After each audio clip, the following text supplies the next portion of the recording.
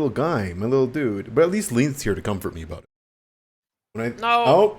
Oh, perfect timing. Barely swapped out just in time. I bet you were panicking when I was doing the countdown. Okay. No. I am incredibly excited for us to come back to it after meeting so many strange faces in the middle of the Red Dune Saloon, as well as you guys finally landing in Kunitan Keep and learning the rules of the expedition, the themes that everyone's going to have to follow, and all the plans that there is for the great Ankara, seat of the Nubian Empire. I'm happy to swap over as well to new hero point rules.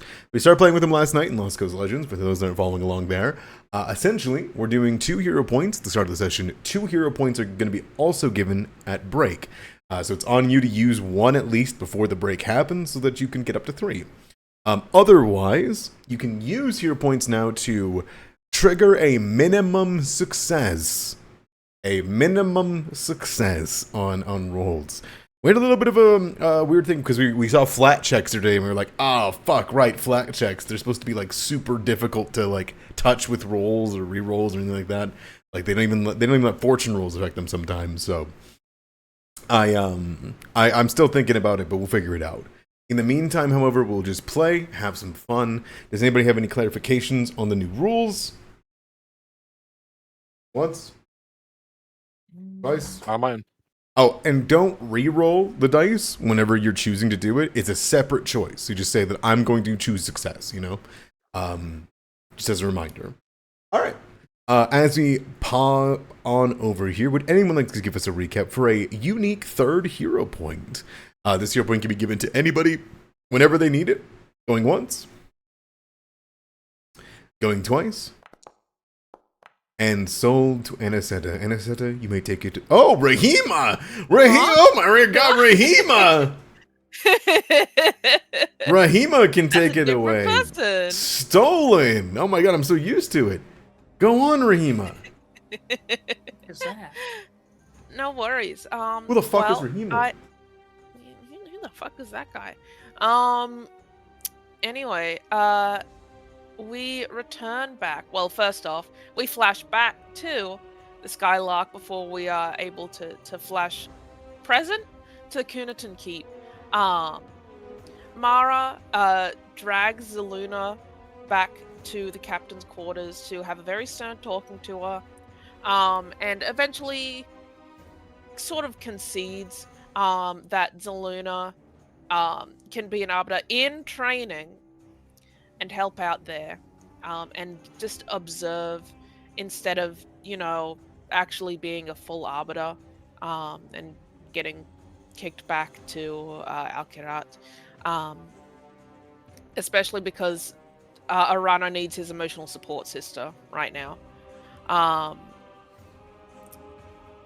That was the summation of that, really. And then Mara and Aniseta had a really deep conversation. Yeah, they did while on the Skylark, and then we landed in the Skylark. Oh, we landed in Kunitan Keep. What's his name? Let me look at my note. The baby daddy.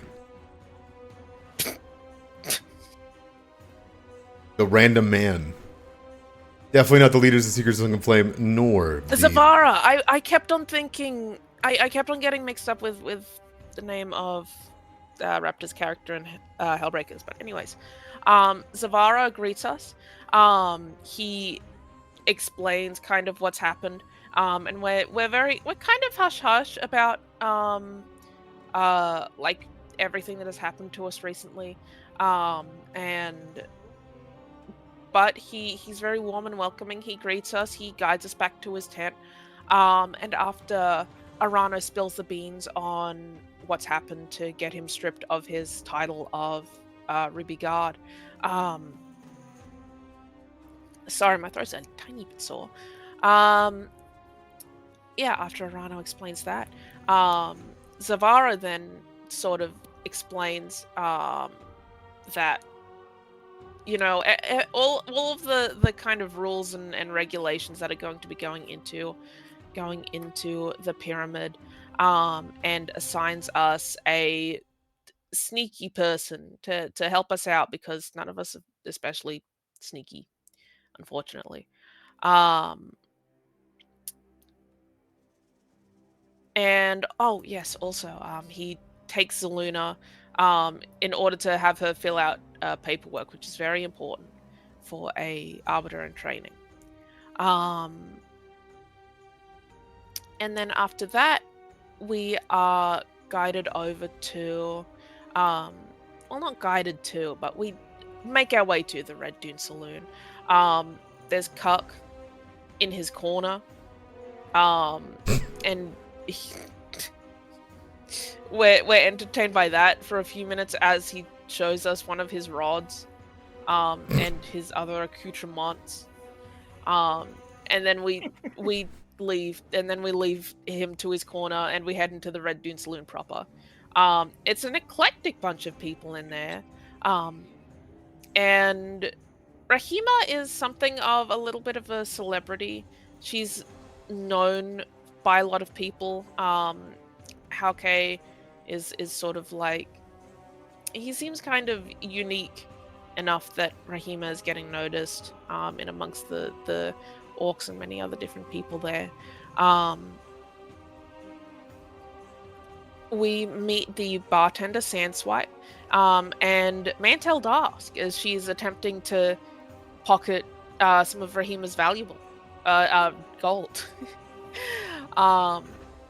And after making her acquaintance and Sandswipe inviting us to the back room where all of the big shots are, we go back there, and there's another bunch of eclectic, even more eclectic people, if you would even believe it. Particularly a crocodilian man named Suk, who Mara recognizes. The two seem to be very old friends. Suk asks us a question about it was when a great enemy is upon us, do we take a weapon to vanquish it, an amulet to protect us, or a unknown spell? Almost everyone say the amulet, and Arano says a weapon. And even though this is a philosophical question, Suk says there is an ontologically correct answer, and that it's the weapon. And that shields don't really matter, because they don't last forever. And yeah. I'm sorry if I missed anything. My notes are a little bit scattershot, and I filled in from Iris's. No, that sounds perfect. Unless anybody has anything they want to add? Any fun little spots? Going once? Going twice? No? Alright. It's good. Back to the saloon. Sounds good? Yeah. Hooray!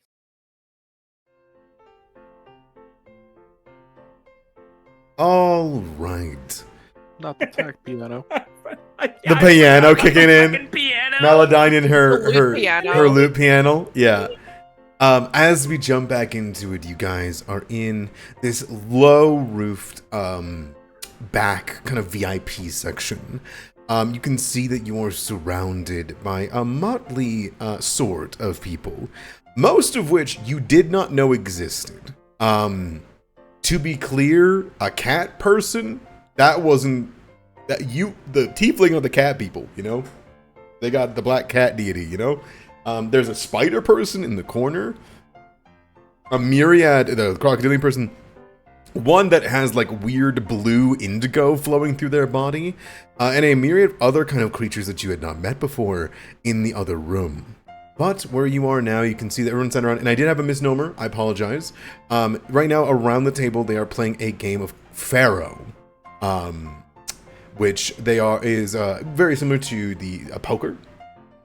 But in any case, they are all putting down bets.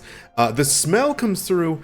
There's a smell that comes with it. I'm not sure how many of your characters have eaten grilled scorpion before, but plates are being divvied out. It seems like everyone's getting one plate, whether they've paid or not. It just seems to be rations or something similar that's out here. As well as beer is free.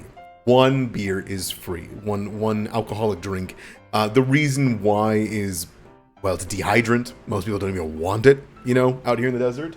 And to most of you guys, the heat is not oppressive. To others, it is quite hot in the area. The windows are closed with a very amount of blue curtains to make sure that it stays dark. And there's just the hanging by a rope chandelier over his head as everyone's playing the cards. There is a man who is chronicling this meeting of strange people, detailing pictures you can see. And Aniseta, as you're sitting there, this chronicler is like sketching you in this moment, in the same frame with Rahima and Hauke. Your hands are still wet, Aniseta, from the dude leaking in your hands and you drinking it. And Mara, you stand beside Sook, who is kind of carefully going back to the game after having this very forward conversation, but seems to be staring around at most of you.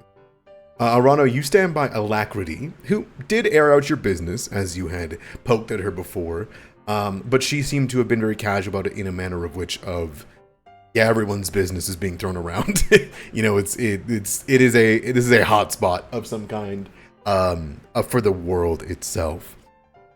And so, seeing new species, tell me, what is it you guys are wanting to do in this moment? As you can see that the cards are being divvied out. Rahima, you sat yourself down. If you wanted to play around, you're more than welcome to. Yeah, she'd like to try it. Sure. So I have full rules for Pharaoh. I have full rules for playing it. It involves like 3d6s and then getting winning hands, stuff like that. But if it's just you sitting at the table, I am gonna roll basically like a gaming skill check versus these guys. Sure. Because that'd be a little bit quicker. As you are divvied out a hand. You are welcome to roll me a 3d6 so that we can see what kind of hand you are and then see if you're good enough to be able to win with it. Okay.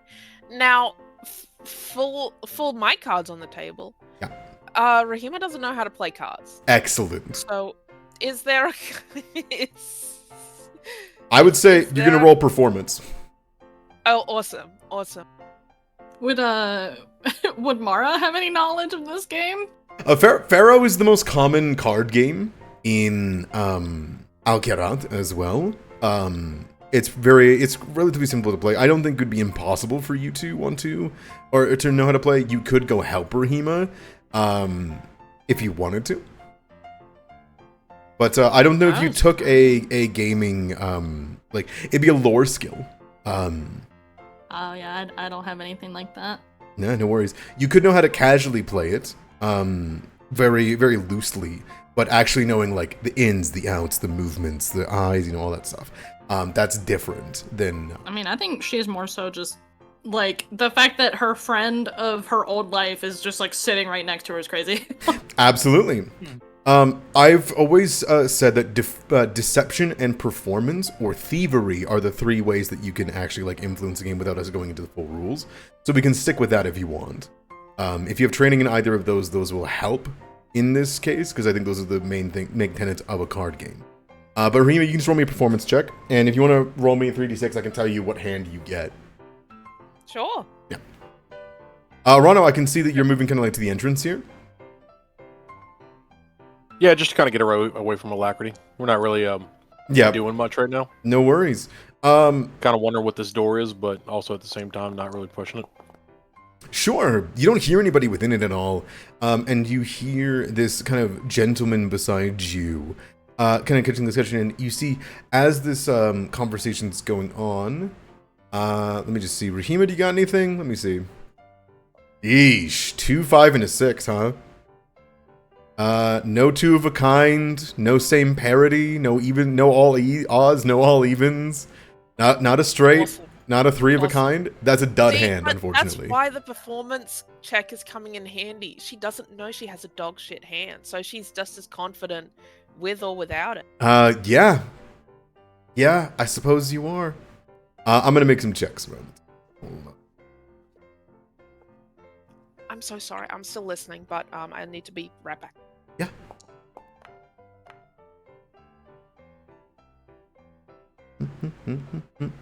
I was gonna ask. I guess I'll ask when they come back.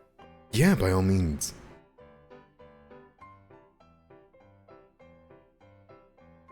Aniseta might take somebody's seat if they like bust out, Yeah, no, by all means. This seems to be a pretty difficult table to get a seat at, no matter what.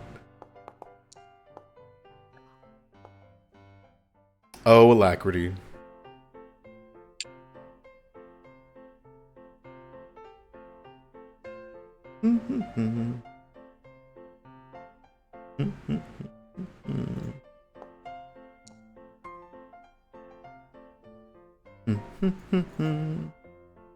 Sorry, I'm enjoying the music while I'm Yeah, I was about to say, are you humming the song? Yeah, I'm just having a good time. I'm having a good time, okay? Yeah, fair. We're just playing cards and drinking, that's all. We're just playing cards and drinking. Speaking of which, Angelica's gonna go get one. Alright. I'm just gonna say she got one. That's fair. Well, I'm you gonna walk her all the way to the bar. did you take your one thing, a barrel of water? Huh? Somebody bought one small barrel of water, right? Oh, for like everybody? Yes, they're only allowed to give out one barrel for like every 5 people. I see. It is not wise to, on the night before the great expedition of 3 days of travel, to just give away a whole bunch of water. You can get your beer. It will dehydrate you. That's fine as long as it's not super. Nah, she doesn't give a fuck. Yeah, sure, sounds good. It's not good, but it is a drink, and it will begin to affect you, especially if you haven't had any. Well, actually, no, you did a good cup of water, literally a cup of water. You cupped it in your hands. A cup of water, yes. Cupped it in your hands. You'd see this man kind of lean over towards you, Arano, and he would go, "Excuse me, fine sir, are you perhaps the bodyguard of Rahima Sunseeker?" I think Arano at this point is like cross-armed, leaning against the wall, facing out of the room. Like facing towards the main hall. And has this human talk to him from behind. He just kind of breaks his neck to look at him. And then turns his head back away. I simply only mean I'll make it worth your time. I wanted to ask if you have defended Rahima against any strange things that would have prevented her from making it back to the pyramid.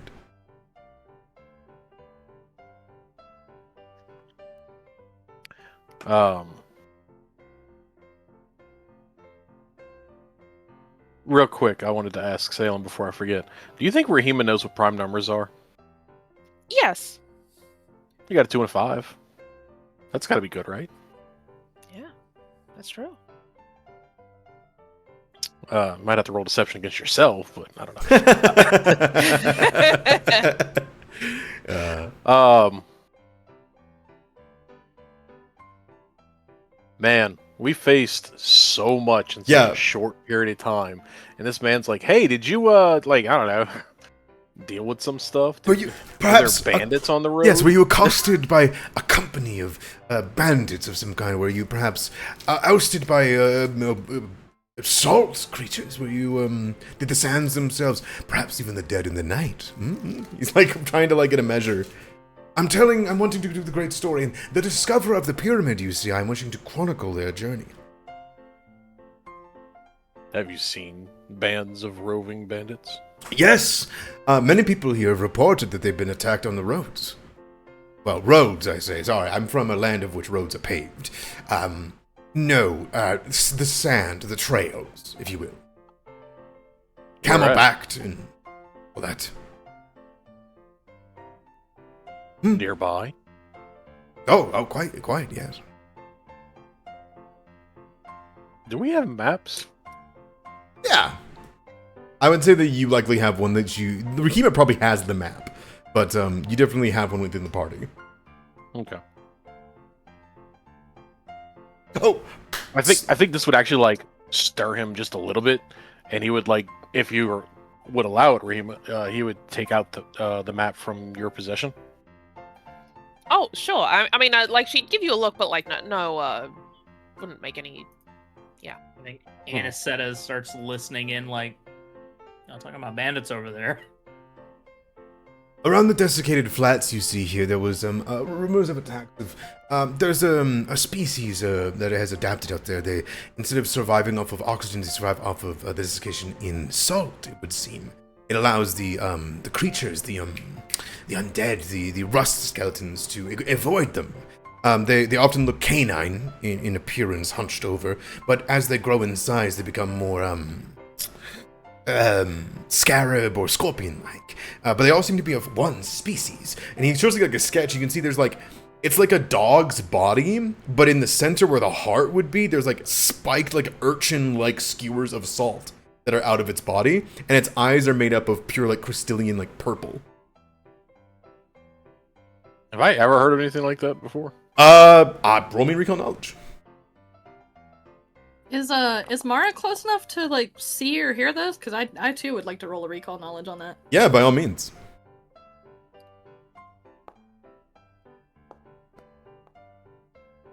Out this far, past the center spire, stories are rampant of what's out here, right? Like, it's like, I saw the sun, like, open up and burn someone to death. I saw death beams come around. I saw a giant creature of wings come down from the mountain and rip a guy's heart out, and he got back up. Like, those are all real stories that you've heard around these areas.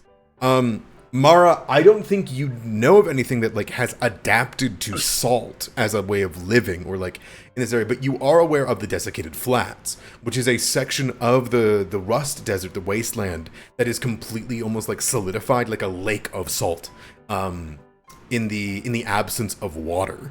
And creatures of, I mean, it's not unheard of that things adapt, but it would be strange that they're using it as weapons or stealing from people. As for you, Rano, I don't think you've heard of it, but you probably have seen someone who has died in the desert, or a body was brought back one time, and there was some kind of weird, strange, like, desiccation of their body, where they were absorbed of all water, and somebody was, like, speaking on it.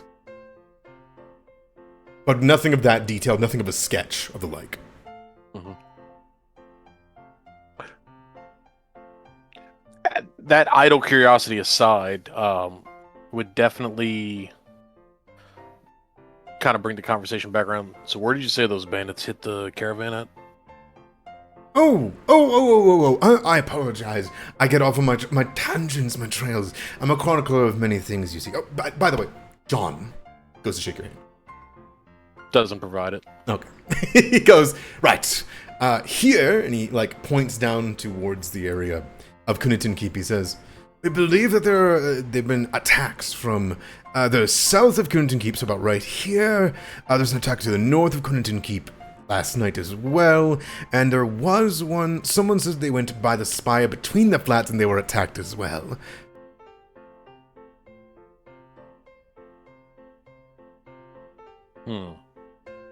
I'm of the belief that it is rumored and to be true that there is a company of bandits hitting as many as they can before they make their way here.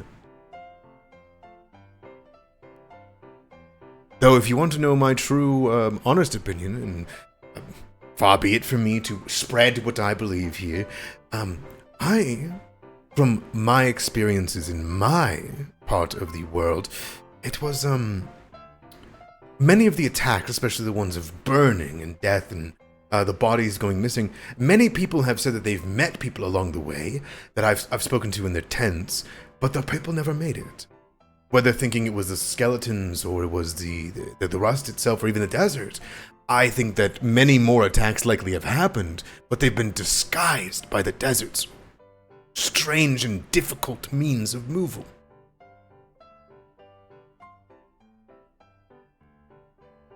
Sand does have a will of its own. Yes, but I think they're using the sand as an excuse to get away with more brazen tactics.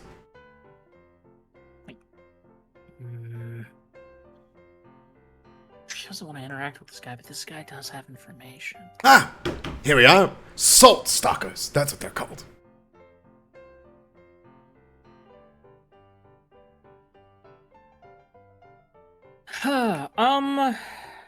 Itemera. Yeah. Can Can I roll a lore skill Yeah.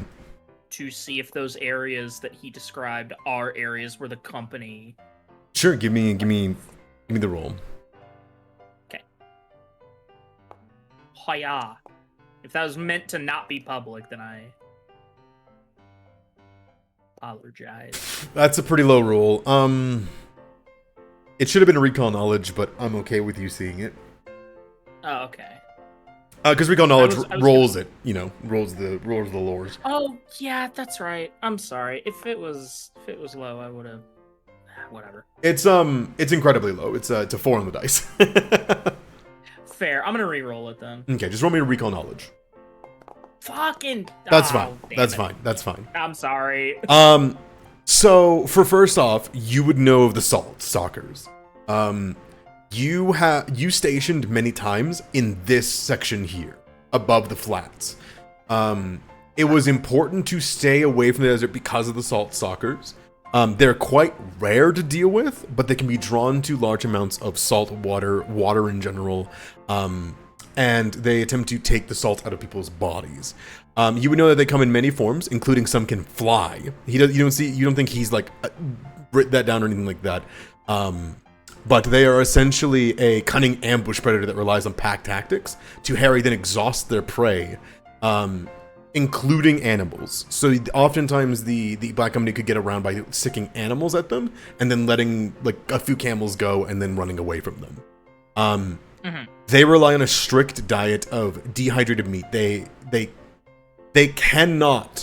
will violently revolt against fluid of any kind. And in doing so, they have a vulnerability to it. But water is not something that you can give up to these creatures to try to fend them off, right? It's dangerous to even sacrifice water drinking it. That all to be said, the positions of attacks around the area are, in fact, very common. I think you know that Kunitin Keep is right where it is, and where those positions of attack are, those are textbook. Kunitin Keep was surrounded and people were coming in from all sides. You like to think that there are various outposts that the Black Company are all harassing, killing, taking everything that they can, while people have like a mass movement, especially people that are foreign to the desert, and are killing them on their way here. You might have even run into a checkpoint of them if you did not fly here. I see. That does sound very similar to what they would do. Okay.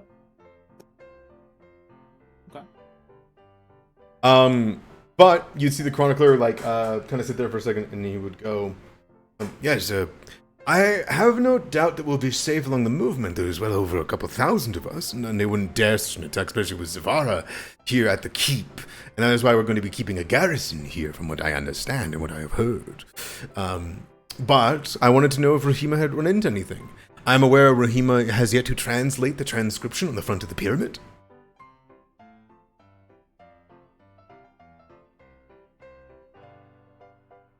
For his own part, yeah, Rana has made note of the spots on the map, rolled it up, returned it back to Rahima, and is back at his pose at the doorway, or the entryway, leaning against the wall, facing away from this man. Rahima, you've lost 5 gold at this point. Damn. Just for this first opening couple of rounds that you're dealing with here. Sook reads you like a book.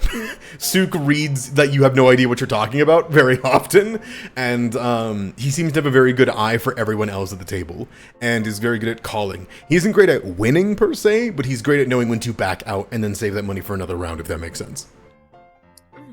All that to say, the chronicler kind of sees that kind of peter off, and he waits. As you kind of are talking with Sukmar, like spending some time with him here, you do see the chronicler begin to sketch your image with Suk as well.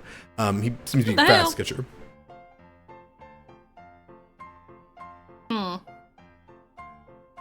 She ignores it for now. I mean, sketching is harmless. By all means. And Aseta, do you do anything with all this information, all these things going on? Say like 20 minutes passes.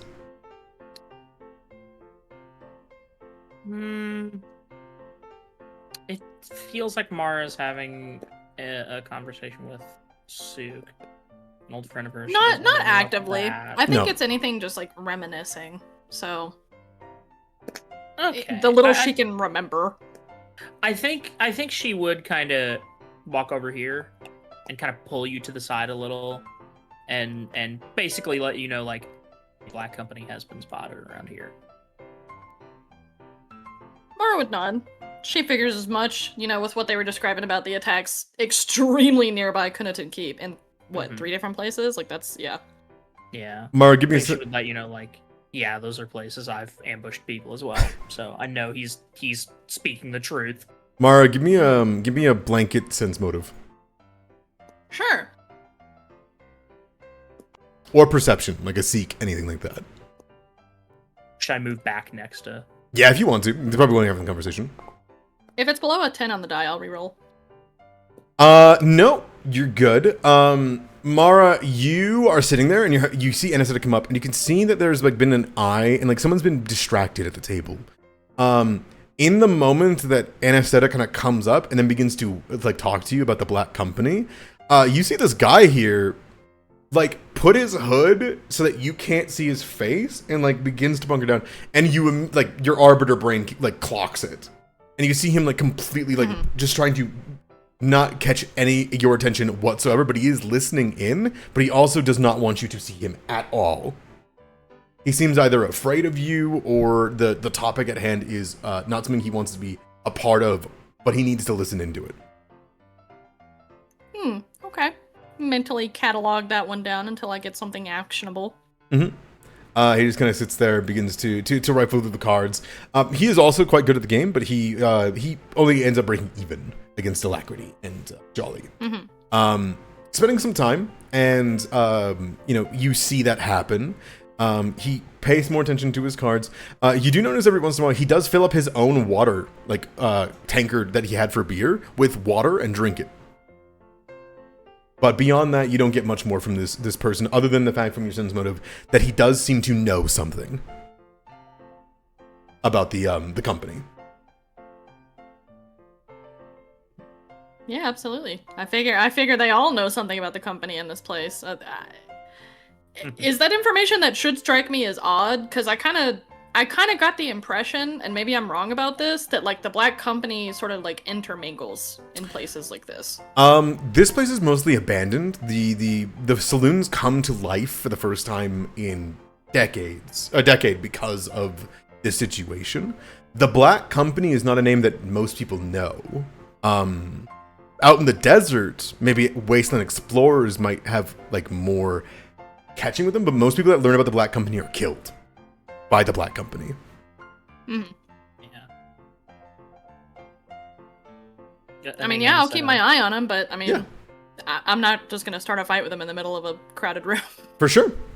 That worked. There is a and the entire Red Dune Saloon shakes with sand, kind of as though this thing became of unrest. And you can see Suk kind of like look towards the window, and Jolly goes, "Oh, careful now, Jolly!" He holds the bird downwards a little bit as he does so. And you see Alacrity like raise an eyebrow towards the Catman, and she goes, "Could I ask what was that?" And Jolly goes, "Oh, that's Mog. She must be either getting bullied or wanting a drink. It's all right." Oh, Mog! I need to go say hi to her. Oh, she's living in the back behind the saloon. She's with that little camel of hers. Okay, well, I'm not playing anymore. This game sucks anyway. I didn't like it. I just lost money. She starts leaving. He's gonna leave. I think Aniseta would just slyly sit in the seat. Perfect. As you go by, the John the Chronicler goes to stop you, Rahima. Mhm. As he goes, but again, a moment of your time. Your bodyguard didn't want to speak to me. Well, he's not my bodyguard, but sure. What did you? I simply wanted to know: have you decoded the Ankara's entry? hieroglyphs. I don't believe I have, like, completely have I item error. I needed Rumbolt's help to do that, if I'm remembering correctly. You did. You did get a look at them. You didn't get to sketch them down or anything like that because it was still like unearthing and it was all different. And he knew there would be Ogrean orcs to watch over it and stuff. And he opens up his book and he puts it in front of your face, a perfect sketch of it. Oh, He goes, can I have this? well, I simply wanted. I traveled to the Ankara first because I wanted to see the place before I came here, where everything would go. And I was able to sketch. I was wondering, did you know what it means? Can I get a basic translation just from looking at this, or do I? No, as you look at it, there are a couple things. There's a symbol of Anubis. There's movement. You can see that there's some kind of like. There's embalmed bodies. It has been it was a confusing translation even now. Right. But you can give me, you know what, give me a decipher writing. Give me a decipher writing. I want to see if you got some time with Rumbolt on the Skylark. What would I have to make a check for to subtly shake my head at Rahima? Thank God. Thank God you picked up what I was putting down. Mm-hmm. I think it would be, you could give me a, what's the word? Ooh. You'd either Would intimidating glare be something that I could to like feel the parlay presence that of the into? stare of Yeah. Arano. Yeah, give me an intimidation, I would say. And this isn't to scare Rahima, it's to get Rahima's attention. Yeah, like get my Correct. attention. Yeah. Can I aid? Yes. If I can hear this conversation from across the room? Yes, you may.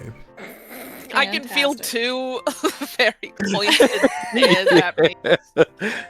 How does aid work now? I know you said it was different. So it's one action, but since we're out of combat, it doesn't really matter. You can give me any roll that you can convince me works here. Intimidation will work. Intimidation, yeah. Yeah. Perfect. And Wow. you're an expert, so it'd be a +2. So it's gonna be a +2 to Arano's roll. All right, let's. No, we can't hit. It says toggle, but it's not letting me toggle. So I'll just do. But 2 and then add in the circumstance area. Yeah, I was about to say I'll do a circumstance bonus to it. Sure, sounds good to me. Can you please let me just click on the damn thing to do it? Nope. All right, whatever. Add 2 to this. Jesus Christ. 25, absolutely. Rahima, you feel the stare of an arbiter and Arano on you as he goes to show you it. Give me that decipher writing, though, because you do get to see it. Whether or not you say it out loud But is you up to won't you. like automatically say it out loud. Yes. Yeah, start reciting it. Look all you want. I just don't want you to tell this guy. Oh yeah, no, yeah, and Rahima's smart enough to pick that up. You wisdom. translate 3 words. I would yeah, 3 words. And they're only because you've learned them from your time walking with Rumbolt. But you know that if Rumbolt could see this, his pact would kick in and he'd be able to read it. You would see this chronicler's sketch of it, and you would read the 3 words. In the middle of the text of it reads "Word of Anubis." In the middle of it. Yes, like during the paragraph or the short paragraph of what this is, or short sentence, 3 of the words are "Word of Anubis" right next to each other. Like one of the hieroglyphs means "Word of Anubis."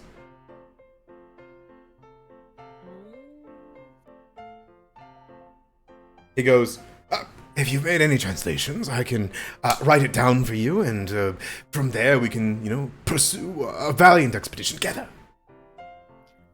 Rahima like goes to open her mouth, and then she sort of feels sort of a burning sensation, a kind of presence on 2 fronts. And she looks at it, and then she shakes her head, and she goes, "I'm sorry, I need to be going. I need to go see my friend, but thank you." You said you wanted the sketch. Do you not have a copy? No, I was not able to get a copy. I'm willing to do. In my realm, it's called a bargain. Oh, no, I'm okay, but thank you. Oh, no. Something simple. Very simple. Well, I think if Raheem is still walking away, Mara would speak up. The lady said no. Oh, I just want this expedition to go right. I made a sketch and everything. It could help. Yeah. Literally. I would actually like to go and try to find Mog, but if, like, whatever you want to do, Idamara. Whatever I want to do. You guys players, don't worry. Well, that is true, but I was like, you- I didn't know if you wanted to, like, pan away or something and wait to do that. Oh, by all means. There's a shed outside the Red Dune Saloon if you want to go see her. Yay! I do. You should be able to just walk on the map if you wanted to. Did you Right. want any company while you're doing that? Rahima thinks she can take care of herself. If you Okay. asked her in character, she'd be like she's good. But I think there would be a follow-up questioning glance from Arana. And if you were like, just, no, I'm good, turns and walks away, like that, then he wouldn't necessarily follow. But if you, he would like raise an eyebrow toward you as you're walking past the human. John Hugh Man. it's only to see my friend Mog. It's only like literally outside. I should be fine. But thank you. Okay. Already got And he would- stolen money. And he would not follow. He would let you to your devices. Fucking money. Those fucking cards. Why the fuck does anyone do that? So yeah, you can go all the way around. Just go for a big swing. I was trying to say it was the back door that you wanted to go to do the other time. Oh, I see. It's all good. It's all good. You get to see the cool map. I did. All right. I don't know why my vision's being weird on my other foundry, but hopefully we'll figure it out. In the meantime, however, there's like a momentary pause for you guys. And you can see John looks defeated. Like he was trying to help or something similar. And he just kind of looks over to see Rahima go, and he looks towards you, Orano, and says, "You're a good bodyguard. Was it something I said?" He's talking to the back of Arana's shoulder. Yeah. Like, there's no more going on here. Okay. Sook will begin to stand up from his spot. He'll look towards Yumara and say,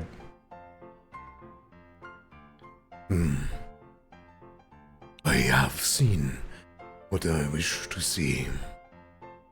Our meeting went as I thought. It was good to see your face again. She tilts her head, and even past the bandages, you can see a smile in her eyes. Mhm. And you, old friend. I hope we meet again. We Not will. in another 300 years. We will. Soon. And he will begin to move. And he will simply walk out. Full armor and everything. It's my best friend. He doesn't make any stops. He doesn't make any movements. Arano, as you watch the Sebek leave, he very much leaves with a direct purpose as to where exactly to go. I think I'll kind of glance back at Mara real quick. And like, tilt the head, question mark. She catches your eye and just kind of like gives an amicable shrug. He's like that.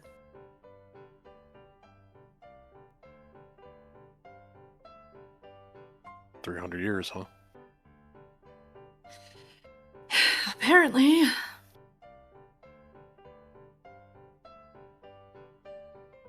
That's a turn. All right. A lot of catching up to do in 5 minutes. Yeah, I always joked about being too old for this shit, but I didn't realize it was... She kind of like turns her hand in the air like that. old.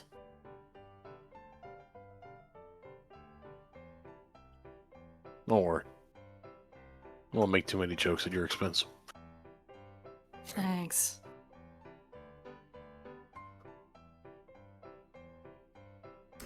Anisetta continues to play cards just for a moment, and Yep. John will verse you.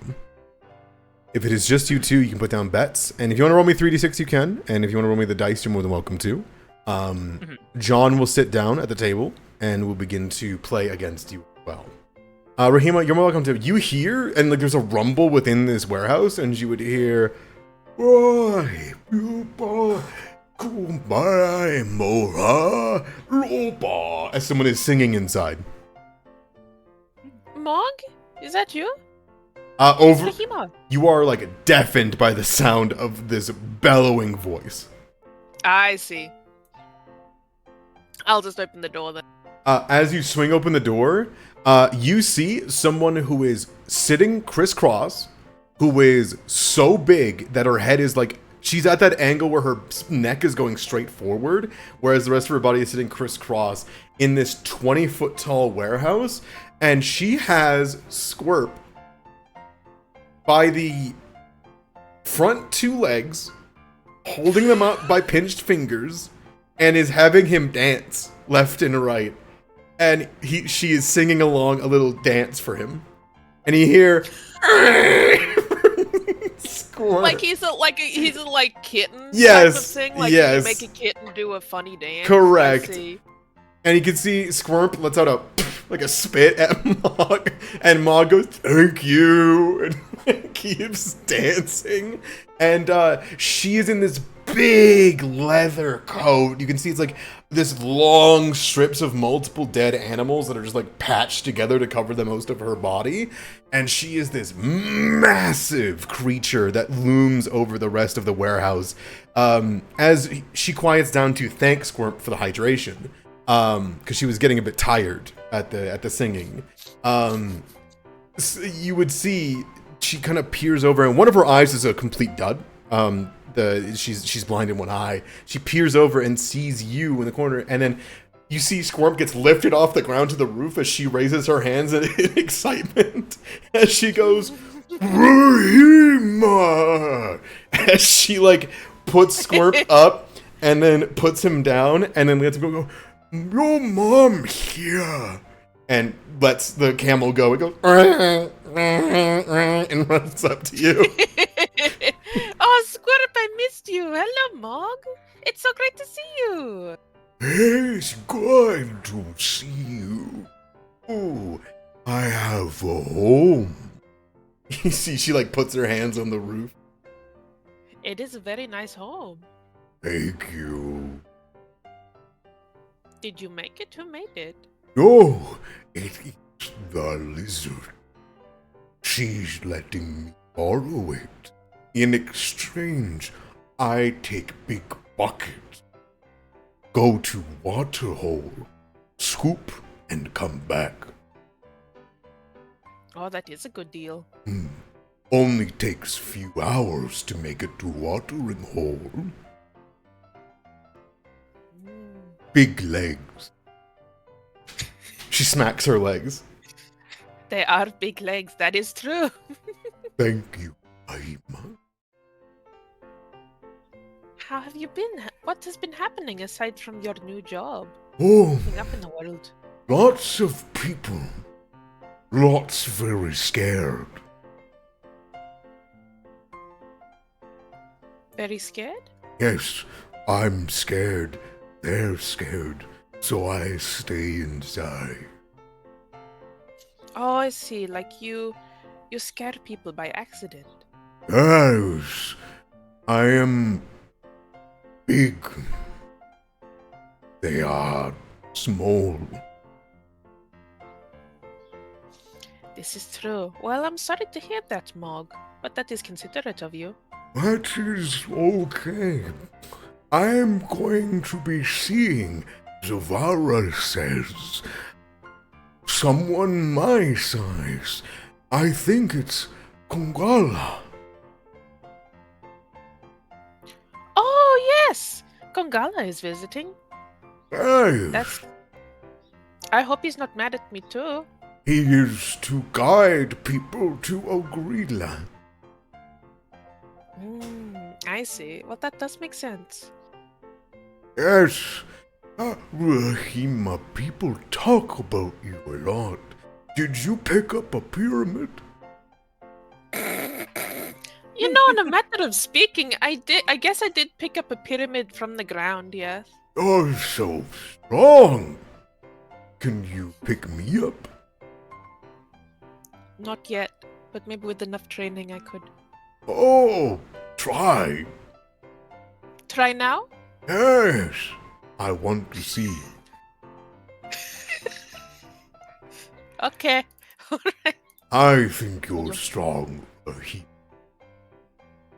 That is so sweet of you. Thank you, Mog. Let me check. Do I have anything to help my strength? Or am I just gonna have to raw dog this? You have Titan Wrestler? It's the only way you can actually interact with her. Rahima, like rolling up the sleeves. Yes, rolling up the sleeves on. I mean, like, she has +1 strength. She can do anything. It doubles your power if you roll up your sleeves. Yeah, that's true. That's true. You can just give me like a normal strength check.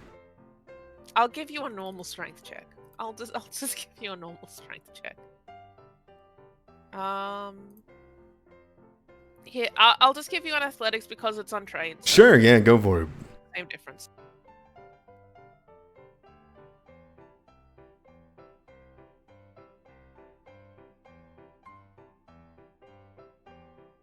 This is not. And there we go. All right, that's a cool 4 for you. So, Hey, can I use my hero point to make this a success? it is actually in the small rules. It says in the fine print only if it could be a success, and this is Well, not if it within the could realm be. of a success. What if it- You move up, Rahima. Are you doing like under one of her legs? Like Yes, I'm trying to move like a knee. she's like crisscross applesauce. Exactly. You put your hands underneath. She watches intently with her eye, and then you lift, and you hear a distinctive popping sound when you go for the push.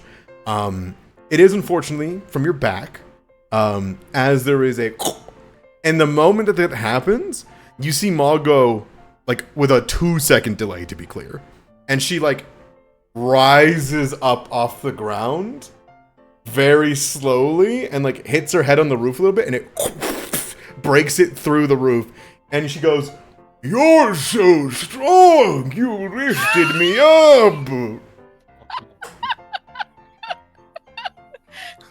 Oh, I'll have to fix Thank you, this. Mog. And she like looks at the roof. For those of you that are inside the Dune Saloon, you hear wood break of a building just outside. What the fuck was that? Fuck, ow, my back. You hear the Oh, rushing of thank some guards. They just come over, and you hear Mog peek her head out the new hole in the roof and go, "Sorry." And you hear them just go, "Oh, Mog, not again."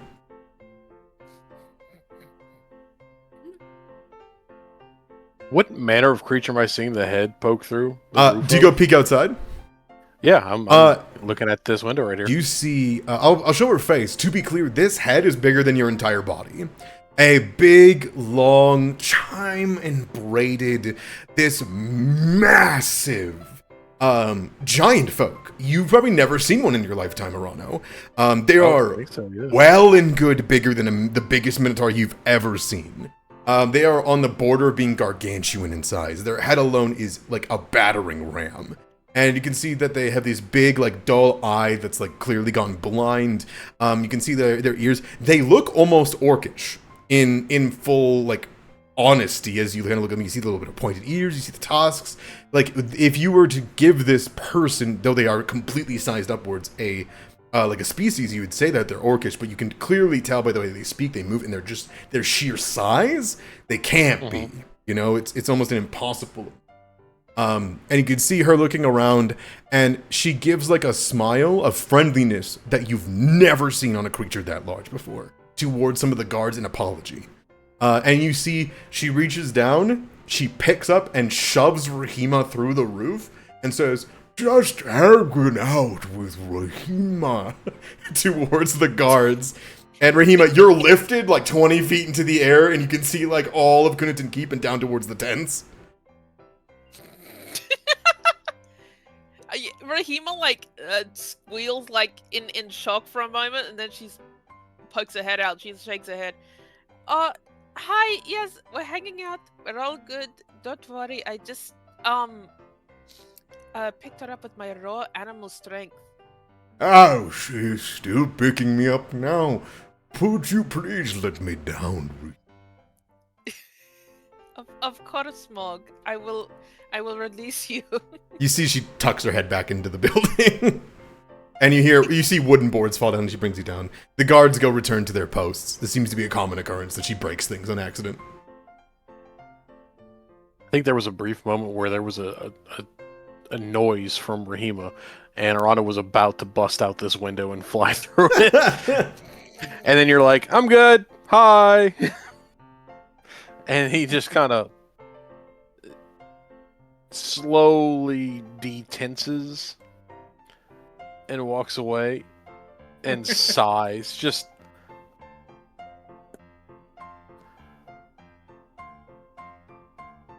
do you know how big orcs can get? He says quietly to Mara.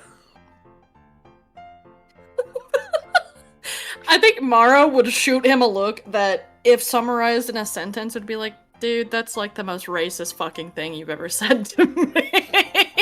That's crazy. Wow. And that's crazy. That's a stacked talking about list. him? Huge. Talking about him? Yeah. Dude, wait a minute. Yeah, that's crazy. That's the most racist thing. You heard this man make up a slur, and that's the most racist thing you've heard him say. Yeah. I didn't hear the slur. I don't remember the slur, but I'm just like, dog. One That's for a Kenku on the spot in like session 1. damn. Yeah, I don't Yeah. remember that at all. Like, no, but- that's no. No. I mean, it had tusks and everything. No, that does not. She's like pinching the bridge of her nose. Okay, you have horns. Does that make you a fucking antelope? He like squints at you like, I'm obviously not an antelope. And that's obviously not gonna work.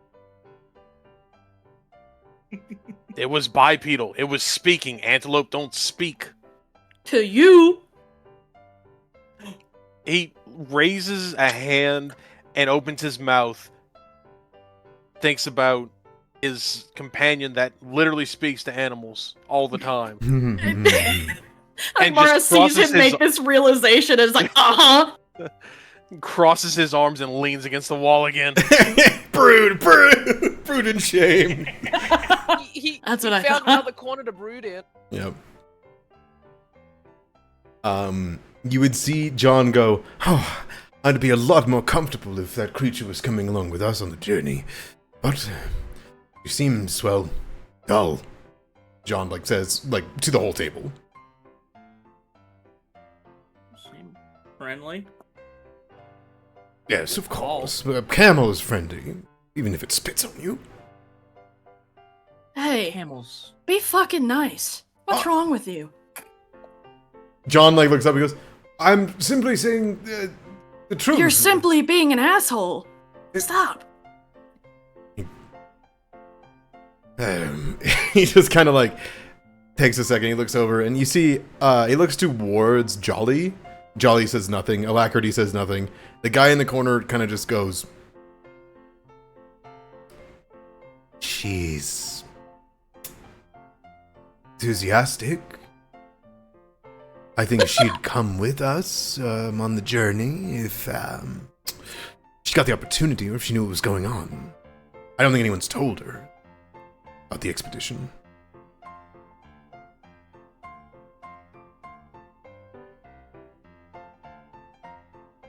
John thinks about it. I know what I'll do. I'll ask her to join my caravan.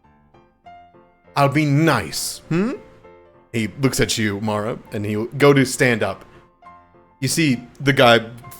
You've learned. Rahima learned his name during the trading cards. His name's Fex. Fex just goes, "Dude, you're in the middle of a hand. You can have it. That's not how." All right. And he'll take the second hand and he'll just kind of put it face down.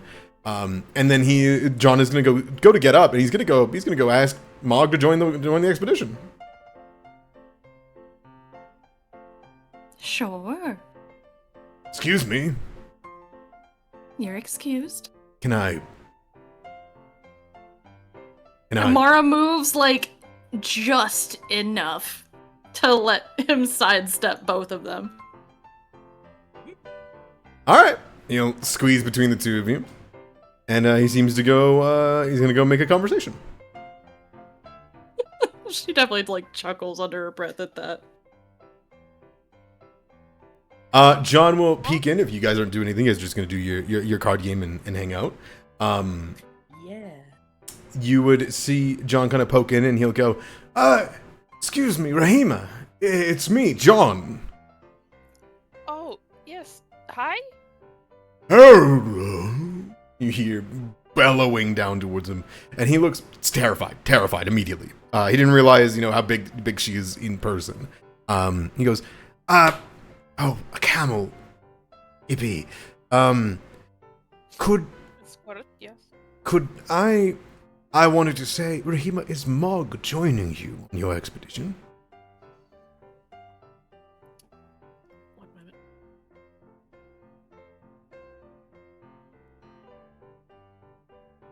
In this moment, Anazad, if you want to, you can roll me your check. Okay, sorry. Oh, no, go ahead. Sorry.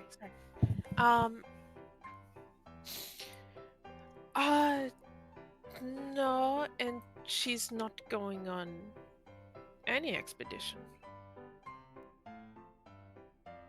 Well, I figured, we could put the talents to use. That's what my people always say. Right tool for the job.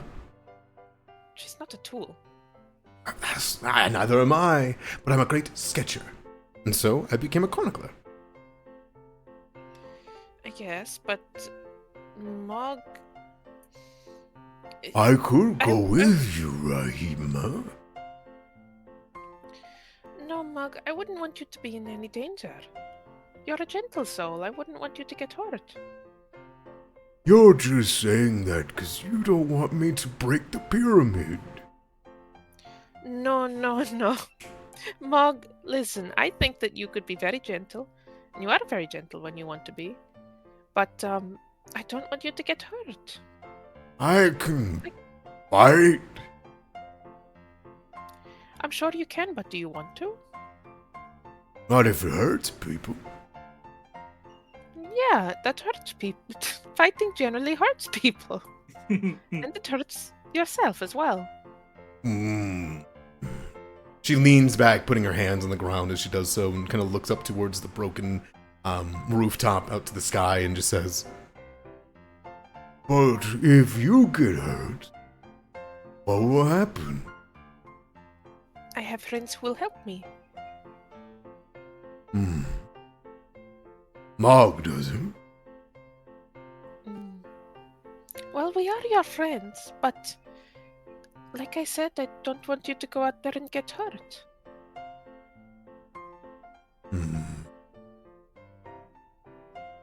Okay.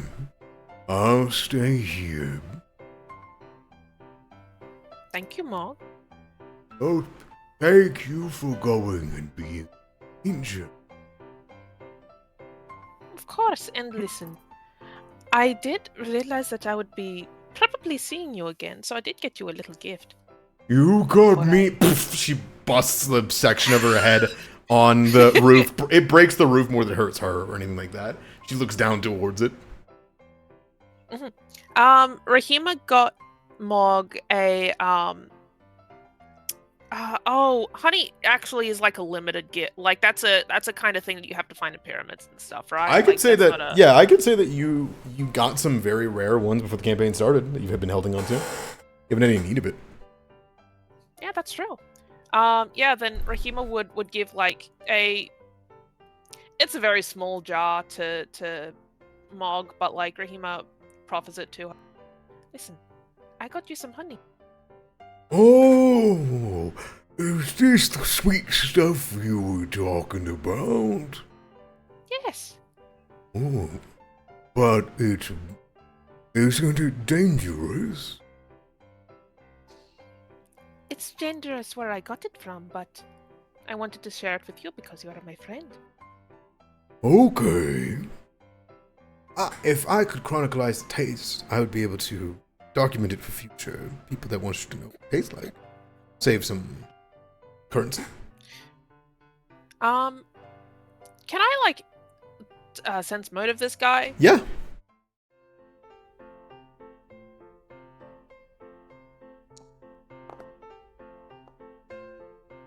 He wants to be friends with you so bad. He wants to go on your group.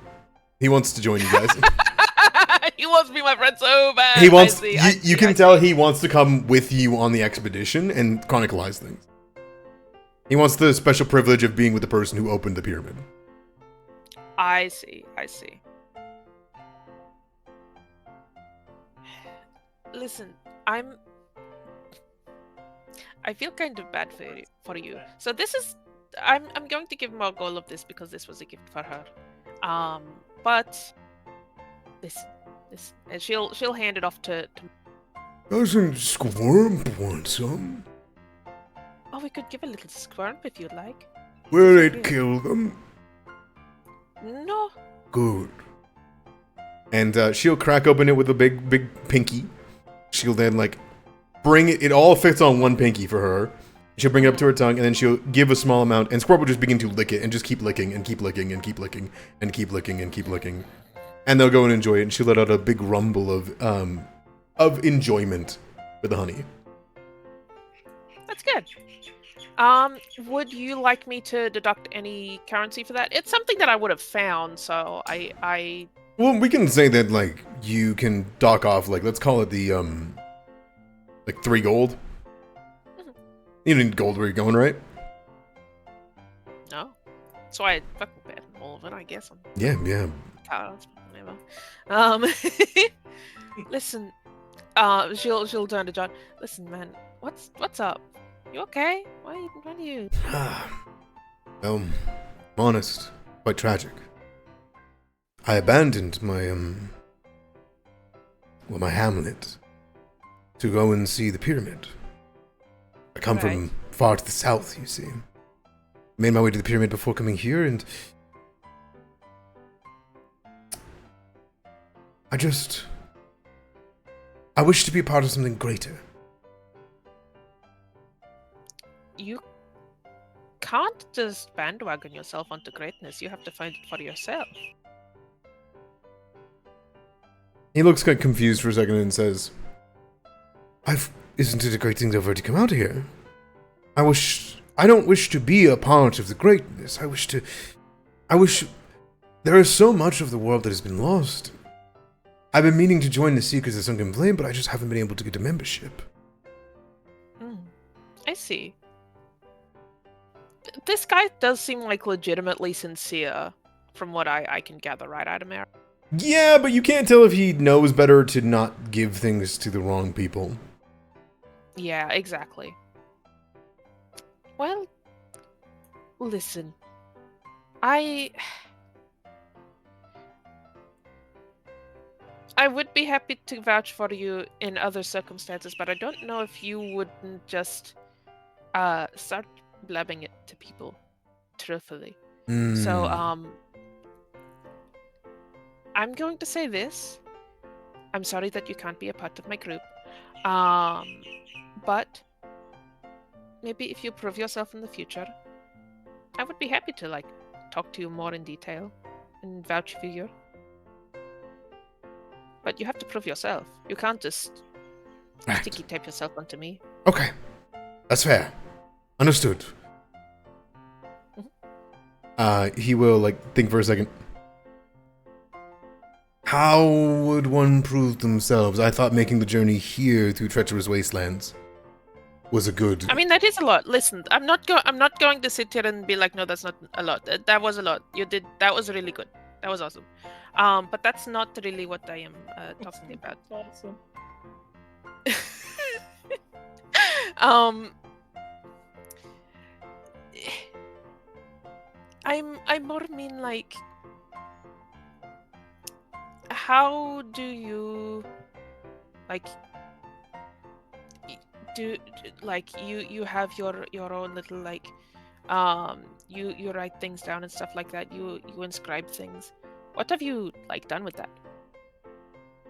Well, I painted the royalty of my hamlet. I have documented various things around the pyramid, the great statues, any damage that was done to them by the people surrounding at the moment. I was able to kind of like sit there for a second. And he pauses, and your sense motive me picks up that there's guilt that passes over his eyes for a second.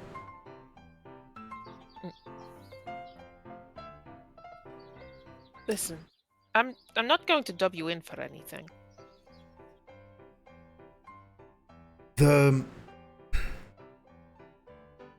I've given the sketches to someone else. This is a copy.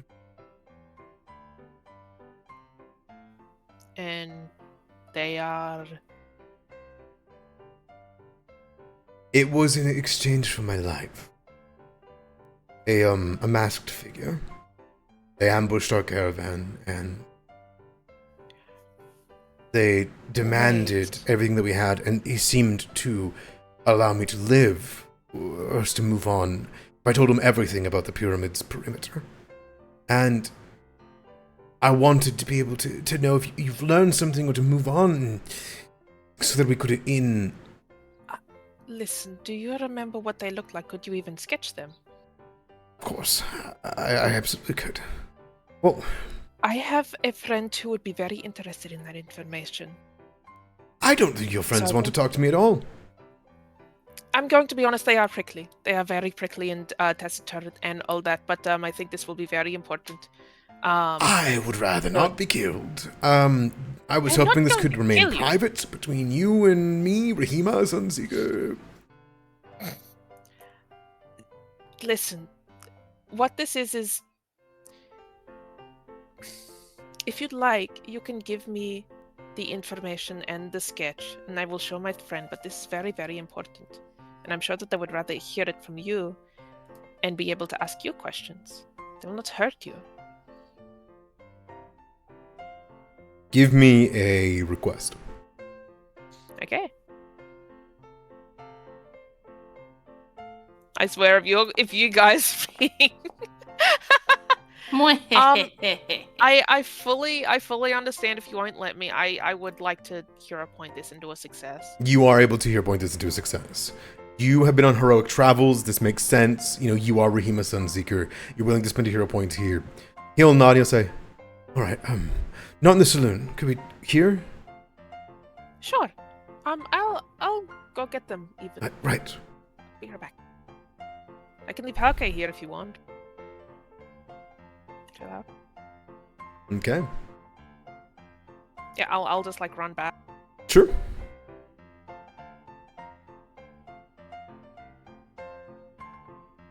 Hi, listen, you know the man who was very annoying earlier? Yeah. Anna said Gonna this have to be more specific. the one with the fancy hat. Oh, was yeah, asking the questions. one that was talking shit about your friend, yeah. Well, regardless of whatever he was saying, Anna said I think that he was held up by some particular people for his information about the pyramid. I think that you would like to hear who they were and where it was. But he doesn't want to talk in here for some reason. Sure. Can't imagine why. Yeah. I think she'll just stand up, leave her cards on the table, and Could we not How finish is the one game? See, like already like looking around at like people who are just leaving mid game. I know. Give me 3d6, and then you can roll me a skill check based on whatever you think would work here. Deception is probably the best one to do for you. Yeah, probably. You have a 2 of kind.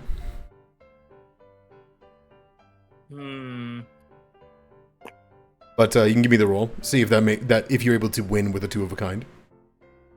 Sure. We'll go with a deception. Yeah. Oh, almost a 19. Sure. You are able to. Let me just roll for Fext. Hold on. Roll for alacrity. Roll for jolly.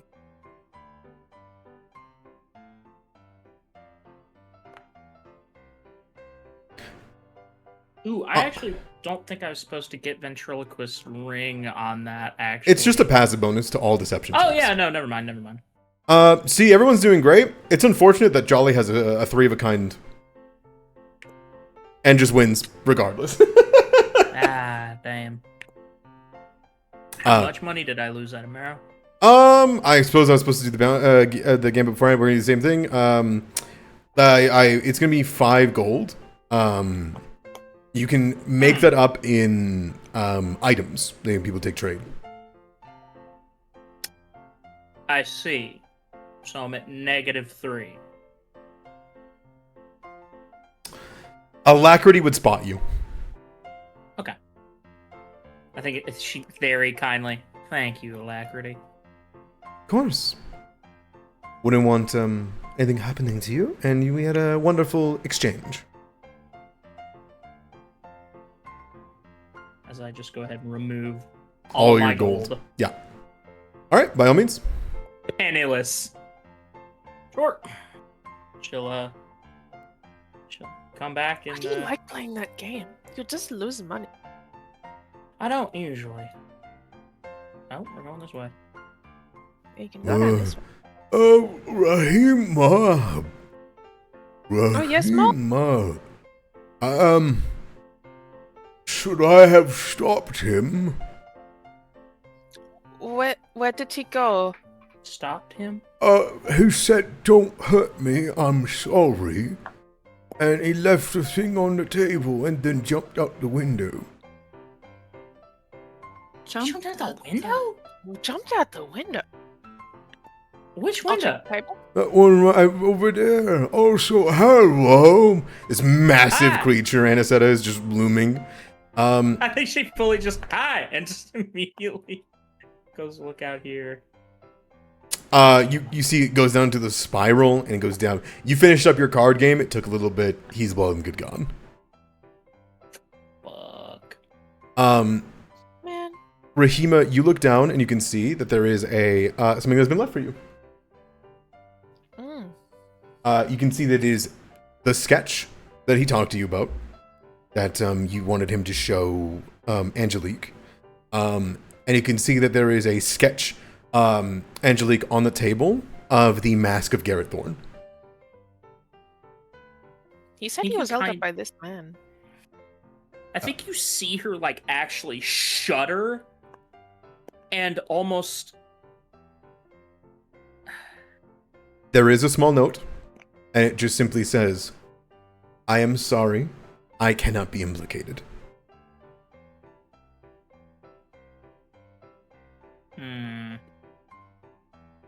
Okay. I think there's like a shudder from Anisetta as she kind of... She almost doesn't even look directly at it, as she just kind of... Yep, that's him. That's Garrett Thorne.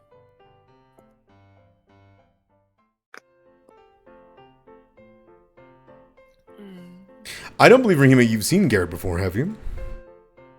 No, this name is, I think, an unknown to me. You would see a bundle of green wraps, like kind of like a hood that's covering most of the body. There's like this green and these browns that are around it, kind of like this kind of cobbled together amount of cloths and the like that are covering most of the body. However, the face of which is very distinctive, as there is no face. In fact, John didn't even draw eyes for this person. You can see that there is this unfeeling, unchanging, strange, just mask It is a completely steel-colored mask that has 2 eye holes at the eye center that are very small, like slits, and you can see that there is a 1, 2, 3 near the mouth for someone to talk and breathe through. Nothing for the nose.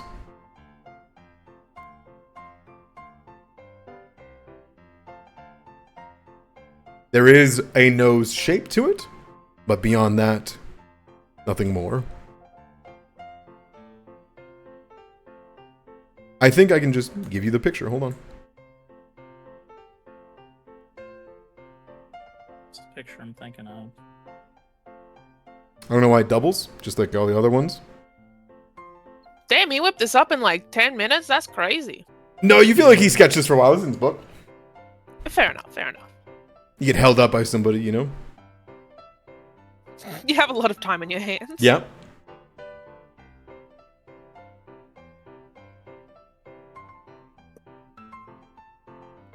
And there is the plethora of hieroglyphics of the front of the temple. The inscriptions you could not decode to open the door. And you know that he also gave this to this person.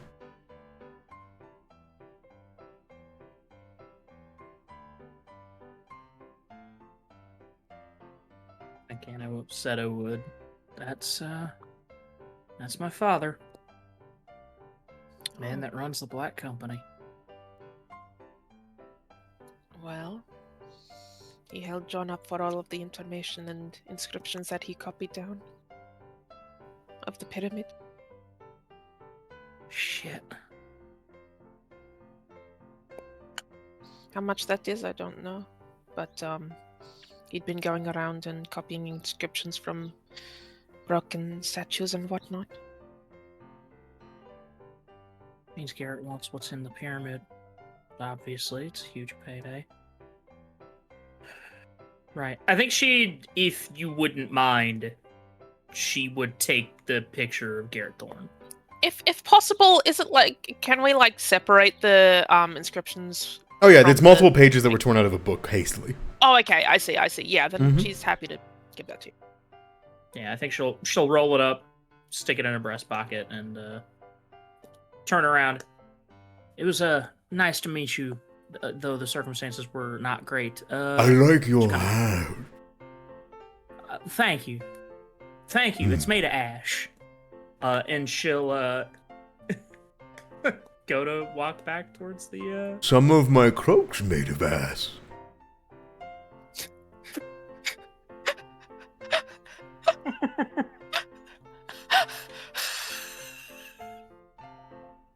Like Anisetta stops and is just like, "That's not what I meant, but it's fine." She's dealing with a crisis. Yeah.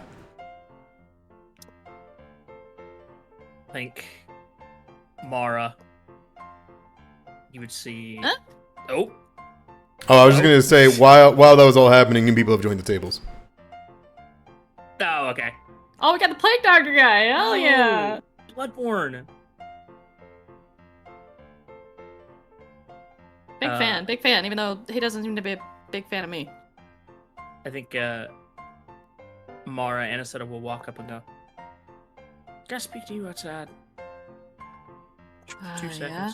You too, Everything- Murano. Oh boy, everything's not okay then. Alright, let's go. Oh, hello, and goodbye, and good luck if we don't see each other till the expedition. You see Melodyne. Dude, he partying. That plague doctor partying. Party. He's dancing, dude. He's busting it down. Okay. Can I close the No, door? my jaunty tunes! No! Close the door behind y'all. Yeah, there we go. And she'd pull out the sketch of Garrett Thorne and show it tomorrow. You seen Am this I man a before? werewolf? I No. didn't realize you were Well, about to start talking. Oh. I'm so sorry. I didn't realize Iris was literally just about to start talking. That's okay. Mara, yeah, you gonna take a moment and like take a look at it? Yeah, but I mean, if Iris is about to explain the No, drawing. No, she just asked you, do you recognize, like, I You've seen this see. man. Okay, I'm dumb. No, you're not dumb. It's fine. Okay. She literally just asked you if you recognize the drawing. Gotcha. In that case, I will ask Itamera if I'm a werewolf. Give me a let's call it a recall knowledge. Will in fact re-roll if it is bad. There's a pain in your heart.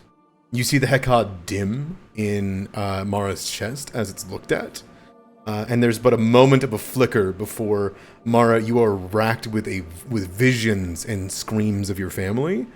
And then you remember turning back before running and seeing just this mask and somebody laughing as he was walking down the temple.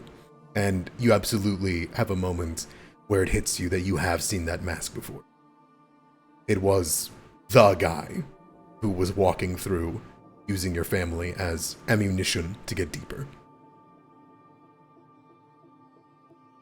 I think beyond the Hekad dimming, you both would just see like a momentary wince before she nods. Yeah, I'd know that mask anywhere. Oh. Say hello to my father. Kirat Thorn. He's the leader of the Black Company. I think she'd also show it to Arano. Kind of like a passing around the picture deal. Mhm. That's the man that leads the Black Company. And if he led it, or at least was still raiding 300 years ago, that means that somehow my father is older than 300 years. That's new. Been a lot of new shit going on around here. This could also be a sins of the father situation. There's nothing saying that it isn't a, family heirloom. I don't know. It's possible, but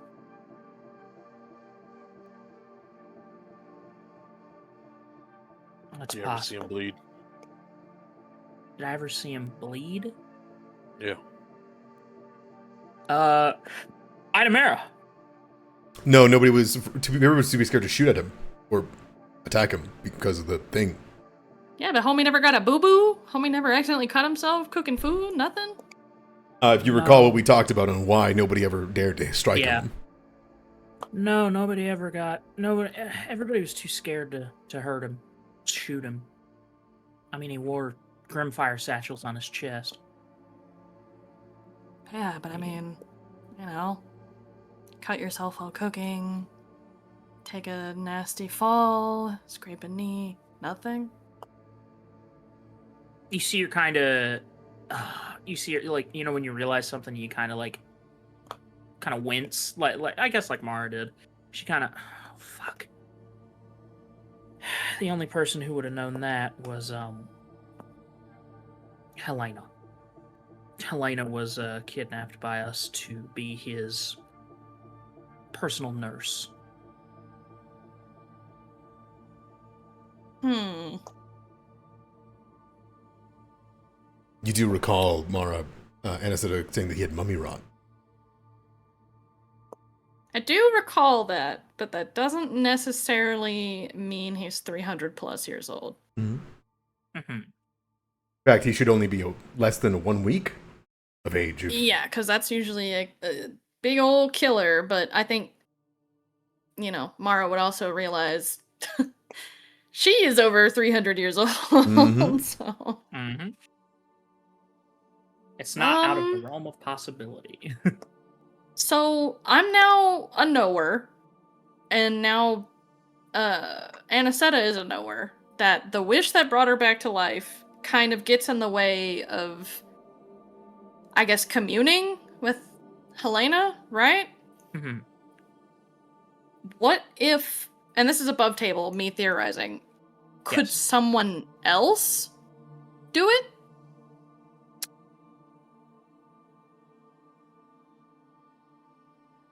Oh! Like someone on your behalf?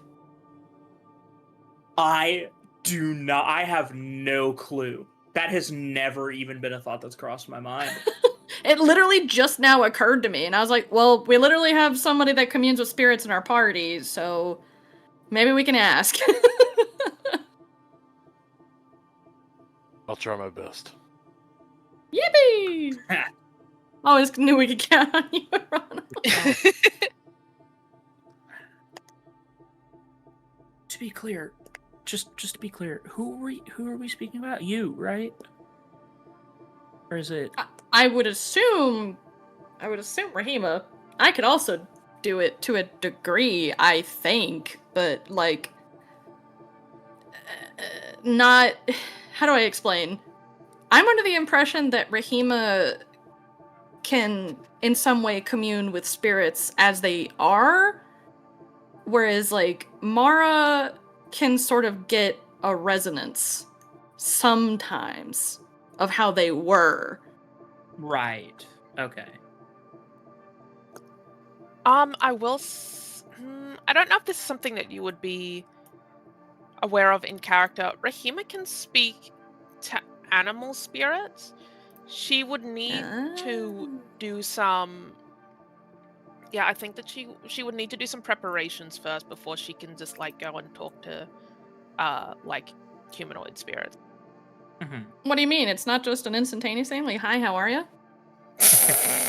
That's crazy. I know, it's crazy.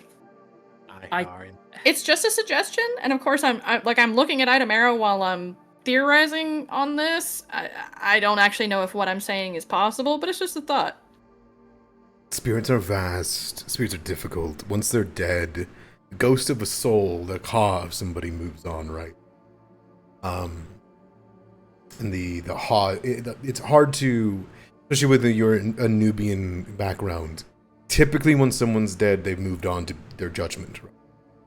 But things are in dire circumstances. However, I think you'd kind of have a pause and a moment.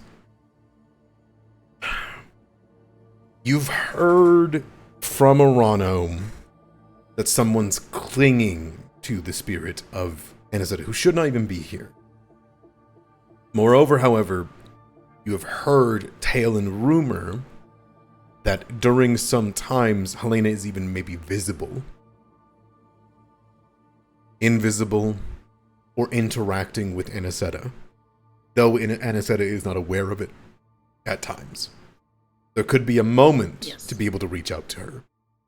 But the dead usually remain within the Duat lost, from what you understand at the moment. I actually do have an idea, if you're willing to hear it out in character.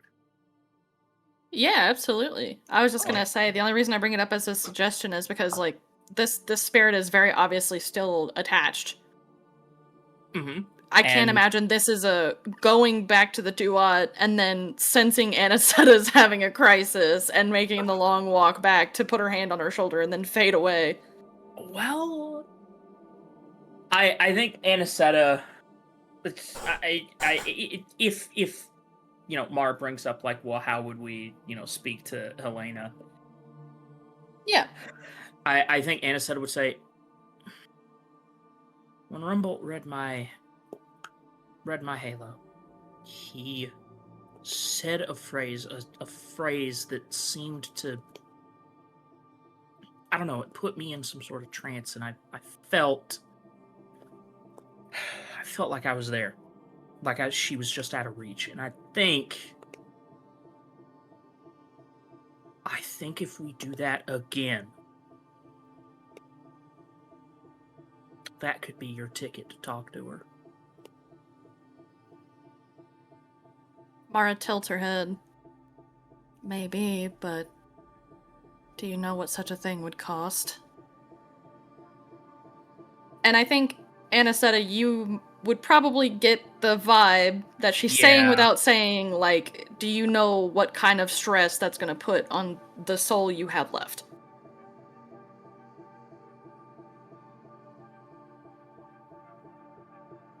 It's risky. It's risky, but there are orcs I know who could quite possibly help make preparations. Unfortunately, I am not far enough in my own studies in that department yet to be able to help more fully. But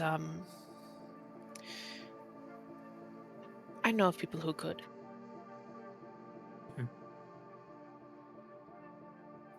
But as said, it is risky.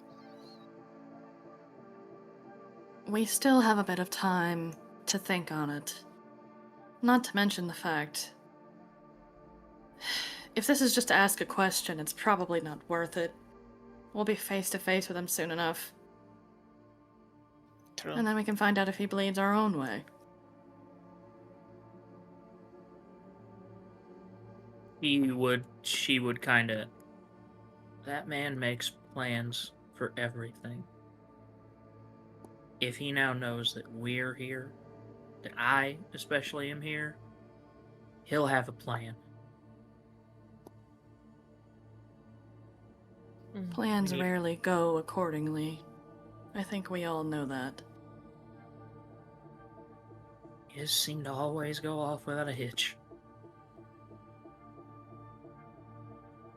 I'm just saying. The option is there. You'd have to get the phrase from Rumble. But we'll see.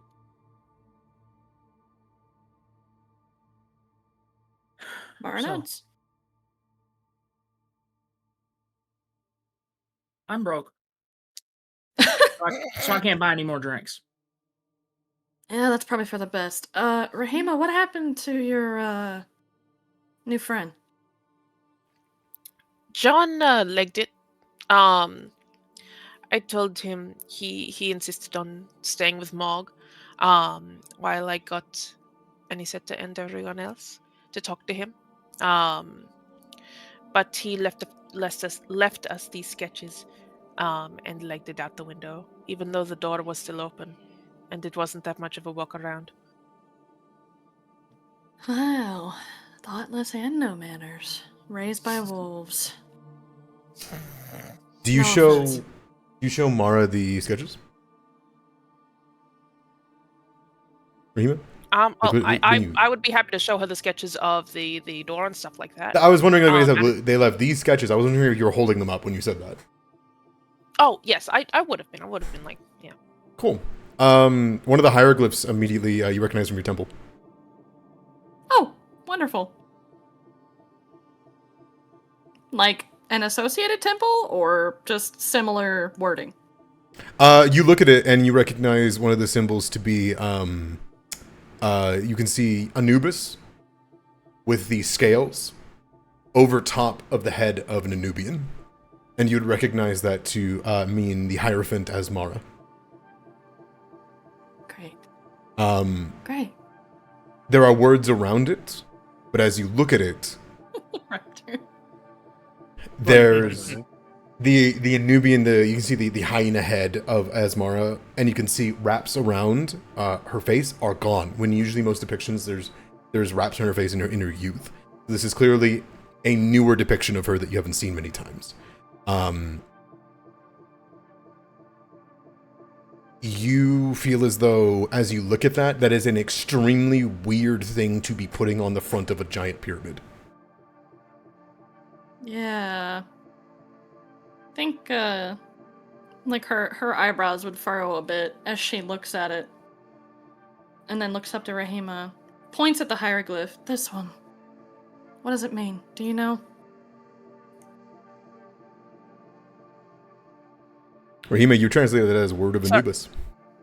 Sorry, yes, you asked me that literally just as I started sneezing. Alright. No, all good. Yeah, it's word of Anubis from my translation. What does that mean tomorrow? Flung back, Mara. You think on stories you've heard of Asmara, Hierophant of Anubis. There was one thing she was allowed to do that no other Anubian priest was allowed to do.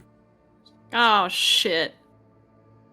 I honestly, I think all pretense goes out the window. Mara like snatches the sketches closer to her face and immediately drops into a crouch. Like her face is in those papers, just like.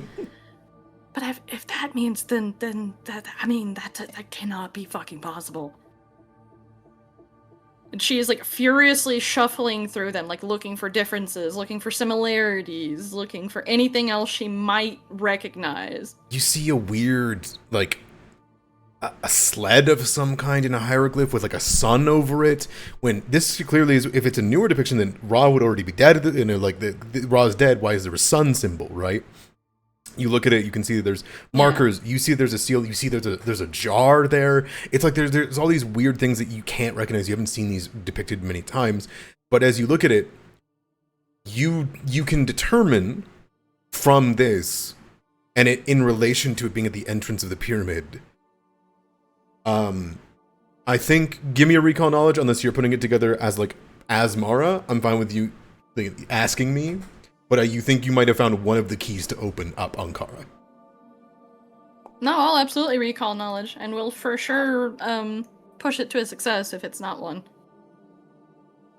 This hieroglyphic depiction is showing the methods that must happen to open the pyramid.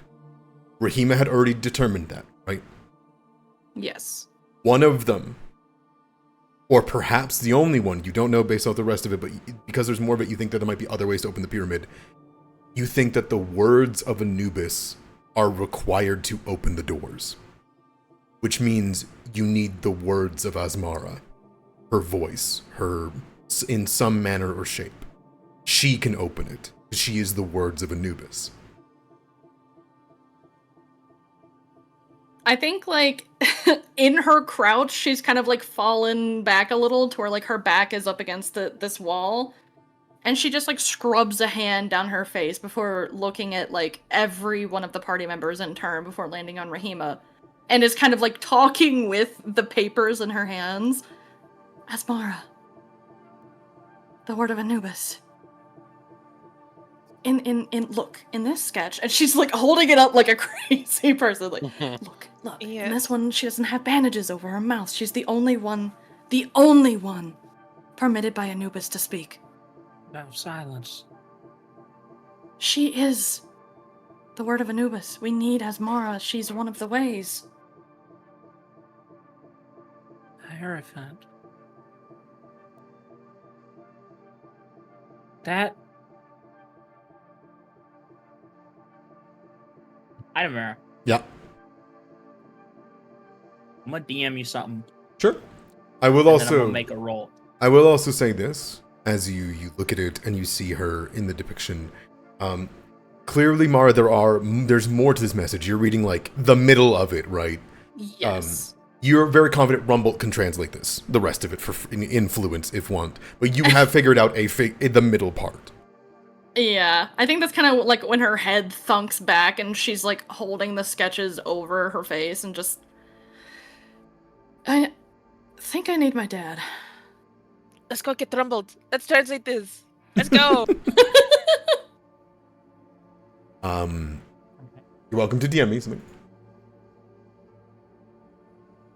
I think before we go anywhere though, Mara would grab Rahima's hand, and she is suddenly deadly serious. You cannot tell anyone how to open it. We have to be there. They're gonna make this a race, and it's not one. I promise. Yeah, you can give me a roll, recall knowledge. Anisetta? Okay. Okay, I'm gonna AFK for a drink very quickly. Yes, I'm yes. parched! Feel free to drag me wherever we're going. If that is a failure, I'd push it to a success with a hero point. Anisetta, you think that this depiction is the exception, not a similarity. I will DM it to you if you want. Yeah, DM me more specifically what you might mean.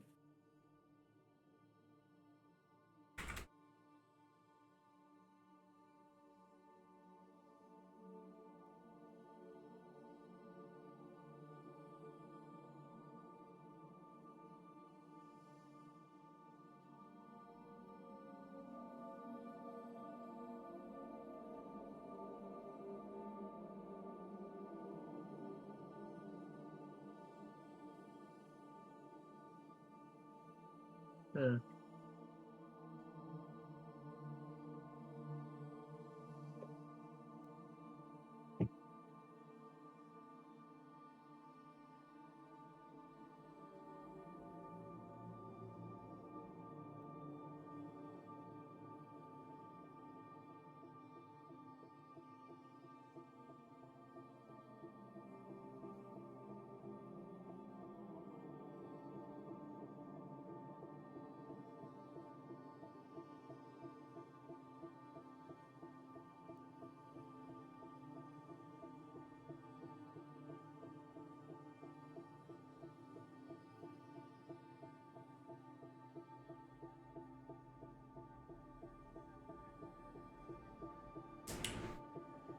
Okay.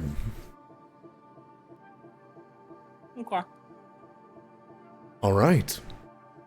You guys gonna go rush and get Rumble? Yeah. Yeah, Perfect. let's find a secluded room. Get Sorry for Rumble. the quiet there. Uh-huh. Just doing some private stuff. Okay. Quickly enough, you can find he is in a secluded room. He is in a little like he is in his own secluded room back over the bridge. You're able to cross it with Rahima, no problem.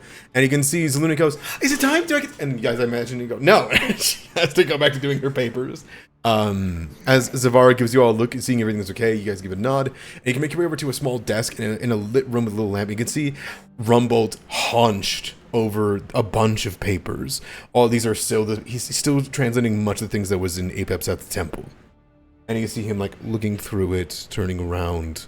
You hear him speaking under his breath as you open the door. He says, "This arrow wandered through the chaotic realms.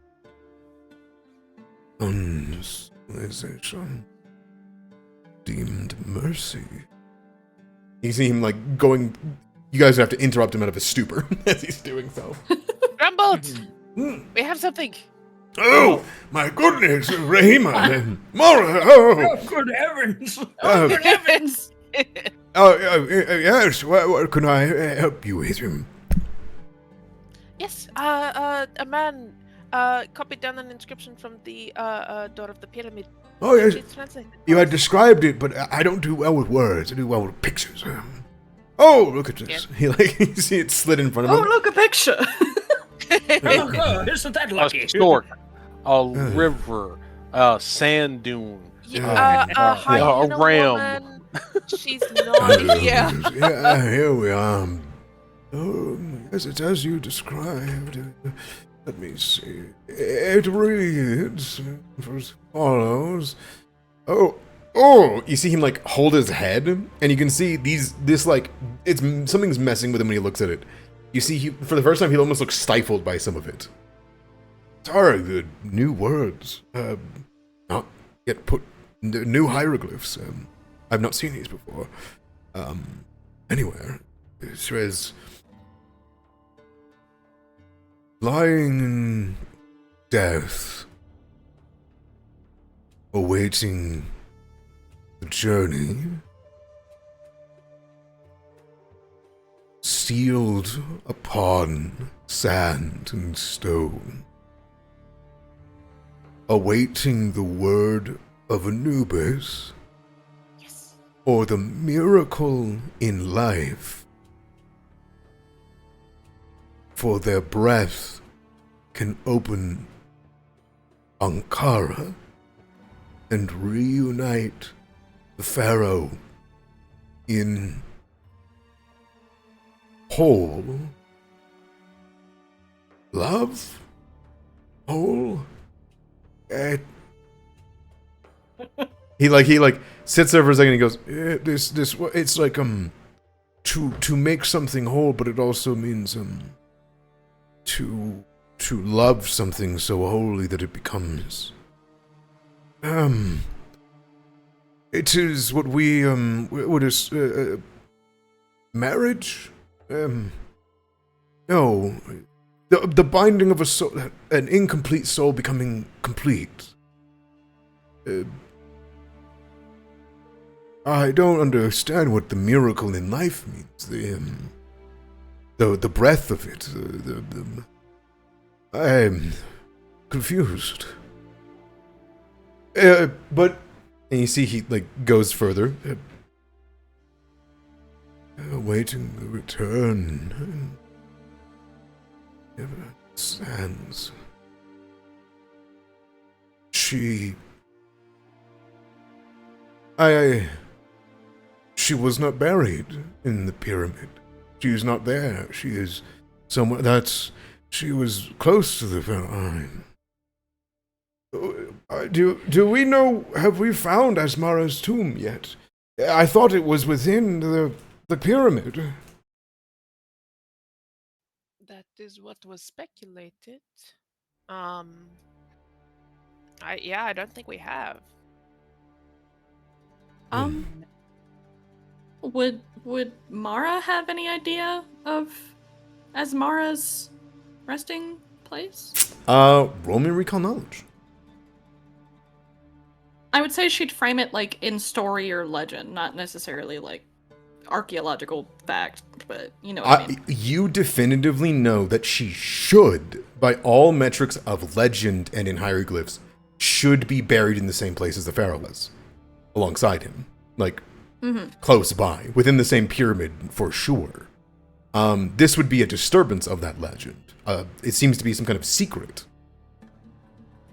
Oh, a secret. Blasphemy of some kind, maybe. You don't know. Okay. Yeah, you don't know. This would uproot it. So many of those lately. Why would Asmara not be buried there, right? It seems the intent is she's supposed to come and, open the pyramid in some way, right? She was supposed to with a breath. Okay, I was about to say something out of character, but I think Mara would actually pipe up in character for this. Mm. Well, usually I would have known her to be buried with the pharaoh, but wasn't the pharaoh deemed a traitor? He would have been struck from history. Maybe she would be separate. The first pharaoh, yes. But this is the second pharaoh, the boy, the one that was struck as a child that she spoke for and became the word of Anubis to breathe for, speak for him. Do we know his end? He is, it is theorized by all metrics, Ankara is the resting place of the Ankh. The Ankh is only found with the pharaoh. So we believe that the Great Pyramid, right, Rahima, is the pharaoh's resting place. Yes. That is what all signs point to. Good enough for me. So she should be buried there, but her words are required to open the door. Why would she be separate? Because if she was buried in the pyramid, then she couldn't open it. Yes. From the outside. Why would the door be waiting for her then? Why would they make this entry possible? Father, what if it's a secondary structure? Like my temple? True, yes. Perhaps that's where your people learned of Asmara. Because she wasn't buried with the pyramid. Is there... There are many people here, part of the Seekers. Maybe someone knows where she was buried. Maybe they found it.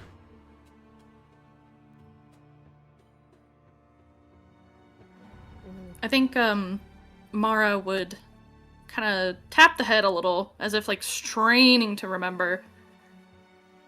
My old home had several miles of catacomb, tunnel. A lot of us lived underground. There's nothing saying that what we see isn't all there is. But an entry point, something made hastily, would be clear here, because if she was to return, but what would have prevented her from returning? You see, it kind of takes a moment, he begins to theorize. Yeah, perhaps Savara knows of someone. He's kept an eye on everyone here. You should ask him. The pyramid itself is on a plateau, yes? Yes, where it was burrowed deep within the ground, as Rahim had described, and it was arisen. Has the surrounding area been searched? Alternate entries, maybe? I believe so. I don't believe we found one, did we? No, I don't believe so. Just other structures where you were able to raise the pyramid. She kind of just Mara nods. It's just a thought. Oh, yes, perhaps. Perhaps there are many more seekers that have scoured the desert. Perhaps someone knows here. Zavara has a good eye on all the seekers as he leads us. He is less of an explorer himself, but more manages all the explorations. I was going to say Zavara might be the best shot that we have for information like that. Or would be, definitely.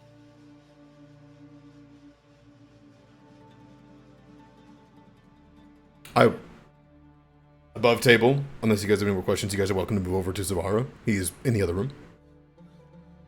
We'll call him in. He's next Hell door. yeah. He is literally next door. Unless there's anything else. No, I don't not for think me. right now. Anisetta might want to find him for this potential ritual before bed, but Mhm. Yeah. Easy enough. You guys can. Are you calling him into the room, or are you guys gonna go out to him with Zaluna? I'm gonna go up to him, I think. But before Amara leaves, she's just gonna give Rumbold a hug and give him a glass of water, like remind him to take a fucking break every now and again. Thank you. Thank you for bringing me this. I'm glad to know the secret is revealed. You see, he kind of takes a drink as he continues speaking under his breath. He turned around, he gives a half-hearted hug back as he's deep within his favorite topic, and you make your way backwards. As you go out towards the other door, you find Zavara on the great, like almost like this war council table of like this map of the Kirat desert.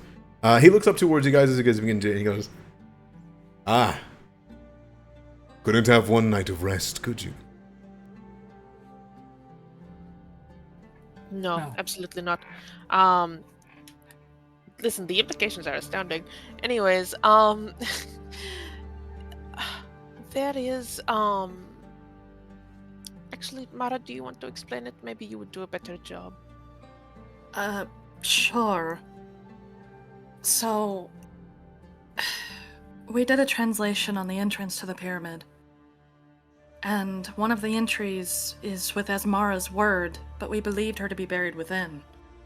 So it doesn't make sense. Do you know of any secondary structures? Has anyone ever searched the bottom of the plateaus nearby for another entry, maybe? Do you know what you'd be looking for? Are you looking for Asmara's tomb?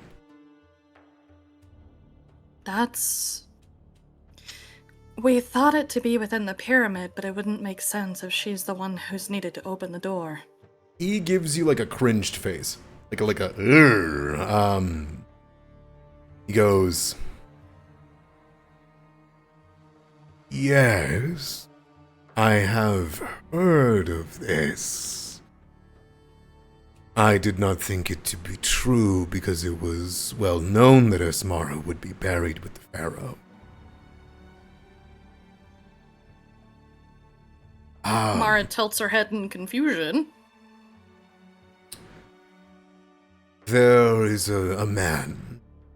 He was a seeker. He has been discharged. He's likely here within the keep. He was tampering and too hands-on. He seemed more interested in getting... It doesn't matter. He had relayed to us that he had lost his expedition when he had returned by himself, attempting to open a small structure in the side of the plateau, which had a depiction of Anubis, and from what he could gather, a warning from the pharaoh's words himself to not disturb. They attempted to enter and were all slain, save him.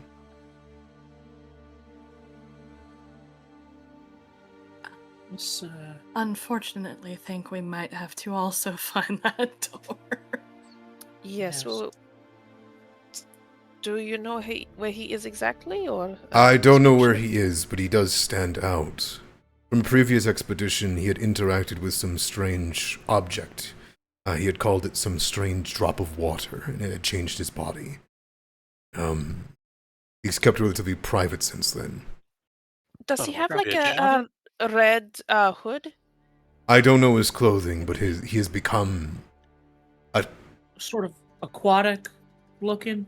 Yes, he's supposed to be keeping relatively underground. He is very useful for many people on expeditions and but I have barred him from leaving the keep. Because He makes water with his body, doesn't he? yes, which I had been wanting to study and know the effects of.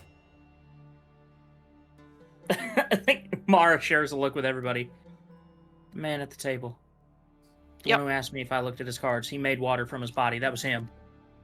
We need to find him. Yes, let's go. One thing. Hmm? Yeah. He did not return his own to the cursed wasteland, all the way to Kirat. He was ransomed.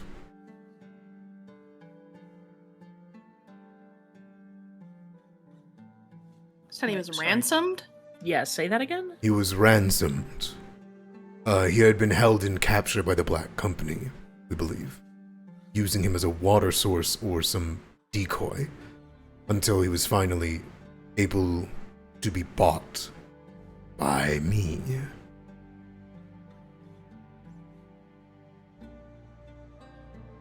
His freedom You is need to his have own. You need to start having him followed everywhere he goes, I discreetly. do. And he hasn't made any dead drops. Hasn't wandered off.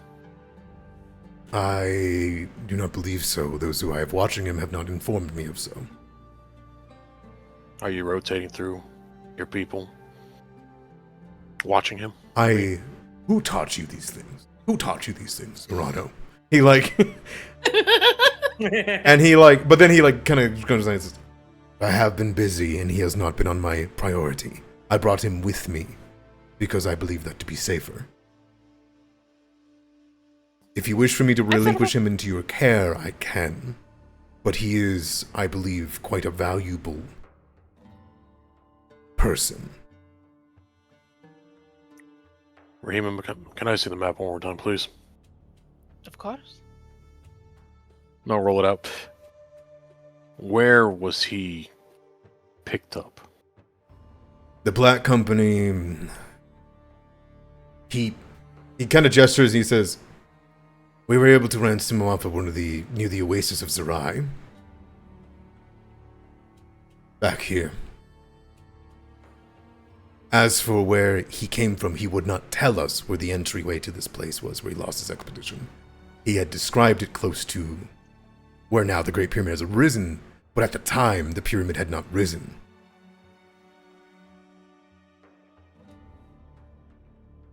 What did the Black Company want for him? He had said that they were using him as a water source. Right. So what did they want for him instead? He kind of like leans back a little bit. Of their swords, Ron. The Mokhtar blades. One you have.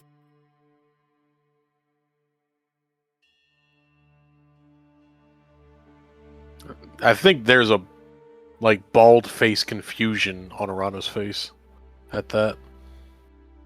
Simhika. Well, it was sparable for the man.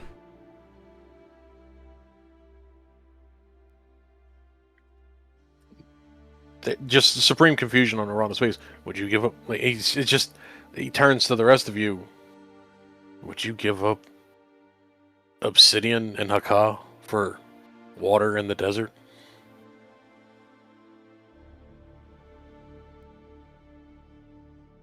Not if he thought the Hakka was more important for something else. Go on, Mara. I didn't mean to. No, go ahead. No, that was all I had.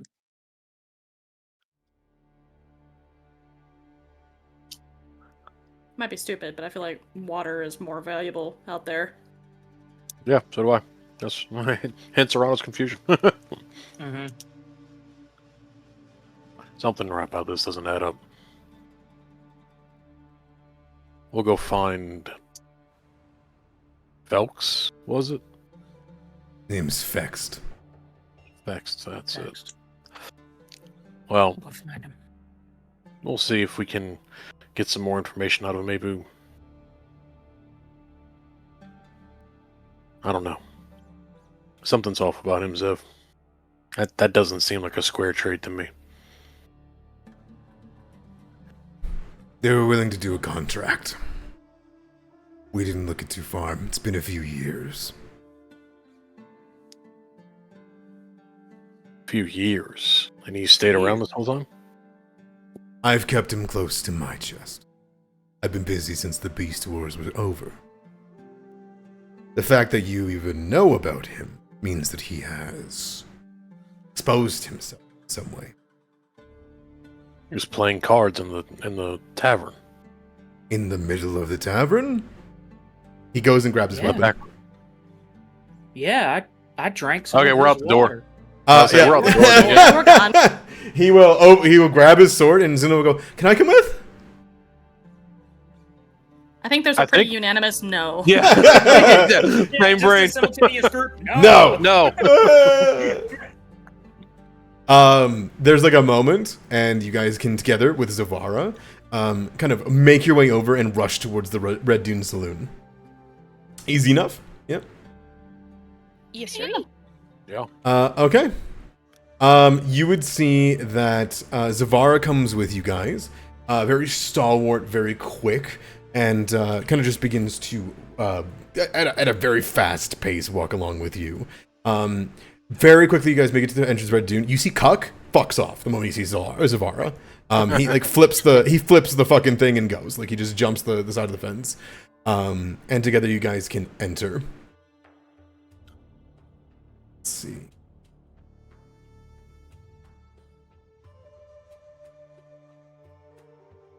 There is a moment whenever you guys go to move together. As you guys are walking, you move your way up to the patio. In doing so, the door kind of swings open as the Tengu comes in. As the Tengu goes in, he lets out a kind of a distinctive into the tavern. It's very loud though. That motherfucker just give a signal? Yeah. The door swings open. Zavar looks around. He sees everybody, and he looks like thrown off seeing this many people all at once. Like the room's filled with voices and the like. And the music stops. Go ahead. Can I say, when he gives that signal, can Anisetta just immediately bolt to the side of the building? Yeah. She's gonna immediately. Duck and cover. No, I think she's waiting for something. Mm-hmm. Crashing a window. She peels off a different direction from y'all. Still love this character so much, dude. Mm-hmm. Sandswipe looks over and says, in like a shout. There's like a big shout as you hear Sandswipe go, Zavara, welcome in. And you can see that she begins to move. Zavara begins to look around, and he goes, "Where was Fext?" To you guys. We're just heading straight back there. Back here. Okay, yeah, he's gonna walk with, and you hear Sandswipe go, No, wait for a moment, take a drink. And as you guys go by, rocking a hard place. Fext is halfway out the window, and you guys, as you guys come in, you can see Angelique has, I imagine, a pistol to his forehead. No, Like- I imagine she was just like, he turns to the window and she's just standing there like staring at him through the window. He Already hand on it. he like goes to turn away, and as he does, he sees you guys entering the room, and you see Zavara kind of stepping with him. Kind of pushes back. He looks around and he goes, Now, Fext. I didn't say you could come upstairs. And you could see he kind of Fext like looks back, and then looks over, and then looks at this spider guy. And you see Zavara look over towards the spider creature, and he goes, Did I? And the spider creature just kind of lets out a little bit of a, and you hear from it, It is wrong to keep him below during celebration, Zavara. That's not what I pay you for, is it? Come along, Fext. You've had your fun. Fext kind of like backs a little bit, and so you can climb in through the window. Yeah, Anisetta is like actually pointing at Zex. Could you point down at the window? Open it. Thank you. I will say this: you do prevent a full chase scene by doing this. You prevented a full chase scene Nice. by going around the side there. Criminal instincts. When that guy gave a signal, her like criminal brain went off and was like, "That was a signal for sure." Come on now. And he will grab Fext, and he will pull him over, and he's gonna cover him with the giant cloak that he's got on, mostly entirely covered up. He's gonna drag Fext in front of him so that nobody can see him. He's gonna turn the entire the saloon's kind of going quiet. He drags him over here, opens this door, and flings him outside, and drag him. He goes, "Now, did I say? I said you would get your time, but we're busy right now." Zavara uses a boot and kicks up this potty here, and you see a stairwell underneath it, and he throws him down into it, and he goes, "The porta potty staircase." "Down we go." Down we go, I suppose. I mean, I've heard of being in the shit before, but not like this. And Zavara will kick him down below. You guys can join him if you want to. Oh, absolutely. Sure. I don't know if want is the precise word. But Yeah, it does stink a little bit. will. Need. I like gesture to Rahima or Rano. Ladies first. You find No, a... no. Good. Rima thinks about saying something and then she thinks better of it and then she starts going down. Were you? I know what you were gonna say. You would see two cages down here, and you see he Oh my like God. turns around and he goes, "I give you such comfortable accommodations while everyone else is in tents above, and you can't help yourself. What did you say to the old spider to let him know?" Fex kind of like sits there for a second. He says, "Just give him a drink." And he kind of just leans forward. "Really? I gave him a drink for like a month now, alright? I didn't mean to... It sounded like there was..." And you see him just kind of like shakes his head. I figured if there was a night... And you see Zavar just... Facts. You know you're one of my favorite explorers. And you'll get your chance again. But you're wanted, man. He puts a hand on his shoulder and looks at him in the eyes and says, "If you get out, someone's gonna wring you out like a towel again. We don't want that. We don't want that at all, right, everyone?" Wait a minute. I think Anisetta steps right. up. Wait a minute. You're a wanted man? Like, it's more of a wanted as in, like, desired. I see. Something tells me that's not true. Insight. Of that. Oh no, wait, that's the wrong thing. I'm gonna sense motive him. If I could, I will too. Since our Yeah, go for it. I'll hero point this into a success if it is a failure.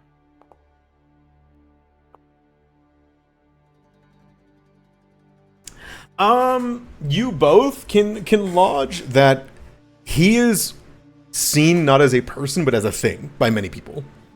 Something has changed in his body, and as you kind of take a good look over, you can see the little markers where horns used to be. Whether it was some metamorphosis or some great change in his body, this is a rapid adaptation that he had done to him, and his abilities is something that is very willfully desired, not his person. He is not wanted for anything. You think that he was an explorer. He's got like scholarly robes on, and he's got books on the side. He just seems to have fallen into some magical mishap, you feel. Mm-hmm. Okay. And becoming too what's the word? Too important, too quickly, in the desert, right? Became important at work. It became important at work. And you see him just kind of sitting there, his arms twisting and spiralizing with the blues and indigos as it goes through in the dark here. So I don't know how you're gonna punish me. One more time in the cage. I got to play. Yep. He like sits there for a second, with his having a bit too many drinks, and says, "I got to play cards. Only ruined a couple of them this time." And Zavara looks back and says, "Well, what do you think? Punishment? No punishment?" I think being stuck with us on the... Oh, go ahead. I think if he can contribute something to pay off some of this debt, maybe some information, maybe you'll go a little bit more lenient on him, Arbiter, you like to call indulgences sometimes, right? If the church is so inclined.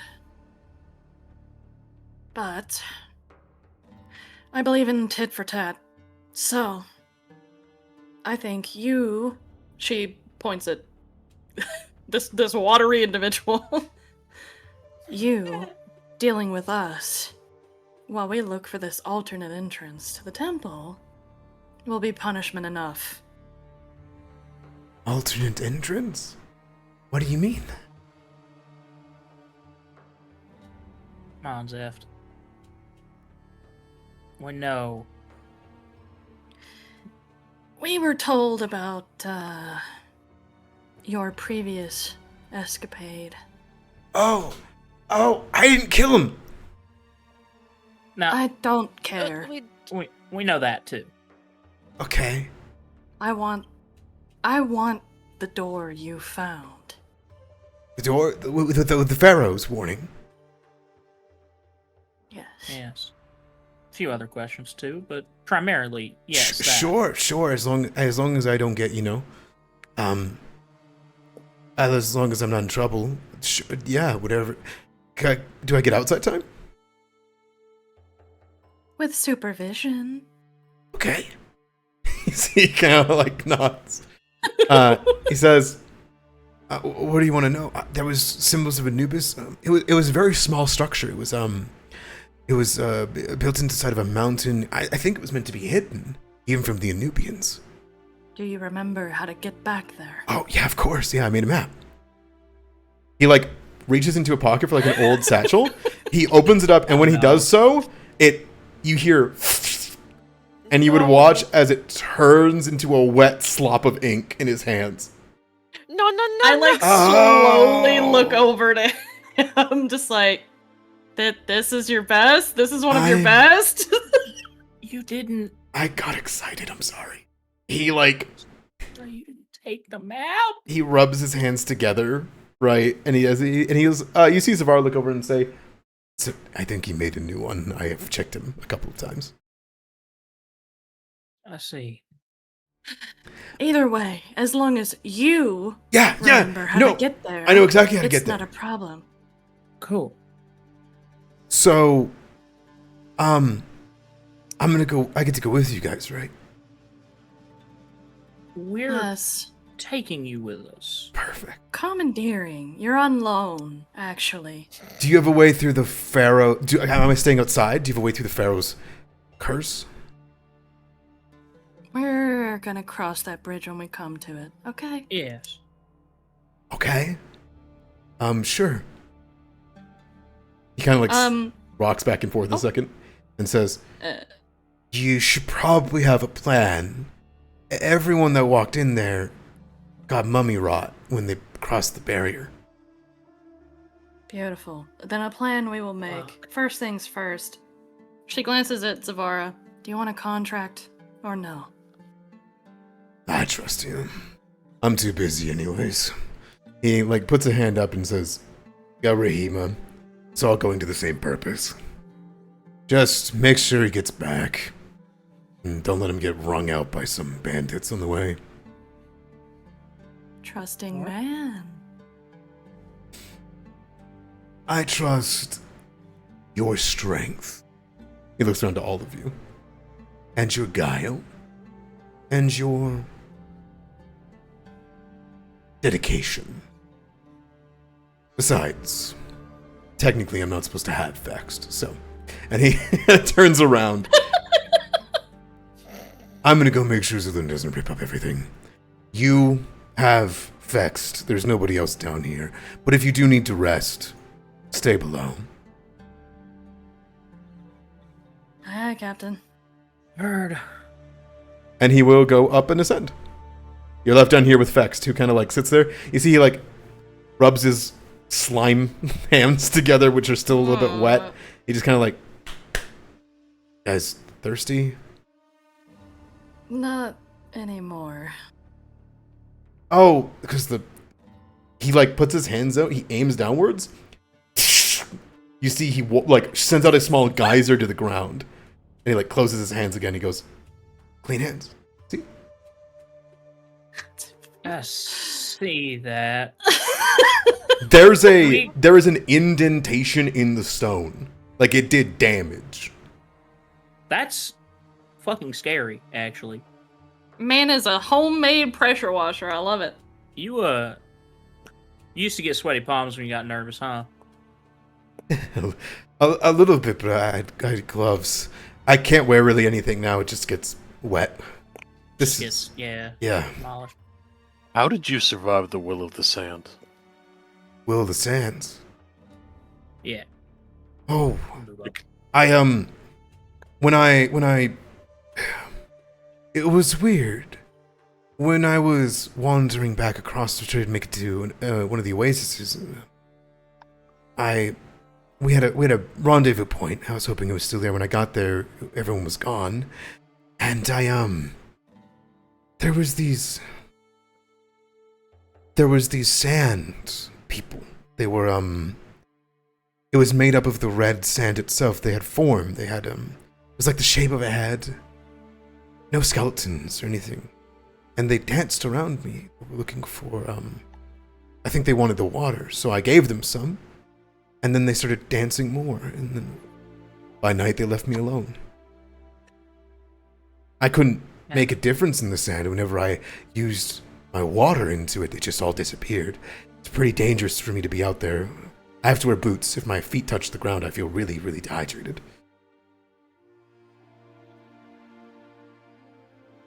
That's odd. Yeah.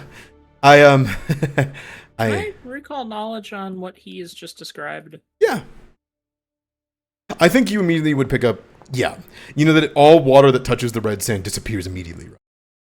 Well, for sure, but the sand with no skeleton. Oh, yeah. Water? I think you've probably heard of like myth and legend of what are called sand sprites.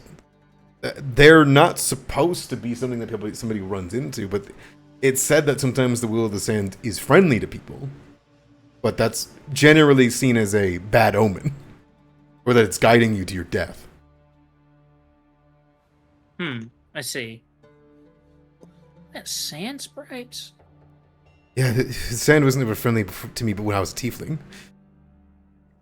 Yeah, that's usually not good. They usually lead you to your death. Yeah, I was worried, and then I was picked up by the Black Company. That was Right. worse. Well, I can imagine. Yeah. I mean, they usually kill anybody who speaks to them. So, I had use. yeah. They have a way of wringing use out of you. It's water. Oh, I get it. I wasn't even trying to make the joke. Yeah. I've got some questions for you, if you don't mind. Yeah, go ahead. Sure. So, my name's Anisetta. I'm Garrett Thorne's daughter. He like puts up his hands in defense. I'm looking for him because I do not like that man, to be clear. Yeah. So, where did they pick you For up? the murder, to be For clear. For the murder, to be clear. I'm gonna kill him. Okay. Yeah. That makes some sense. I I don't know how this is a question. Where did they pick you up? Was what I. Oh, I have no idea. I was wandering the desert. How long were you with them? Phew, hard to tell time. Down here or with them didn't matter. I don't, I was judging based off the hunger, mostly. I don't need to drink anymore, so it was more weeks than it was days when it comes to not having water. I kind of like thinks for a second. Couple months, maybe? I think I went through winter wane and spring's beginning. But beyond that, then they let me go soon after. They didn't hurt me too much. They whenever I wouldn't give them water when they needed it, they would hurt me, but they would treat me like a not a slave. It was it was weird. They wouldn't harm my body. They would just starve me. Yeah. There's like a knowing nod from Anisetta. Yeah. Is that all the questions? Can I do a great? I don't think I can do a general sense motive on was he telling the truth. Yeah, go for it. Okay. Hiya. Oh, I'm not tabbed in. There we go. Sense motive. And this I would also hear a point. I'd hear a point this to a success. I'm still on 1 of 3. This is a secret roll, so you can't. Oh, I thought you. Nope. Oh, you can't on secret tab. rolls. My bad. Give me a reroll if you want to do a reroll. It is low. Yeah, But I assume is I'd what you were reroll looking for. that. He seems, as you look at him, worried about going outside because he thinks he's going to get captured again. But he cares more about being free than he cares about being locked in another cage, right?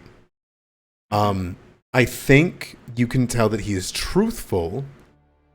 However, you can tell that he is very worried to go back to the this door of death he was talking about. This small structure.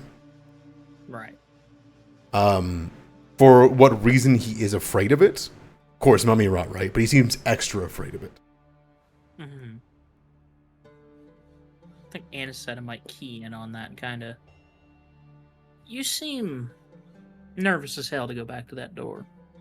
I mean, that's fair. Mummy Rot. Something else. I'm a big fan of have you heard of them? They're called Thoth. They're a member of the Uru, a master of knowledge and information. I'm less a fan of Anubis, death and the like.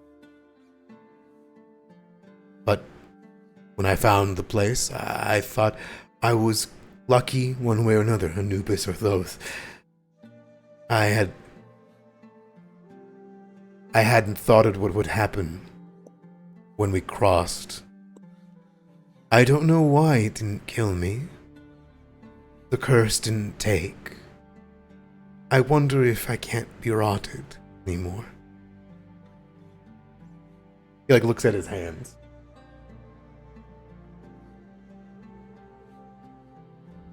Mentioned Thoth. So the structure's got something about Thoth on it? No. My previous expedition, we found a small temple to Thoth, an archive of kinds. We couldn't translate any of it, but it was good for research at the college back at at Kirat. With the information and ideas of how they built their architecture, I had thought that around the mountains across the plateaus of Ogrila would be a safe bet that there would be something to dig up. And I was right. I just didn't know what it was. None of us did. Before long, they begged me for water, but every time I'd give it to them, more of them would turn into clumps. Become wet mounds of sand. Their jaws, their eyes. I urge you to be ready because I don't want to have to wash you away too. We'll try our best to figure out why you weren't cursed. Maybe we can replicate it. Oh no, there's not... You wouldn't be able to. The droplet's gone. The droplet? That did this to me, yes. Describe it. It was in the archive that I found. It was, within a sealed case.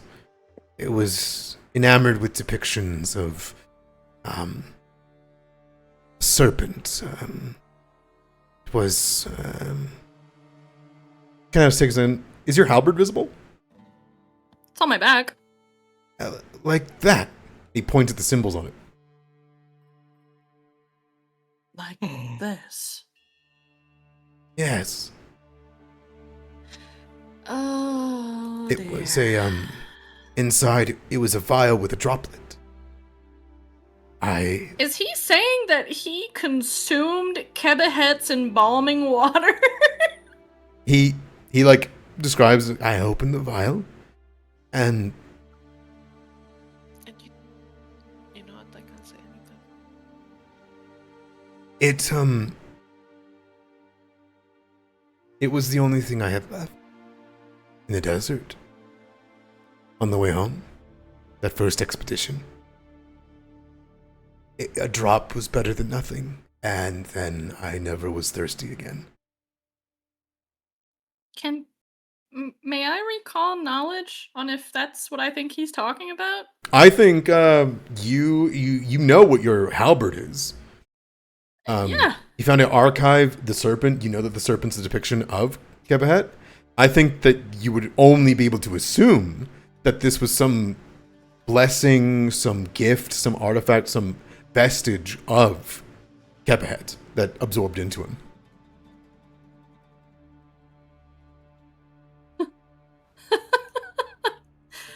Literally, I think Amara would just start laughing. Like,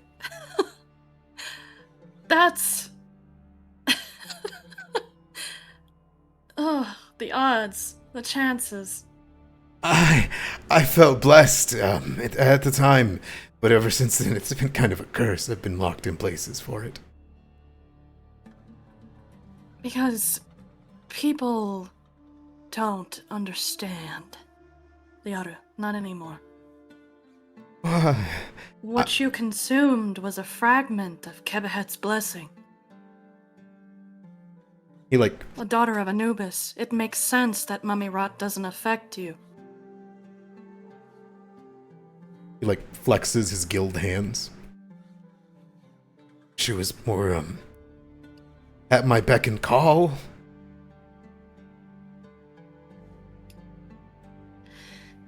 Maybe with time and training. Yeah. It was sealed. There was a lot of things the same.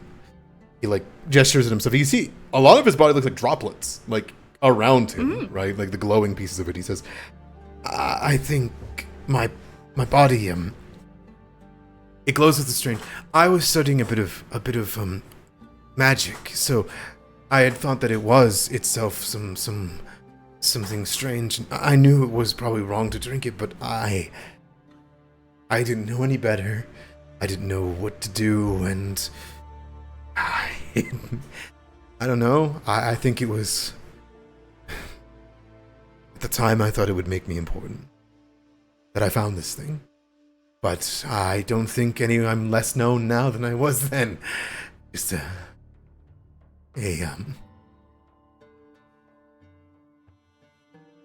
Well, I can't make you famous, but I don't think accomplishment comes in the form of a greater thing than finding the resting place of Asmara. What? And that is what we need you for. You think that place is the resting place of Asmara? That's the. He's The there. Hierophant of Anubis. Yes. Oh, you think I found a hierophant? She puts up a hand quickly.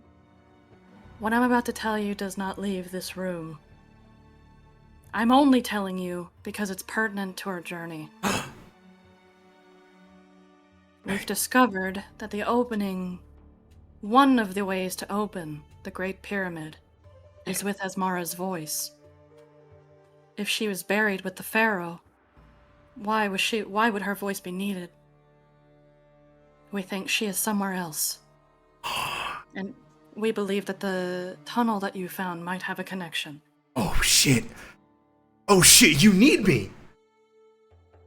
Oh. Feel better now? He like puts his hands on his head and does a little bit of a look around and goes, okay, yeah, and wait, okay, I heard they were talking about a pyramid. That's why everybody's upstairs, right? It's about the pyramid. Yes. Okay, Yes. deal. He holds out his hands towards both like Anisetta and Mara and says, "I'll go with you. I'll show you the place. I get to go with you." To the pyramid. Yeah, we were To the we were pyramid. already gonna bring you with. You have to show us where it is. No, to the pyramid. Don't let me go in a fucking cage afterwards. You need me. I've got what you need. I'll help you. And he turns to his wall and shoots a water slice and like cuts a barrel in half. Good lord. Hey. Yeah. Just pump the brakes for a second. Yeah. Pump. Oh, You opened a side entrance for all intents and purposes, and everyone that you were with died. What do you think is going to happen when we go in the main pyramid? I'm happy to take you with us, but you need to come to terms with the fact that you might not make it out of there. We Oh. don't know what's inside. I don't know if that's right. Sorry, I don't mean to. Please don't. He like holds up his hands, like the glow kind of going around. I looked around inside. It's a dead end. There's a tomb, a very important coffins, and like we didn't open them to make the curse worse. But it's a small structure, very small, like it was an offshoot. We looked around for secret entrances. We digged underneath it too. There was nothing. Nothing that you may have seen. Not unless you know the words. Maybe. And she kind of gestures grandly at Rahima. She knows the words. Okay. All right. Well, you need me. I need you to get in there. And then afterwards, we're going to explore the pyramid. And then you guys will bring it back to Kirat? Yeah? Now I think you're just biting off more than you can chew. We'll What's see. the nature of your contract? I don't have a contract with anybody. GM, did I misinterpret Zvar saying that he had a contract with him? He bought. I think for all intents and purposes, it sounded like he just paid a ransom and now is just kind of like keeping this guy prisoner. Yes. I think, Arano, you immediately can think that maybe Zavar didn't want the church to know about this guy. Didn't want to go into an actual. Has kept him. Likely has not even brought him back to Kirat since then. Because Zavar has been, moving on to the oasis of Zerai, going on to different places, right? You don't think he's ever let him come home out of fear that he will get captured. Yeah. Gotcha. He did say I'm not even supposed to have this guy. Like as he was leaving this room. He was like, Yeah. I'm not even supposed to have him. So I think he's got a slave that he doesn't want to disclose. Look, I like Zavar. I don't have a contract with him, but he says this has been for my safety. But I've been down here for so long, and I've been in a cage with the Black Company for so long, that I would rather be up there even for a night and get in trouble, and people know who I am, than rot down here, And if this is my one chance, after what I found has likely been not even credited to me, then you could help me. I believe giving credit where it's due is fair. I cannot promise you El Kirat. I cannot. Not even as an arbiter. I can promise you that I will try. How about just freedom? I will speak with Zavara. Okay. Until then, we have to accomplish step 1 first. Sure. Yeah, that sounds good to me. I can go now. I think it would behoove us to get a good night's rest. Yeah, we've been traveling. Okay. I Okay. gotta get the rest. I'm sorry. You guys have a place to rest? Well, I suppose it will have to be here now. That's what Zavara said. Oh, come over here. Come over here. He kind of good comes over here. Okay, all right, over here. Look, there's a big. This is where I live. See? Jesus. Look around. What's this like underground like complex that he has here? What do you mean? Why are there bodies? Why are there so many bones? Yeah. Like, why? This looks like a Oh, mine. I washed him down. That's That's why we that's weirder. That's weirder, bro. That's why they're so immaculate. I see. He looks around and he goes, no, like okay. This place was apparently something that they were working into to try to find what was underneath the obelisk of Anubia. That's at the top of the keep, right? I been down here. What they did was they threw me food. So like whenever I got meat brought down here, like cuts of camel, whatever they could bring, because I do need to eat still, right? I would wash off the bodies once they're. I see. Mhm. And look, I did find something. Look. And he kind of comes up. And he gestures to this. See this? And see this? I think these are connected to the obelisk. I don't think they're pillars. I think they go down. Like, deep underground. Can I see? Like, can I inspect them? Do I believe that he's true to his like observation? As you move up to it, it does look similar to the base, like the base of the pillars that they stand on. These definitely do resemble the pillars that it does stand on. You are correct. So my theory is that all the obelisks, that's why Kunatin Keep goes up so high. Maybe they needed it higher for some reason, or maybe there was once a big dune over this area. You know? Need to be buried under. What about she points over here. What about this wall over here? Huh? Which one? Over here. Oh, that's Zavara's. We don't go in there. I see. The place the light doesn't touch. Yeah, literally Anisetta just like turns to look back at him, turns to look at it. Anisetta. There's ingots in there and money. It's the Seeker's money or something like that. I don't really have a use for it.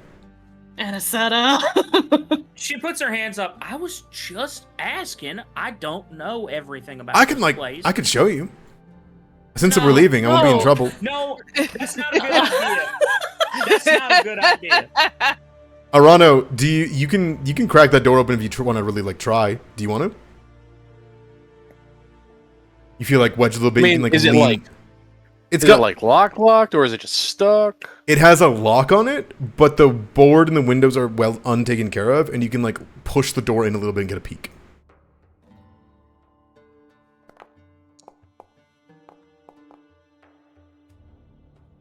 $16? Yeah, just it's pretty. Oh, damn, you got such a fucking high bonus, man.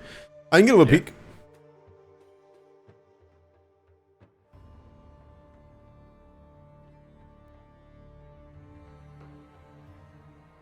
I will say nothing. What an interesting place. What an interesting Got place. over there, Raptor. What's this? You can see that there is a couple of writs here. You can see that there are long form discussions that are, for lack of a better term, written up contracts for multiple members of the expedition. You think this is like a private room of some kind for Zavara and company, but as you kind of begin to pore over this one, I think you immediately can put together that's in code. Okay. Nicest man I know. Yeah.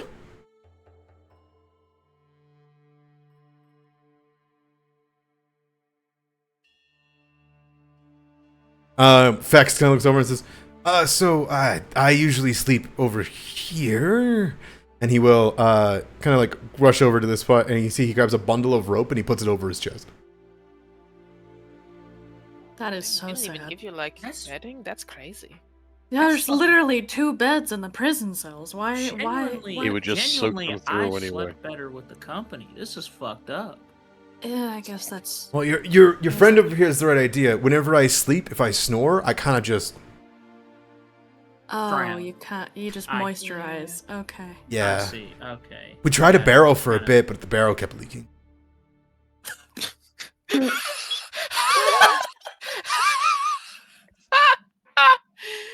Man, Kevahead's you- blessings are abundant. Damn. That. So you can still drown then? No. Good knowledge to No. know. Okay. Oh no, Then- I've tried it. I can breathe underwater. But Oh, then that's- guessing Well- mold would be an issue. It's not Why- very why useful in would- the desert. Why wouldn't a barrel work then? No, it works. It's just it keeps leaking and leaking and leaking and leaking, and I fill it up and fill it up. It's I kind of rise and fall and rise and fall. You know what I mean? You Right. bob. Yeah. Not being able to drown is pretty. That's pretty sweet though. That's terrifying. Imagine Why? what that's happened to It'd you. be an awful death. Yeah, being up. She like points at Arano. Exactly. That'd be a fucking awful death. Yeah. As someone who's drowned in sand, yeah, it sucks. I think I can That's still do even that. worse. I What was think that? being eaten Wouldn't was recommend it. I said What was I that? think I can still drown in sand, just water. Right. I'll probably starve before anything else, but I do need to breathe. Yeah. I mean, I think if you guys are happy to, you guys can take a night's rest here under the Red Dune Saloon, and you guys can plan for the thing more. Now, if you want to keep this above table so we can move on to this small expedition, it's up to you guys. So the idea here is, if you bring out a little map, Rahima, he won't tell you exactly where it is perfectly because he's still afraid you're going to abandon him here. But he does say from this position, he seems, Octavio knows his way around. He seems to think that if you guys cut downwards, straight downwards from Kuntin Keep, you can meet the expedition on the second day or the third day at the edge of the plateau. Or if you're fast enough, you can get here on the first day, meet with them, and then continue the journey up to Ogrila. Okay. You're not- But this is where the dead end is on the question mark. Yes, he seems to think that's where it is, like around that area. Alright. He doesn't give you he doesn't like mileage so that you guys don't abandon him. Gotcha. Yeah, that's fair. Are we? I think Anna said would ask like, "Hey, are we wanting to do the ritual rumble?" Elena.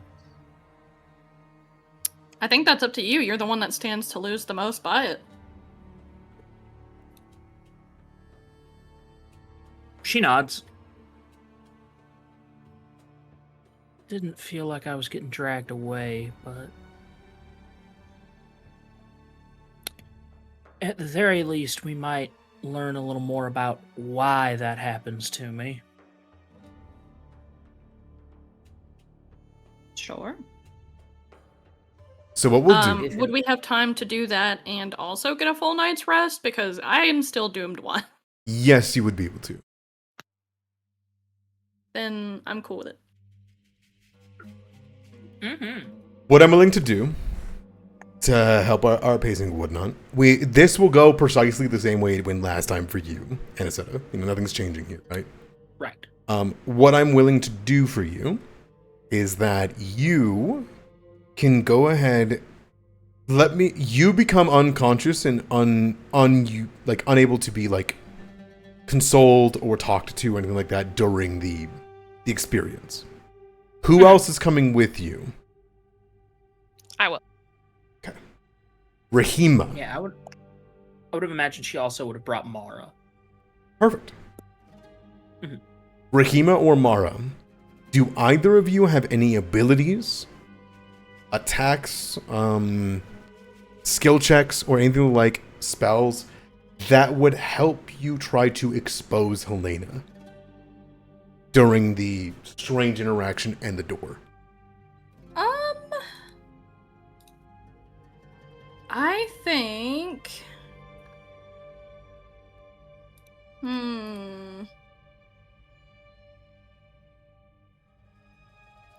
Unfortunately, the only thing that Rahima has spell-wise would be, or like, I guess, two things. She has See the Unseen, but that would be only really useful to see Helena if she's there. Correct? And she has one other spell that I don't think would be very helpful in this circumstance, which would be Reaper's Lantern, but that would hurt her, so that wouldn't be good. So See the Unseen, I think, directly references that it can let you see ghosts. Yes, it does. And also would let you be able to see specifically ghosts in that manner of which. This comes from the Toasty staff that you bought from him, right? Yes. Okay. Well, there you go. Mara, would you like to do anything during so, or no? You're good. It's tough. I was supposed to say, I think I don't really know if there's anything that Mara has that could help in this situation. Like, I'll say that you can help. Not specifically ghosts, but I can help. I can say that you can help realign Aniseta so she's not damaged the next day. yeah, sure. Okay. In that case, you go into a private setting. Zaluna tries to sneak in, doesn't work. You have Rumbolt there. You have an open room. You watch Mara as Rumbolt comes forward, reads. As he begins to read it, what immediately becomes clear to you is that he's reading different words than last time. They've changed. I'm not going to go into the specifics, but some of the wording has changed on the fly, it would seem. It's a different sentence, but it all ends up being the same meaning. Talks of wish, talks of these things, and in that moment, Aniseta begins to pass out. The light begins to grow bigger, the hat falls off, and in that second, nobody else can see anything. Rahima, the door to the room, suddenly, while the unseen is on, barriers with a pale light similar to what you've seen before with Aniseta. You see the chain that begins to extend out from her back, and you begin to hear somebody at the other side calling for Aniseta. You cannot hear her fully, but you can feel her presence on the other side of the door. What do you ask her to try to get information about what you want? I'm going to allow you one question before this becomes dangerous for Aniseta thanks to Mara being there. All right. What question did we specifically have for her?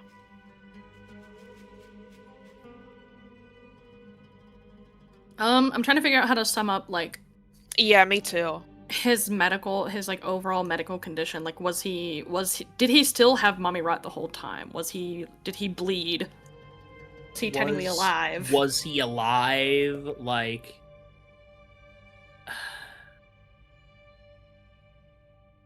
I would also say, as the person with Aniseta's sheet, I am okay for 2 questions. Like this question, and then one more.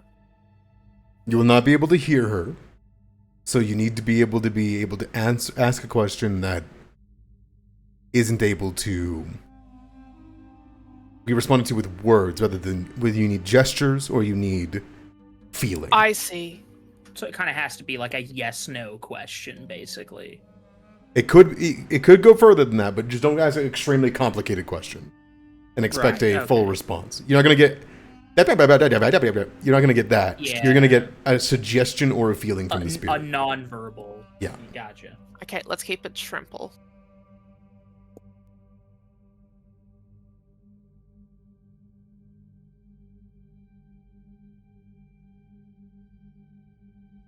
If you'd like a quick break, you can think on it. Yeah, we have Yeah. been going without a break, haven't we? Yeah, we're We at the started- 3-hour mark now. Yeah, we started a little bit later, so that's fine. I have a quick bookkeeping question. Yes, While they're doing that, can I do some little cipher writing? absolutely, you can. Trying to figure out that code. Raptor. They're I don't remember fucked the up whole to do phrase that you told me, Adamara. that. Where is that? Basic action macros. I believe it's Under under- exploration. Exploration. Mhm. Yeah, it's Exploration. exploration. That's it. Oh. I forgot I had that. Nice. Okay, we're gonna get to that whenever I come back. Sure. Sure. Yeah. You guys. And we return. All right. So first things first, we get the decipher writing done. You rolled quite well, Arano. You were able to decipher that Zavara had learned some information about locations. He has a strong belief that for some reason, the Black Company has been making movements around the Valley of Moving Shadows because of a person of which he tortured. A Black Company member that he was able to get his hands onto and was able to wring out some information from. He is making letters and sending them to his contacts in the Oasis of Zorai. And he has also sent over, he seems to be making have this sent back with alacrity to Kirat. Okay. Give me one second. Yeah, no worries. Can I You surmise might- from this? Yeah, sure. Here you go. I'm holding it up for you. Can I surmise from this that this was like Black Company goon number 37? Correct. Okay. He captured Yeah, somebody no, who okay. apparently attacked one of the caravans. Gotcha. Pulled in by the guard. He got personal time with them. You know, Joe. Yes, Alright. I do. Alright, that's cool. Other side of it, question, Rahima, you see the unseen, you can see the gate open for a moment. You have a second to be able to speak to her before Aniseta begins to deteriorate. What do you want to get in just before we go into our night's rest?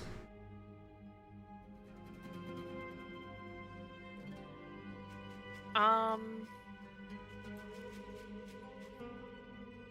fuck, I had a question.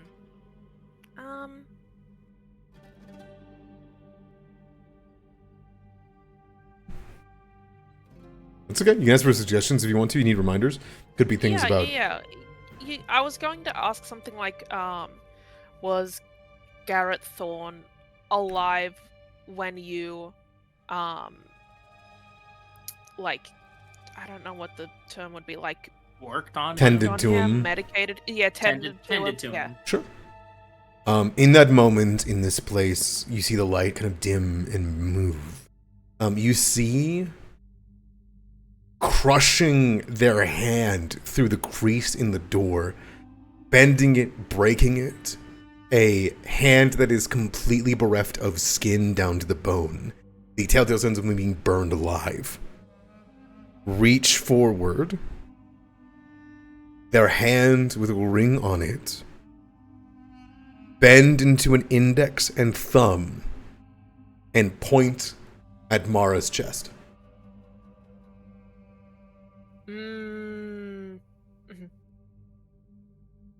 Before it retracts. Aniseta begins to grow dire. Do you risk another question or no? What would the consequence be? I'm not willing to tell you that. I'm just going to tell you it's going to hurt.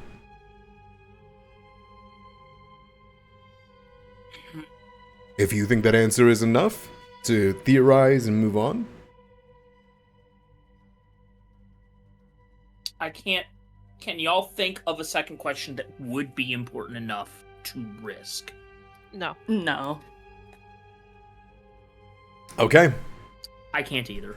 Mara, you don't see the hand point at you. You don't see any of this. You just see Anisita begins to go dire. You have Rumbolt stop speaking.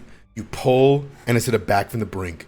And Rumbolt kind of takes his position away. And instead of you return to, you feel yourself slack, fall unconscious. You get Princess carried for a second, once again, by Mara. This is usually what happens whenever you do this. And then suddenly, you snap back to life. And you're good.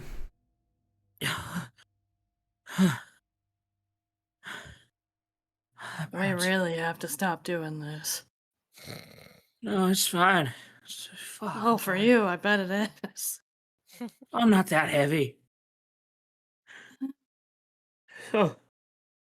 What, You okay? That hurts. That hurts to do. In a lot of ways.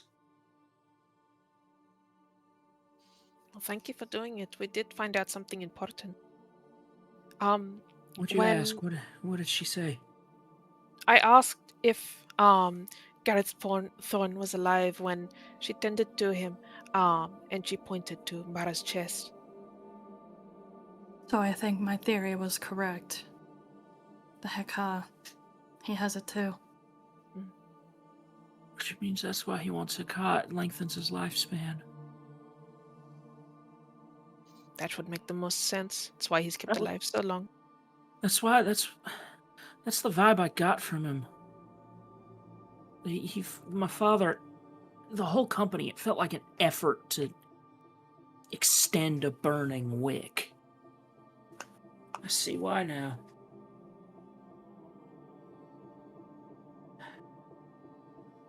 That's horrific. Raheem, it's not lost on you that it is a finite resource of the world being used here. It's not only horrific, but even if he were to gather all of the Heka in the world, there was this... It's finite. He must be looking for something in the tomb to make it to make his arrangement permanent. I think he's looking for something to extend his life indefinitely in there. Yes, exactly. That is what I meant. Yeah. Wasn't one of the...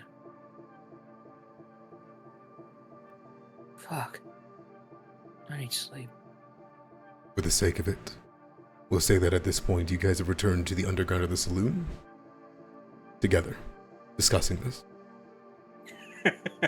Raptor. Oh, that's Morgan.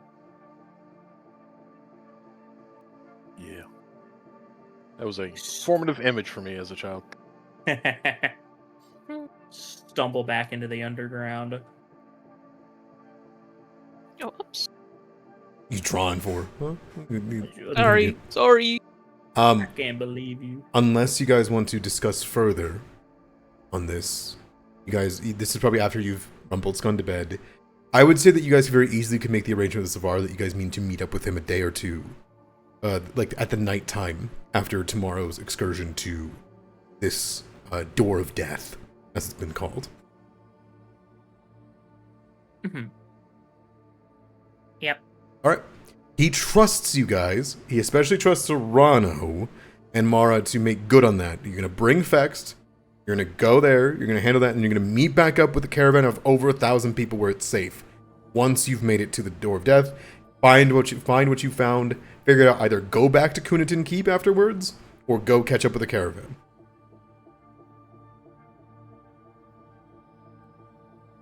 Sounds... Yes. Yeah, sounds like a plan. If possible, could Mara speak to him quickly in private? Either, I guess, before we went off to do Aniseta's thing, or before everybody goes to bed, or what have you. With Zavara? With Fext? Yeah, Is that his name? Fext. F-E-X-T, yeah. Okay. Yeah, you guys are all going to reconvene here at the end, and you can have a moment of quiet private with him down here in the underground. Mm-hmm. Arano, you're also down here. You're done your decipher writing. If you wanted to say anything to Zavar, you could have in the moment, but... No, I mean, I don't have anything to say to him about it. Like, it's it was more curiosity than suspicion. Yeah, for sure. Fex, you can see, is laying on a plank of wood, like a chest. And he's got 2 ropes over his like body to keep him warm. You're welcome to Hell yeah, approach dude. him. Oh man. Yeah, I think Mara would. Oh yeah. Hey, you. Yeah. He like gets up, unspools it, and you see water just spill out as he's surprised. I would be remiss if I didn't tell you something before we left. Oh. Honestly, whatever you need to tell me, I'm just excited to be out of here. About that. So listen, I have no issue taking you with us to the pyramid. I have no issue taking you with us on the expedition. But you expressed wanting to go to Kirat.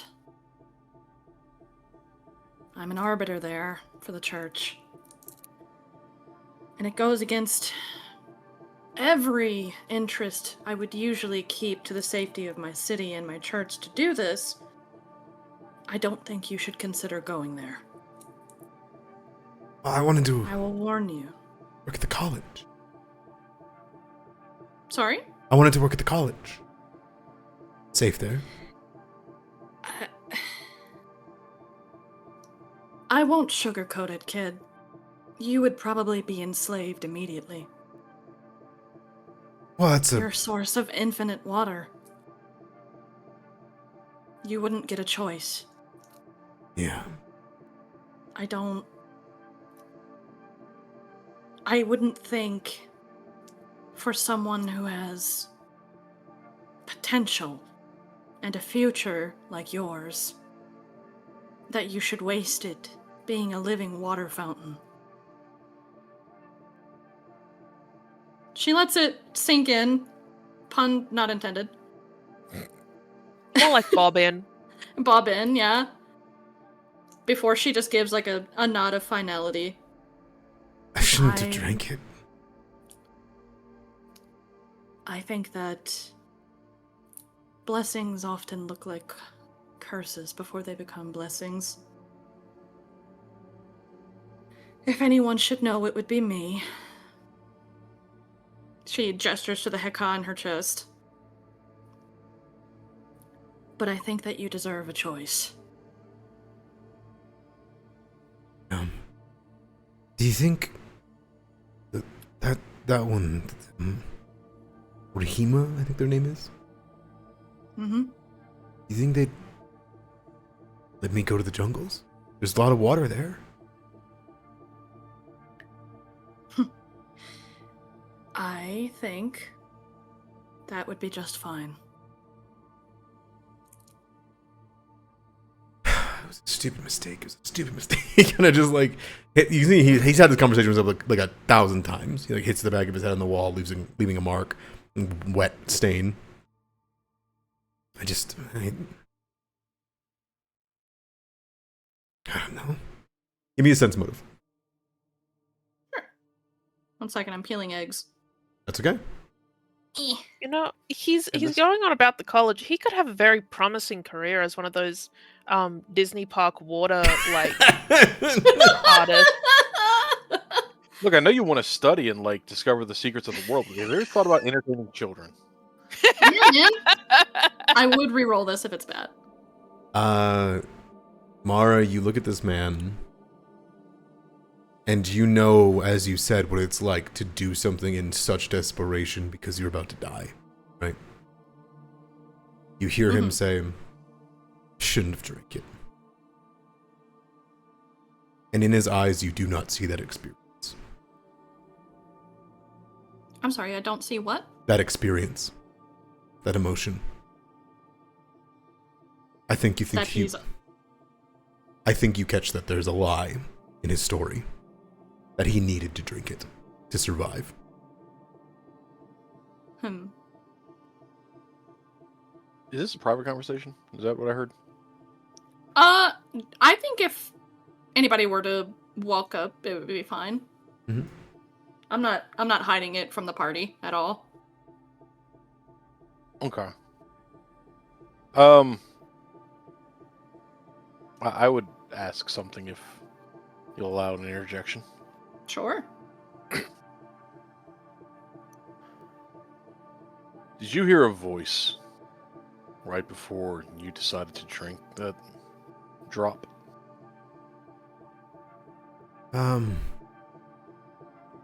No.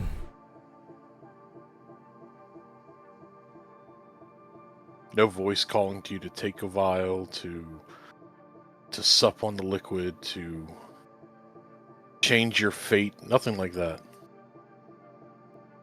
No, but I mean, my mother talked to fate when we traveled to Kirat to make it there. That was my mom's thing. I believed in study and finding these ancient secrets, using them, becoming more than what we are. Did you ever dream of that, of being told to change your fate or follow fate? Anything along those lines? A voice clear as a bell?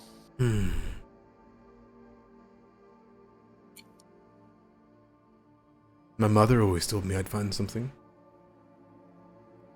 That's it. Do I believe him? Give me a sense motive. How? How? I would re-roll that if the die is under. I can't. It's You can re-roll it. Yeah, I could. Yeah, I would re-roll if it's under 10. Re-roll it. Take a hero point down.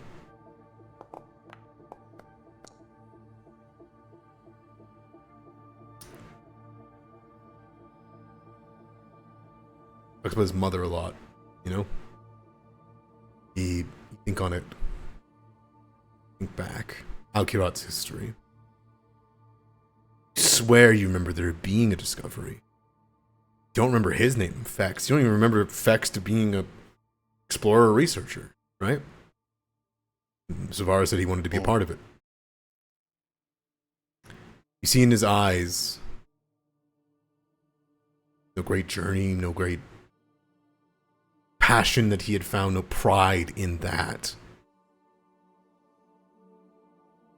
I think maybe it was his mother's find.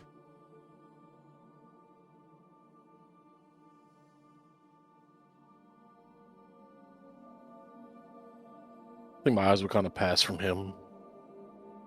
Tamara. Down to Rahima. Angelique.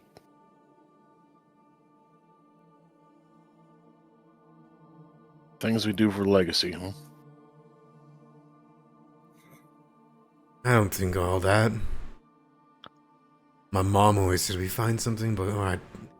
But I think you get what you get. I think you have the opportunity to become someone great, you take it. No matter what anybody tells you about fate. You know?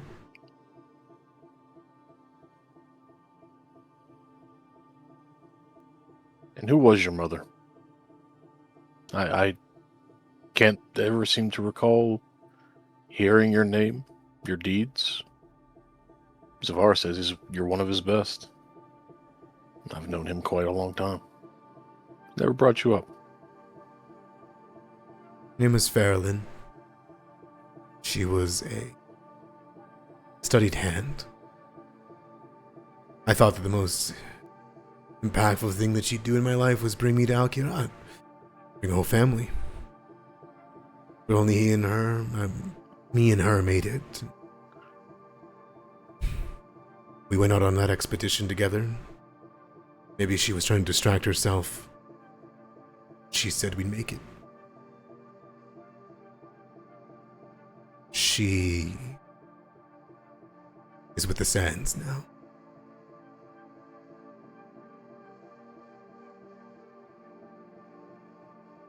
Sand sprits. They didn't You see, he kind of just turns sideways. She didn't make it. She didn't. We didn't get to bring anything back.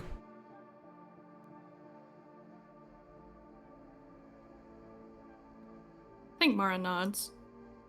That's all right, son. You still brought a piece of her with you. Yeah. He looks at his hand. We're gonna find the Hierophant. And even if they don't, you're gonna tell them it was me who found it. Back at Kirat, even if I can't go. She nods. I believe in credit where it's due. Yeah.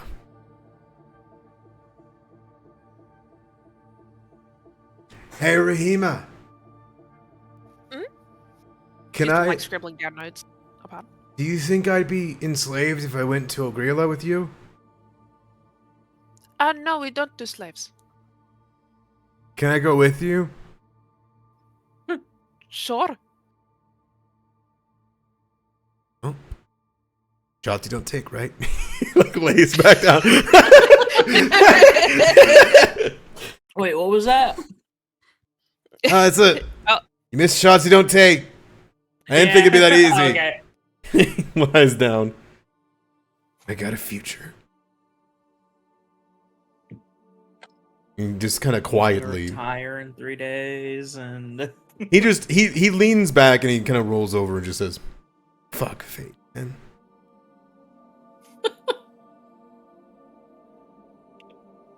I think Mara would dare to, like, give his shoulder a little squeeze. Yeah. Before just kind of heading back to her own corner. Mm-hmm. All right. In that manner, Arano, you can keep good watch of the area. Mm-hmm. Set rest down over there, and you get to take a night's rest. Hooray! Swap spells Did if you I- just swap spells. Remember, you do not have your healer with you. Did I?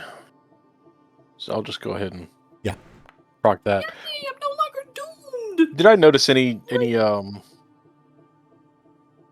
familiarity to his mother's name? You're not a big explorer guy. Like, it's tough for me to help you there. I think the name. No, that'd be pretty big ask, I feel. No, I feel like you've heard the name that there was an accident involved with someone named Farilyn, and they came to the Sultana in Zavara while they were in the Ruby Court, and you were like present. You remember there being like it was an upset, like that an expedition failed. They lost them in the desert. I think that's what you remember of that, and yeah, you saw not pride or honor or anything like in that infect's eyes, just guilt. Gotcha. I have some thoughts, but Okay. I don't share them. I take them to my bedroll. All right. New layer of mystic armor goes up. Spell preparations. Any changes I need to know about? Yeah, Pardon. Oh, sorry. I was just gonna say I prepare mega fuck you. Yeah. Destroys all enemies. Yeah. Living and present and near and far. Near and far, sure. That's important to get the far ones. Yep. Okay. Sorry, Tim. Go ahead. No, Hauke is going to prepare his mega death blast, his super death blast. What? Absolutely. That's big. That's big. Yeah. Important. Actually, I was thinking about. I think I'm going to change out rapid adaptation for Reaper's lantern. Sure. I don't know what it does, but it sounds cool. Yeah, Makes me think of Zodi from Pillars 2. here's what it does.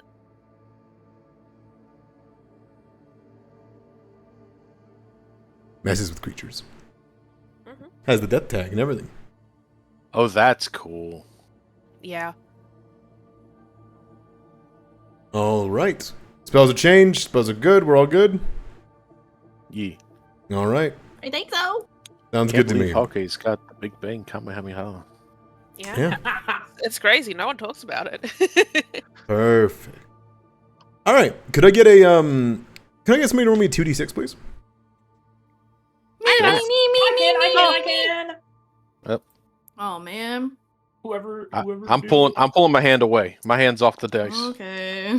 Okay. I guess Salem gives the 2d6. I do need a second 2d6. Versa, go! I choose you. Versa.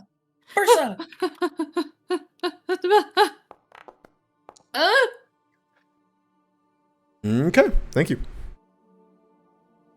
What do you Good. mean, thank you? Good why? to know. Good to know. All right. Hey, That's so what does that mean? It's a secret to how so we use it's a help this why? later. All right. That's gonna bring us back to the region map. Yeah. Okay. Oh, actually, Yeah. I'm sorry. I would just also like to ask, should I change out valet for manual dexterity? Do you guys think? On Hauke? I don't know what those do. So valet is Hauke can like ferry items from one person to another, like as just like one action instead of two. And with manual dexterity, he can use his little he can use his little grippers like their hands, and he can use that for anything. So he can still do the I take thing and give it to person. It just takes 2 actions. Yes. It Yeah, I might take the do- other thing then. Yeah. He can use his little grips like hands. He can. Yeah, because not to put too fine a point on it, someone who can just fly over the cursed sands that tries and pulls you to your doom seems pretty useful. It does. Your Doom of Sands. Doom of Sands. I don't like how many What? dice you're rolling in private. Yeah, that's a lot, man. That's okay. Oh, I could make him erudite. I could make him intelligent. You good? Can he speak? Yes, hello, it is me, Hawk. What a well, fine he- day for he adventure. just- No, but what if I want to hear him speak? Well, I can make that happen, but I don't think that'd be very useful. No, but it'd be funny. It'd be pretty funny. I should. Hey, so Idamira. What What you doing? what you doing? I'm letting you guys make decisions. On? I was just making sure that Rahima, you all good? It- Yeah, I'm all good. All right, we can continue. Make sure my So- make sure my guns are loaded real quick. So Hawkeye is deft now, He is. right? Okay. Yep. Okay. Yep. He can And use his grippers. I still have a big sword, so I think that's all that I need. Yep, I'm just gonna make sure I'm on Victor's Wreath Yeah, really quick. Give you my guys that guns- +1. My guns are loaded. I've got Actually, I If- do have a question, Idamara. Yeah. I have this Snake Fang token. I cannot figure out how to put it on a weapon. You can just tell me that it's on. Cool. It's on Flint Edge. Sounds good. That's Good it. heavens. Would Yeah. what we're doing here count for my pursue a lead investigation bonus? Yes. Well, what's your 2 leads? My 2 leads are oh god, where are they? Where the fuck are they? Oh. They are find former squad, bring Rumble to the pyramid. Then no. Unless you're willing to Okay. drop one and change the wording. Nah. Very Not well. yet. I want to complete the one for Rumble to the pyramid. Very well. All right. So, first things first. As we jump to it, you guys are going to be given supplies by Zavara because you're not going to be told to, get out there and die, Because you guys are going to have to do at least 2 days of travel on your own. He's going to give you supplies for 3 days in case something goes wrong. Right? So, Okay. when it comes to supply units, you guys have 5 people in your group, correct? Yes. Are you counting Clutch? Clutch is not counted. It'll be Fext, and He's then a person too. he counts for as part of the unit. Like he's the one carrying the unit. Okay. All right. 3 days of travel. So you guys are being given 15 units of supplies. All right. You need 1 unit per day per person. Right. All right. Thanks to that, he's going to put onto it. All right.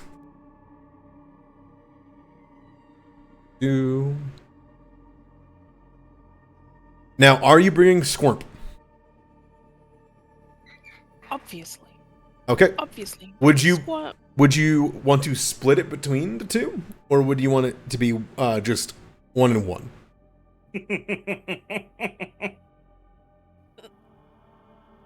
Clutch and Split it?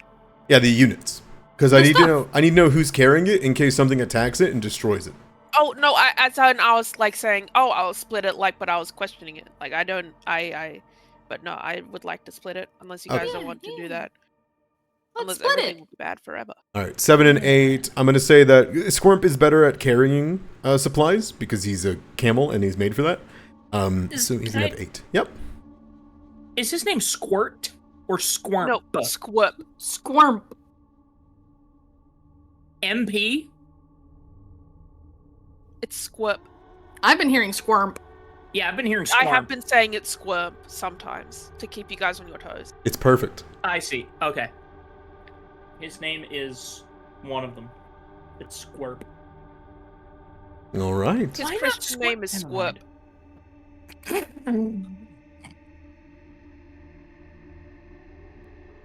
I think we should add an LE for fun. Squirple. Squirp. That's his pre-evolution.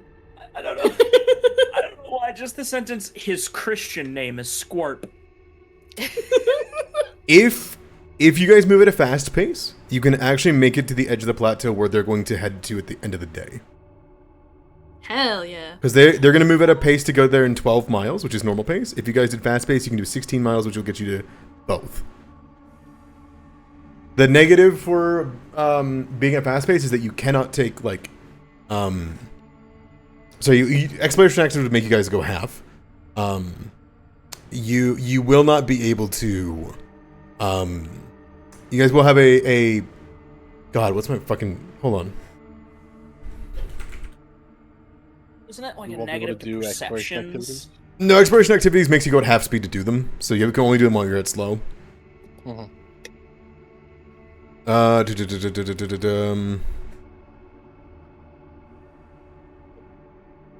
Oh, travel speed doesn't even have like a thing in Pathfinder. Never mind, we're fine. That's it. Isn't that because there's like hustle or whatever? There is hustle, which helps you get there before in time. Yeah. Let's see, hustle. I'm just making sure. I'm just going over the last bit of my rules so I don't fuck up anything. Double your travel speed. You can hustle only equal to number of minutes equals to Constitution plus 10. So the lowest speed that you guys have, so you guys are gonna get halved in speed thanks to the that. Yes. So as you guys will be able to move 16 miles in a day. So that is 8 hexes. So, or sorry, a couple hexes. Yeah, that's fine. So you guys are okay to do that. If you guys wish to push or go slower in order to do exploration actions, you'll only be able to go 8 hexes a day. You'll be extremely behind. Zavara and the entirety of the Seekers highly recommends go as fast as possible at all times. Do not slow down in the wasteland. You will be caught by something. The longer that you're there and having night's rests, the worse it will be for you. And the less water you'll have. Go as fast as you can, as far as you can, while specifically in the wasteland. If you're out of the wasteland, meander at your pace. I think we go as fast, yeah, as possible. Okay. I am quite nervous by that. We Hey. are not far from company attacks, but It's true. What are you sigilling, Arana? Folks, Sounds good. Sigilling what? Arana? What did you sigil?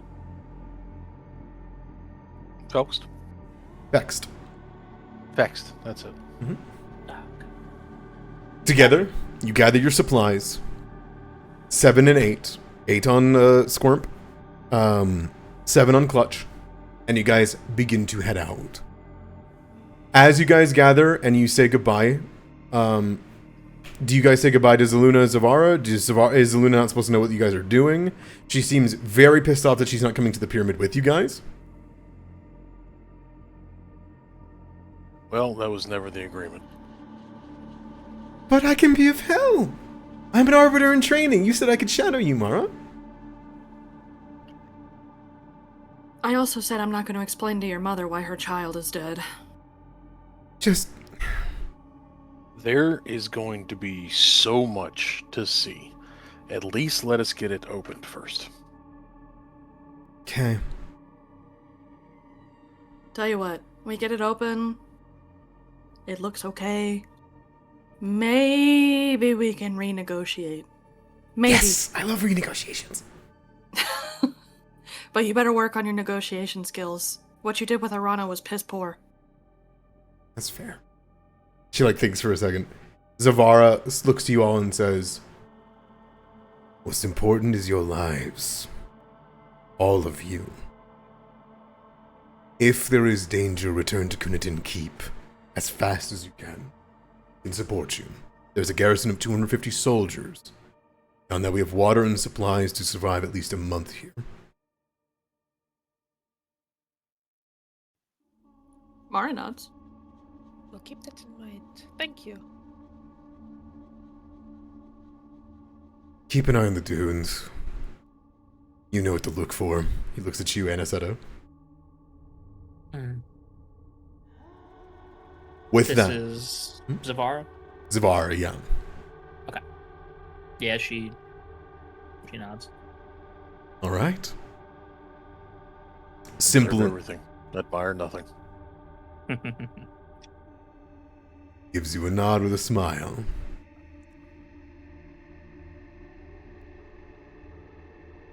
As you guys are heading to leave,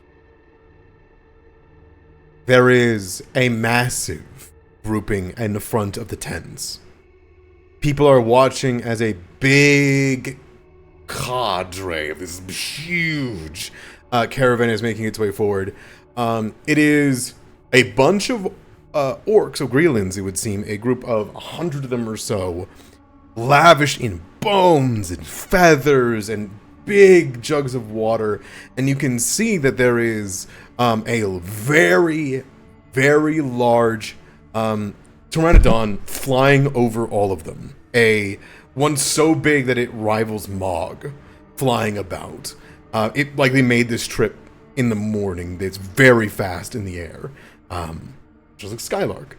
As it's trundling forward, Rahima, do you grab your party here and begin, because you are the guide of the party. You're the one that can be doing tracking and whatnot and all that, because you know how to traverse the desert. Do you wish to meet up with the caravan and talk with them, or meet up with them at the end of the day whenever you meet back up with them on the journey? So, is this the caravan? I was told that, I'm forgetting his name of... Kungala? Not Kongona, but the other chieftain, or was that the same one and I misheard his name? Kungona is this. You think Kungona is part of this? You don't know. You don't know if the other person's there. If who is going to be leading it? Matanjin is going to be here. Matanjin, right. However, give me a seek. Yeah. Let's do a little seek. Let's do a little. Oh wait, I think that was Halkay. Never mind. It can be either. Whichever one's better.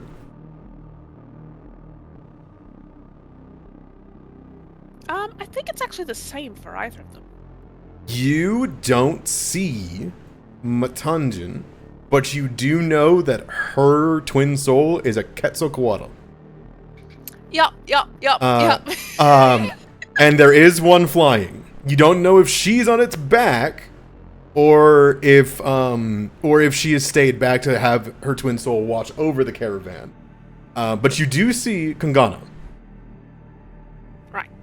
Do you push that meeting to the future when you meet up at the end of the day, or do you want to? Rahima would like to take all chances to not have to meet up with a dungeon right now. She's going to push that as far into the future as possible. That is a problem for future her, and kind of skirt around just surreptitiously as much as she would like to meet with Kongona right now. We got time. Fully bundled. Fext is with you. Instead, Rahima, what excuse do you give the other seekers and all the tent people that are seeing, unless you're disguised as you leave? The person who rose the pyramid is leaving the caravan. Go do something else. Oh, I thought that I was guiding them around. I see. So you are taking this small group of people, like Right. the 5 of you, and you're going off to find this ruin, this door of death. Right, I see. The rest of the caravan's going to go with the like- Ogrelans. And you're going to meet up with them at the end of the day. There are, unless you are disguised, people are going to wonder why Rahima Sunseeker's leaving, right? It's like Aragorn going into the mountains before heading to the Right, pyramid. like, why Yeah. What's happening? Right. You know what? I think Rahima, she understands her limits. So instead, she's going to go to the most liveful people that she knows. Who's the best at deception? Anisetta by far. Okay. I figured. I just wanted to check. Yeah. It's good of you to not assume. Yeah, I mean, she's an upstanding lady. Anyway. Rahima will go to Anisetta surreptitiously. She'll be like, Anisetta, so you're good at lying. You're good at it, right? I Let's say like to that. believe I am. Right. I need to get us out of the caravan without making people wonder, and I don't know how to lie very well. What should I tell people, do you think? And how should I do it? Should I just roll deception and then just that will influence what Anisetta tells? Because I cannot come up with a good excuse, but I'm sure Anisetta could. Sure, roll me and I'll Where give you would some suggestions. Yeah. Okay. You know, me, known master manipulator, I can give you some Yeah, of course. pointers. Puppets. In the shirt. You have a Rano. Break off and pretend like you're guards, like doing scouting parties. Covering him up. Yeah, she suggests that. Oh, we got a Rano. We can make it look like we're a scouting party. Oh, this is a good idea. You are good at this. Thank you. Thanks. It was a compliment. Mm-hmm.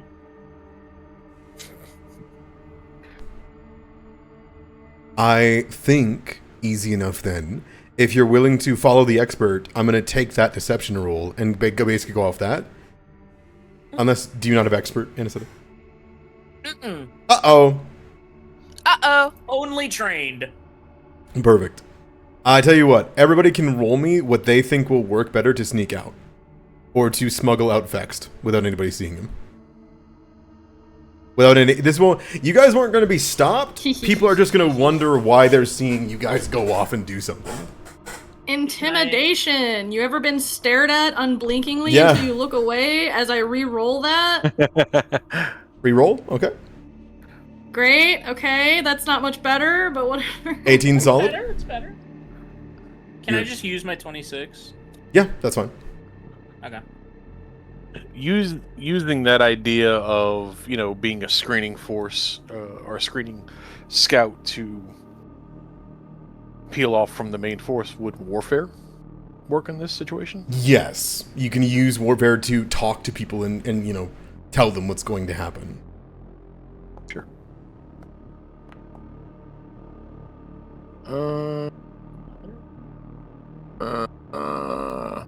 I can Only got give one you left. a hero Let's- point if you want to make it a success. I've got one left. Fair enough. I didn't use any in the first half, so I had two. Yeah, I'll burn a hero point to make that. Oh, no, go away. Minimum success if possible. Sounds good. All right, Rahima needs something from you. That you do. I was going to actually ask, could I make an excuse about since like most of the people here aren't orcs, correct? Correct. I will. No, correct. You're around tieflings at the moment. Makes it bullshit. I will make an excuse about needing to do some ritual to the silent serpent. Out there. Yeah, perfect. Yeah, all right. Give me Because I'd like to use my lore skill. you silent serpent. Yeah.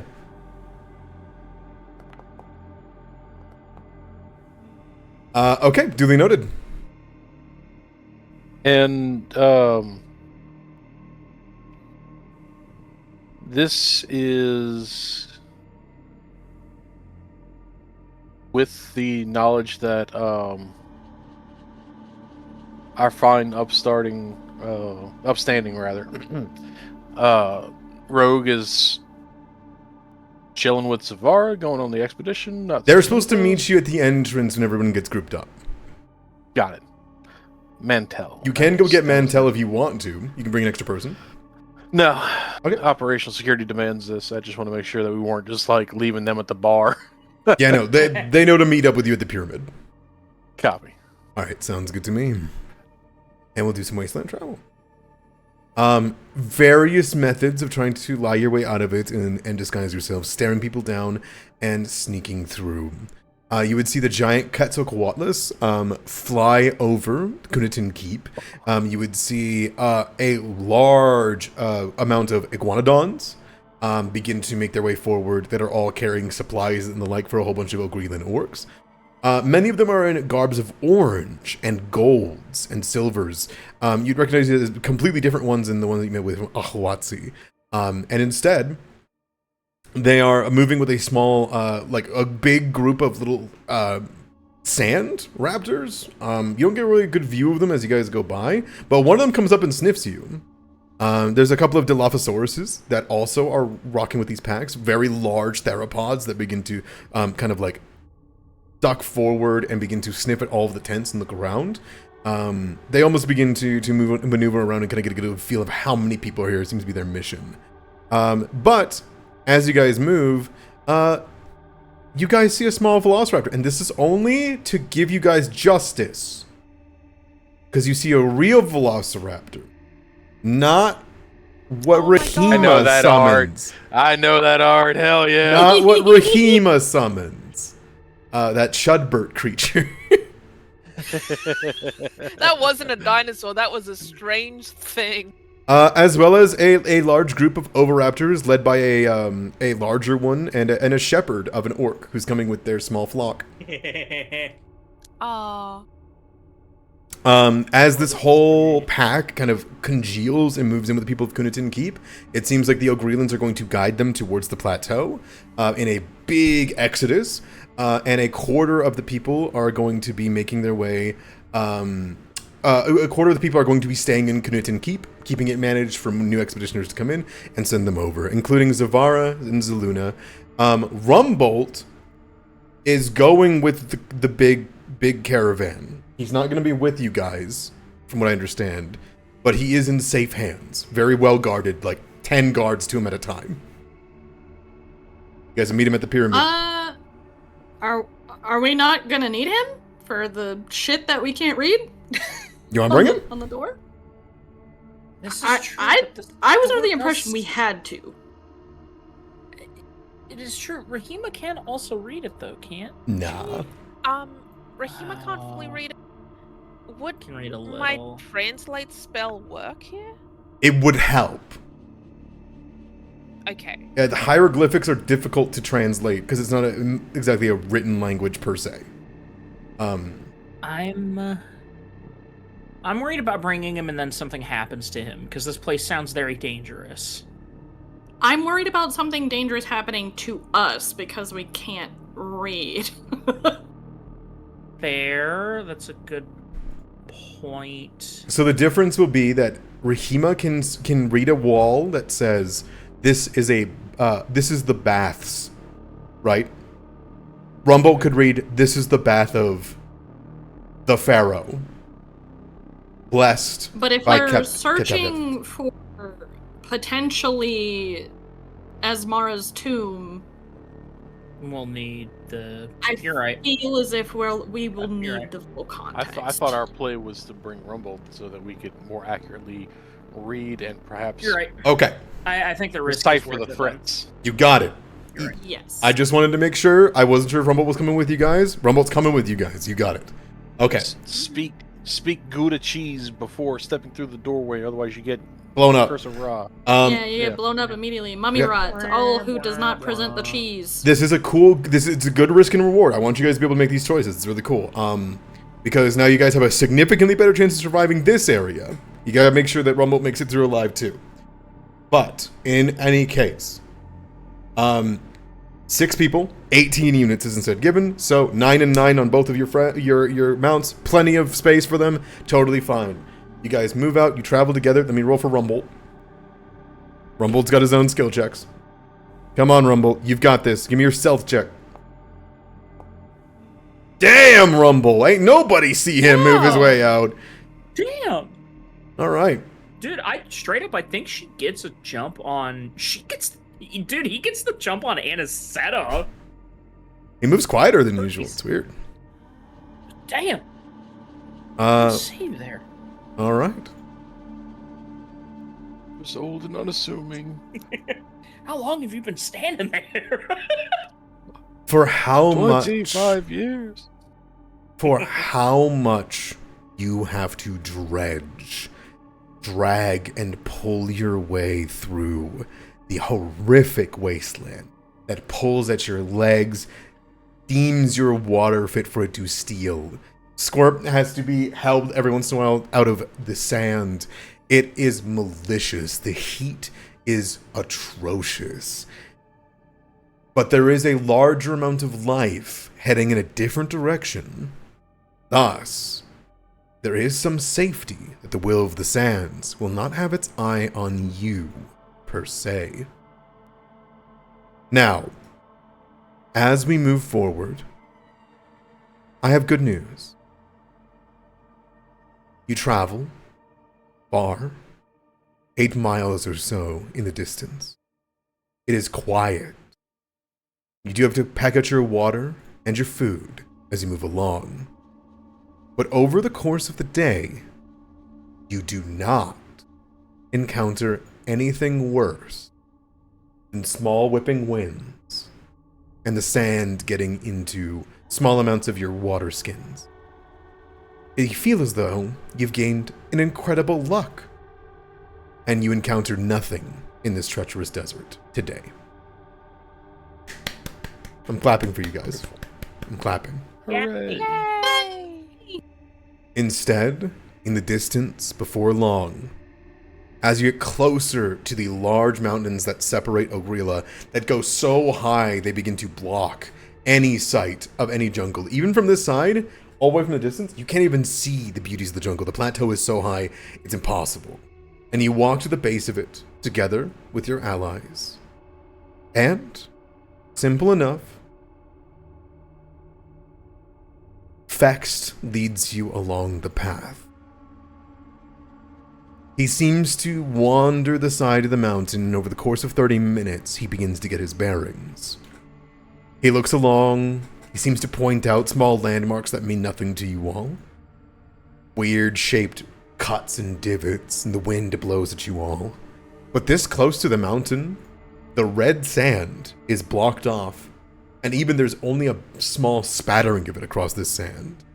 You can move as normal as you do so, and by the halfway point of the day, finally he points at a small rise, and you would see, despite being called, as he said, the doors of death, in the darkness of a shadowed, open archway, a tunnel into the mountain itself, you see an Anubian ruin, completely bereft of doors and scratchings over its top.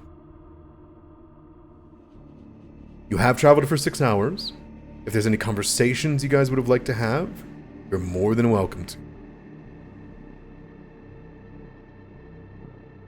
I don't think there's much out here with the whipping winds, aside from every once in a while we're doing some cursing as we're maneuvering the camel out of dunes and whatnot. Absolutely. What the? Can you see? Yeah. Oh, my bad. I doubled him.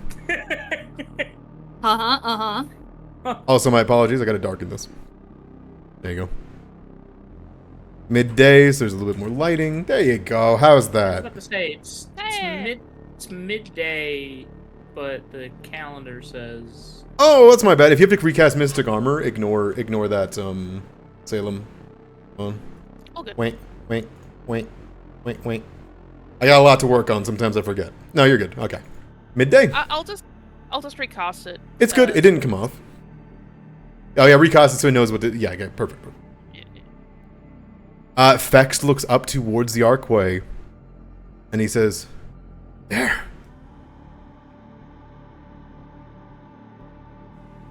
All right. Let's do some investigation before we head straight in.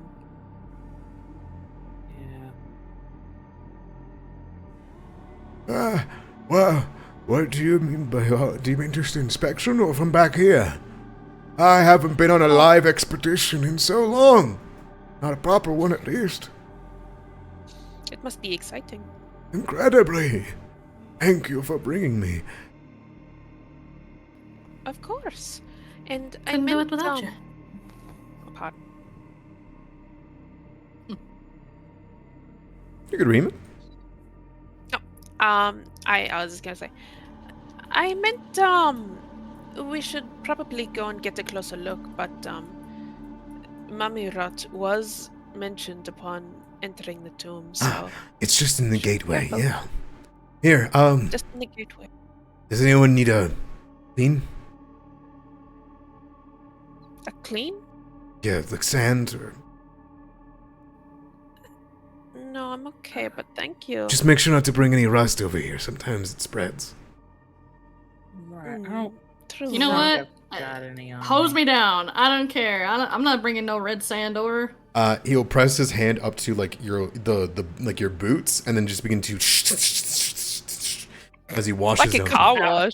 Power washing. He puts his hand on the metal Power because he wash. doesn't seem confident with the aim of it, but he just and he He's will playing Saints of Doom. He's playing Power Wash Simulator. he's gonna wash off some of the sand off of you guys just to make sure that the rust doesn't come with you. Yeah. Yeah, that's fine. Mm-hmm. I guess we should go get a look at the inscription. The very least. Hold on, old man. Oh, yes, okay. You let us go first. Don't step anywhere that we haven't stepped. Squirm comes up. Yeah. Squirt. Squirm. Okay, you've got to stay here. Trail behind us. Did this man just walk through some red sand after telling us not to walk through red sand? Yeah, he seems to walk over it like it's nothing. He doesn't cling to him. Interesting. Interesting. Much to think about. The Much to think implications about. are astounding.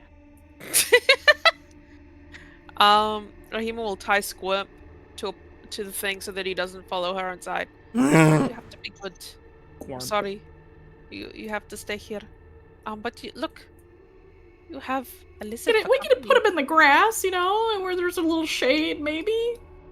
That's true. I'll do that. I'm happy Okay. to. Taking It's just that I Those was bring- like, Those look Bring like the giant homies up. thorns.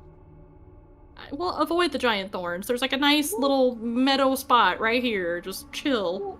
Watch out for the Camels are good with cactuses, I think, right? They like eat them. They can, yeah. They sure do. It's insane.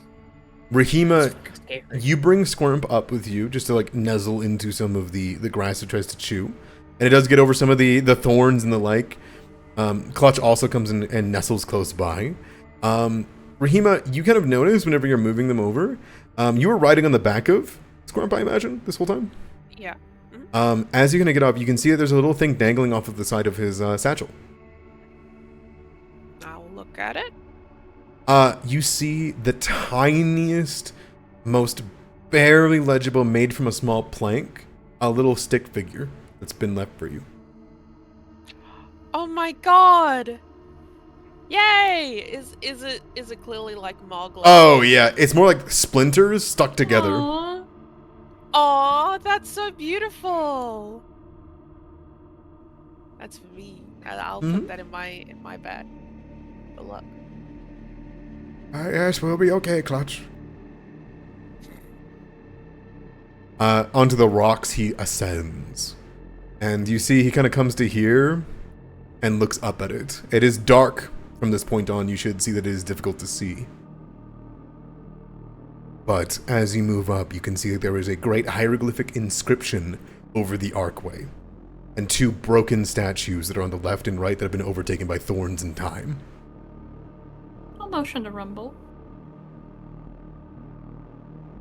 Rumble. Yes, I'm coming. Oh.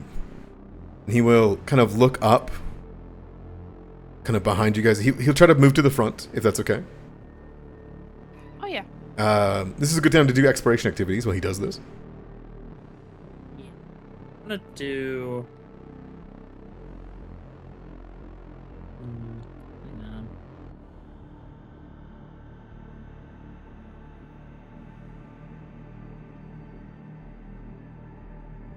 Oh wait, I could actually do the detect magic action. Yeah. Do scout then? I keep fucking this up. Yeah, I'm between scout and search for mine. I'm not using investigate, I promise. I'm using search. Okay, if you are doing that, I might do scout then. I'm gonna keep it a buck. I think the more people using search, the better. Probably, yeah. We don't have any Yeah. indication there are creatures here. You're right. I'm doing search. And unfortunately, I do have to imagine that the detect magic will be lower than whatever magic is being used here. You are able to detect that there is magic, though.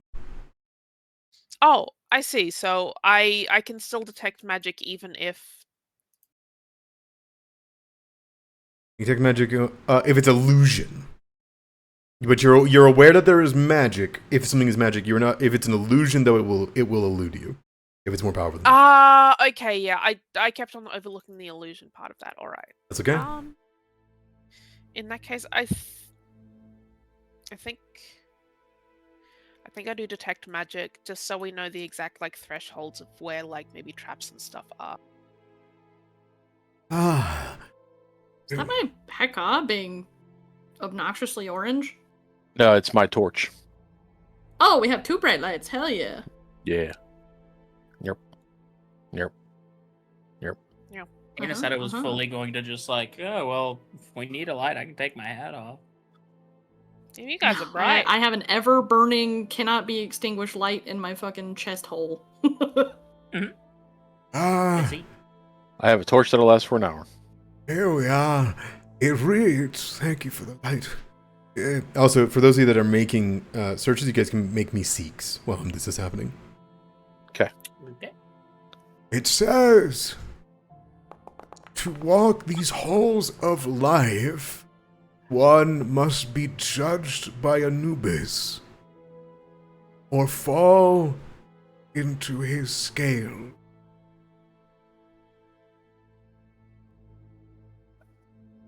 Huh.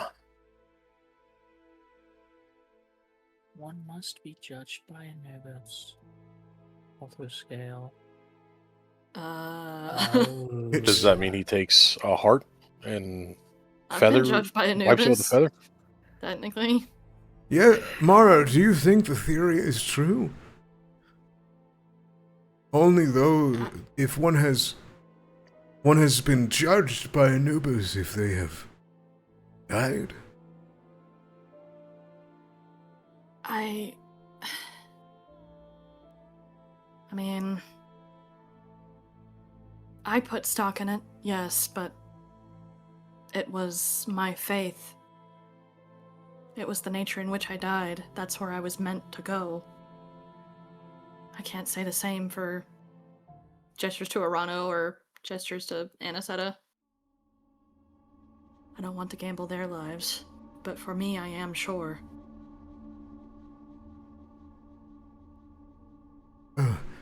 May try. If this fellow here says he is immune to it, I wonder how. Have you died? Kind of shakes his head.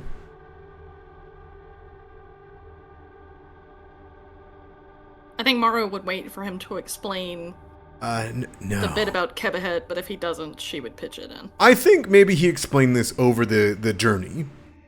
Much too many like questions from Rumbold. And he'll say, maybe it's the blessing that keeps me safe.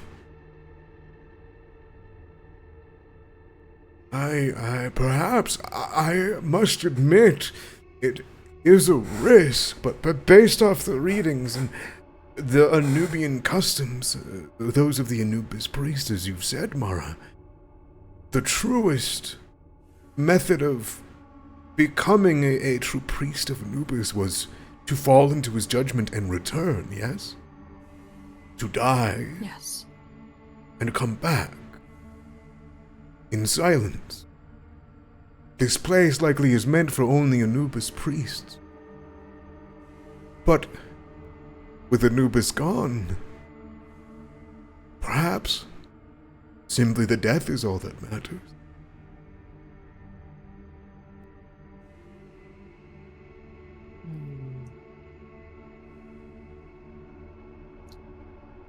This is written by him, the Pharaoh Amu, a warning made by his hand. Maybe I could try to go in first and see what happens. Yes, if you wish, I can go with you. I know it won't affect me. I mean, you definitely seem to fit the tightest definition of that, and then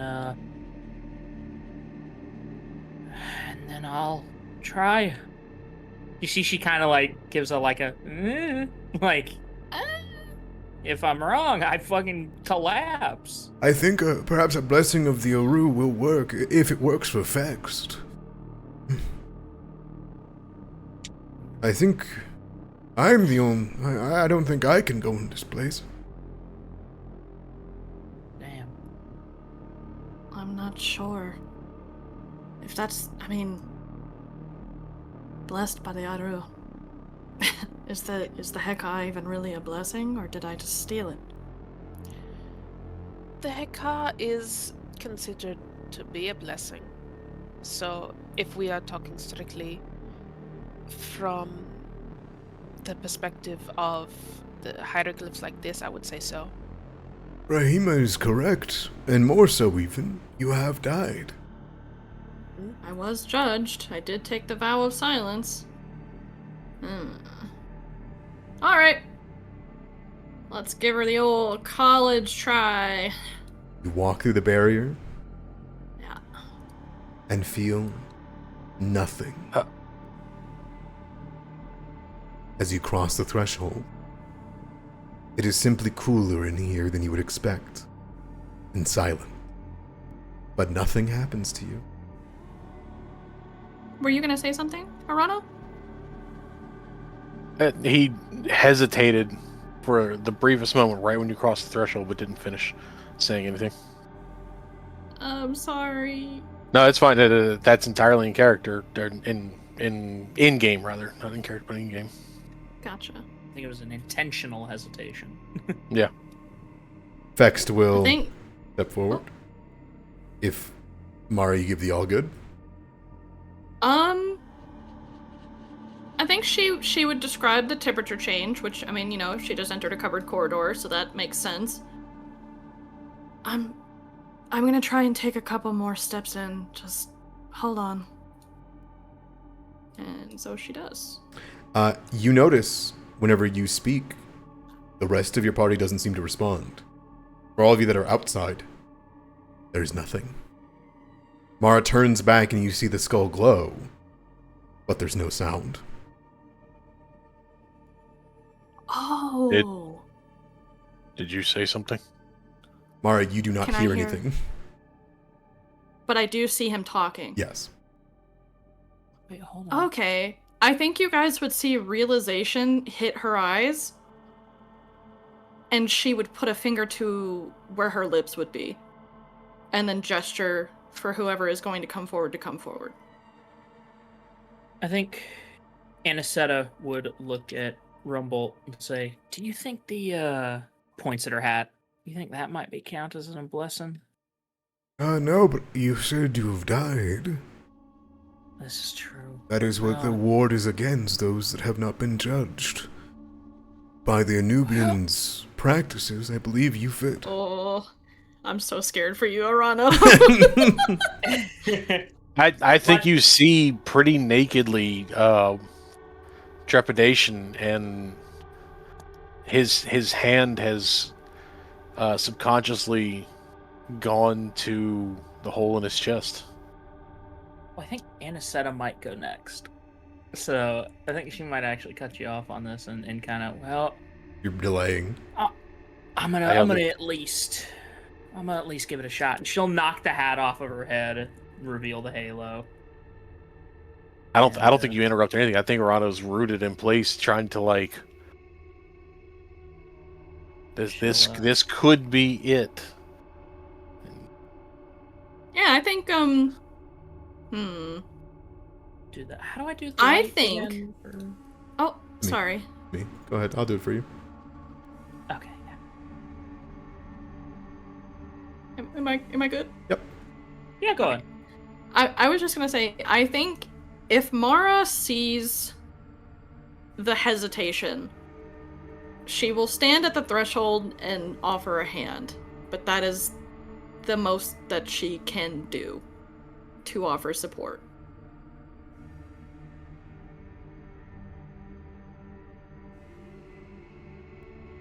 And Edda said, "Are you just walking past?" I'm waiting for this light to go, but if you think the hand would do something to Urano, then by all means.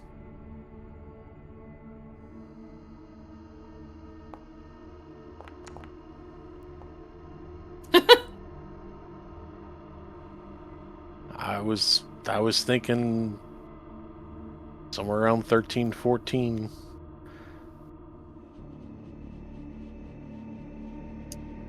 It's takes in a shuddering breath, squares his chest, brings his hand down back to his side, holding the torch up high, chin up, and steps forward. Damn, you're just gonna leave me hanging? That's fucked up. Oh no, his Oh, shit. hand, like as he goes forward, that's when it, like he came to attention at first, like it was almost at ease. The moment Urano steps forward, crosses the threshold. On the outside and the inside here, Mara, you see lines of Ushapti, of Anubis. Their eyes glow red for a moment at Urano trespassing. The moment that happens, Oh, fuck. Urano, Oh, fuck. you feel your hand grasp onto Mara for a second before you're in a pale corridor. Oh, shit. And then I- you reappear past the threshold. Can I shove him? He appears. If I feel any kind of resistance, can I shove him? The eyes dim, in the Anubis statues. He's crossed the threshold. He disappeared into somewhere else and then came back through. My question still stands. That's up to you, Rano. That felt like a rejection, so I think that would be her first instinct. I would say that you seeing that, Mara, you turn around, you go to push, he's not there. Like, he just disappeared out of existence. So the threat was possibly mummy rot, right? Correct. I think, Mara, the second you go to try and push him when he reappears, he is defensively trying to make sure that you do not touch him. Because if that was what it was, he's not spreading it. I will say, we have tentatively established somebody who has had mummy rot for several hundred years being saved by Heka. So if there's anybody that you could contact safely, it is probably Mara. Mm-hmm. Do you think Arano's the type to play around with that unknowingly? Don't answer that question. I think in a split-second decision, I don't know. I don't know. It's your character. I'll leave it up to you. What you see, Mara, is the eyes of Anubis within this hallway glow in realization or in a trespass. They detect something. Suddenly, Arano disappears out of existence like you've seen him do in flickers before. Suddenly, he reappears past the threshold. The eyes are gone, dimmed. I think he's holding his hand up from where we were no longer connected by our grip. Mm-hmm. And he's looking down at himself, looking for any signs of mummy rot. You look down. I mean, I'm a be so for real. If you're still standing there looking at yourself, I'm gonna go for the shove. Like, get out of here, man. Alright, I guess roll for it. If you want to, you can say Arano if it works or not too, if you want. Yeah, you can just. It's not an aggressive shove. It Sure. is a, hey man, like, shit just happened to you. I get it. I'm gonna reroll that. It's always a degree of success higher on a friend. Oh, okay. Doesn't matter. You shove him as hard as you can. He flies backwards, and you'd see when he crosses the threshold, the eyes glow again. And you would watch, now that you have a good vision of it, Mara, his chest reflexively undulates as though it has reacted to something, seeing it, and he disappears again out of existence. Oh, Jesus Christ. Oh, Jesus Christ. The moment that he crosses the threshold, he is on the ground beside Arano. Anisetta. Anisetta, when he's pushed into range of your light, you see him on the other side in the Duat. And then he falls beside you and slowly reappears quickly. I don't have sign language the feet. Yeah. I don't know if this will make sense to those standing outside. But she will point at Arano, shake her head, and then hold her hands up to her sides like scales. He has not been judged. I think Anisetta would actually point at you, Mara, and give like a come here. Hell no! I got shit to look at! For his own part, he is, again, on the Looking ground now, Just, like scooting away from others, checking himself for any signs of mummy rot. You look Brother, around. you didn't. Nothing. I think Anisetta. Oh, go on. Sorry. No, it's okay. Arano, you look around. You feel completely fine. A little cold, but nothing more. I think Anisetta would pipe up, brother. You didn't contract mummy rot. You just went to the Duat. I saw you.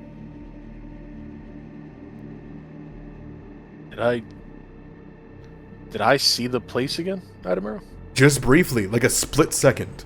Like I said, it was like whenever you got hit by the passageway, the curse is on the doorway, right? Uh-huh. The curse procced, saw you, attempted something, you went into the Duat, and you were past the threshold. Alright, well. I want to get close enough to see whatever this is down here, because I see blue, and I want to know what it is. I'll give it a shot. Okay. And Anisetta will walk through. No reaction. Yep.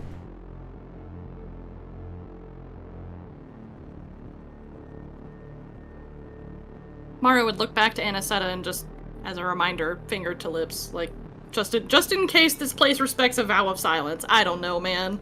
She gives a thumbs up and then holds her hand out. You do immediately begin to hear Angelique's breathing, and it echoes in here. Like, it's very loud. Fext, like, kneels down towards you, Rana, begins to check you over. He's like, I've seen that thing work before. Didn't work on you. It looks like water, I can't tell.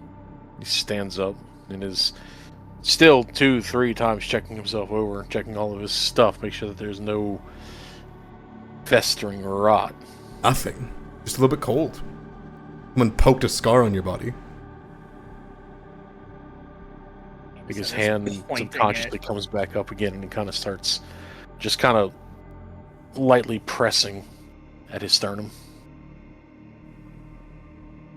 Trying to simulate blood flow. Alright. You're alright. Alright. Hey, looks like you can cross. I haven't been judged. I was fine. You haven't been judged. You're fine.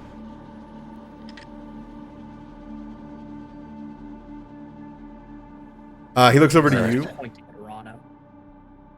He looks over at you. You're pointing at me? Oh, you're pointing at you. Mm-hmm. Holding a hand out, pointing at you. Does a come here motion.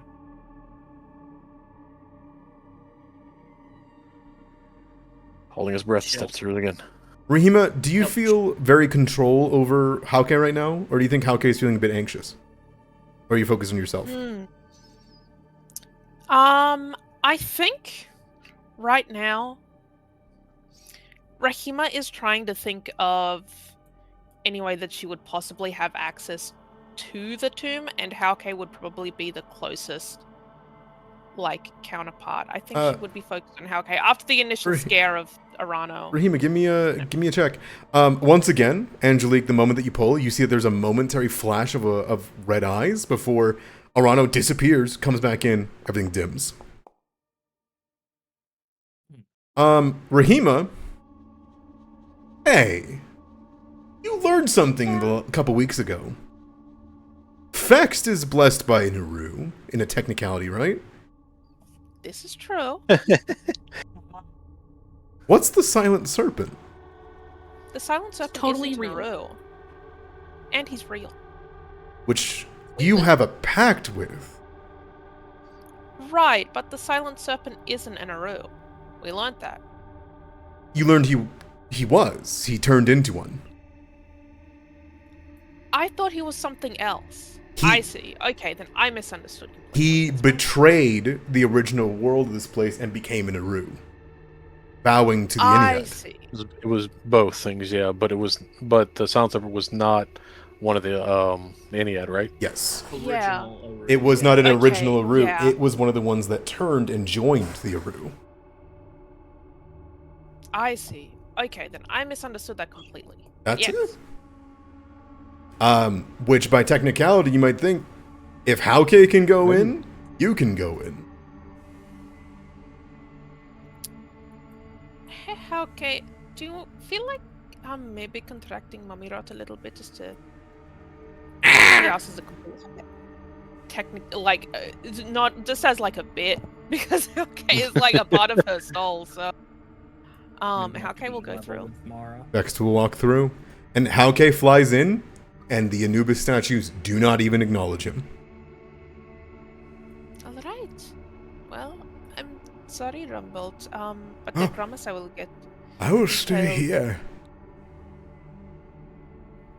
Thank you. And then the moment you go through, you hear him just talking to nobody. That's talking to the camel. Oh, it's crazy.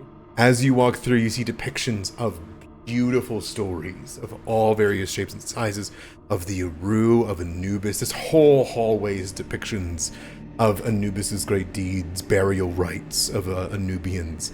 And as you walk in, Mara, you see two beautiful fountains with snake heads coming from the roof and a constant, thorough river of water coming from their mouths into a basin and coming back. This place looks as though it's been rifled through. Somebody did come in here and desecrate it already. You just know that they paid the price for it. You look left. You see chambers, sarcophagus, tomb, jars. To the right, you see something strange. A jackal-headed sarcophagus stood up. A depiction of Anubis here, a depiction of Anubis here. They do not seem alarmed by any of you who have entered this place. It seems by the technicalities of this place, none of you breach the Pharaoh's curse on the doorway. Yay! What is this in front of me? Where a sconce could go for light. Okay. Let me see. Like it's an empty holder, or is it like An empty basin with oil? A empty basin where oil would be, but it is gone. Long since That decayed. is an ornate tomb up there. Holy moly. As you move up and turn, you see a beautiful sarcophagus to the north. Unopened, sealed in the floor itself. In this room, you see chests filled to the brim with small little pebbles and gemstones and rocks. More chests around, but watching over them are two large jackal-headed statues. I think out of habit, Mara would avert their gaze. Mm-hmm. Just dip her head and leave. That shit ain't for me. Peace out, Girl Scout. I would like to take a closer look at this ornate tomb up north. Absolutely. You would see a great large tomb, which has been inlaid into the ground itself. It has the depiction of a golden masked, death masked person. The nemes over the sides of their head, draped over them. They're clearly been buried with some significance. However, I would like you to give me a recall knowledge.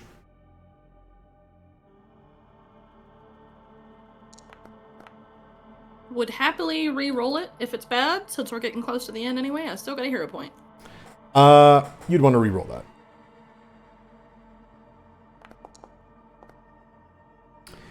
You would look down at it, and you can see on the mask, the face, the way that it's made. You can see the eyes are inlaid. You can see the crook is the wrong crook. It is not the crook of the pharaoh, which only the pharaoh holds the crook of law, right?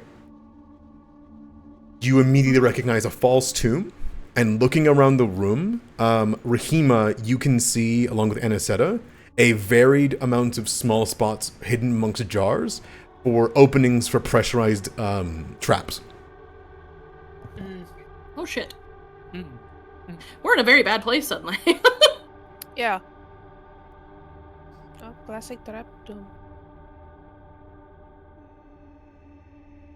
Classic. And is it One still of the- silent in here? You can hear each other's breathing. Hmm. If anybody has spoken, you can let me know. I have not. Anna said Yeah. I was told to shut the fuck up. So it's shut the fuck I- up Friday. Actually, it is. It is actually Friday right now. It is shut the fuck up Friday. Like, I don't obviously know. I was wrong on the Arano thing, so I might be wrong on the vow of silence thing, but I don't want to get us in trouble. I ain't So fucking risking it. it's just a hunch, yeah. Can I inspect the water in the basins? I mean, I would have thought it would have evaporated by now. Yes, it's a constant, beautiful current of it. You can see Fext is kind of walking around. He's done his job, right? He's like looking about, having a good time, leaning against a wall. Go ahead and give me a seek on the basin. And I also, I'd like to as well. They're only halfway filled, Maro. And it's curious. You would think that her flowing water, the snakes, are ever flowing, ever giving. Especially for the dead. It's a gift. Yeah.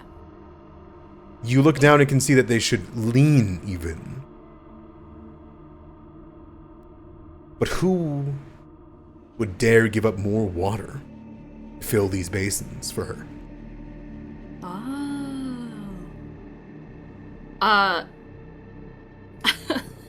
Mara's eyes lock on Fext. He puts his hands up like, I didn't do it. She gestures him over, tilt of the head. Kind of strides his way over. You can see 2 more sarcophaguses with animal heads on the left side of the tomb. But overall, this place seems a dead end. Seems being the key word, because I'm going to gesture at the water basin, point at him, and then make a please gesture. Give me performance.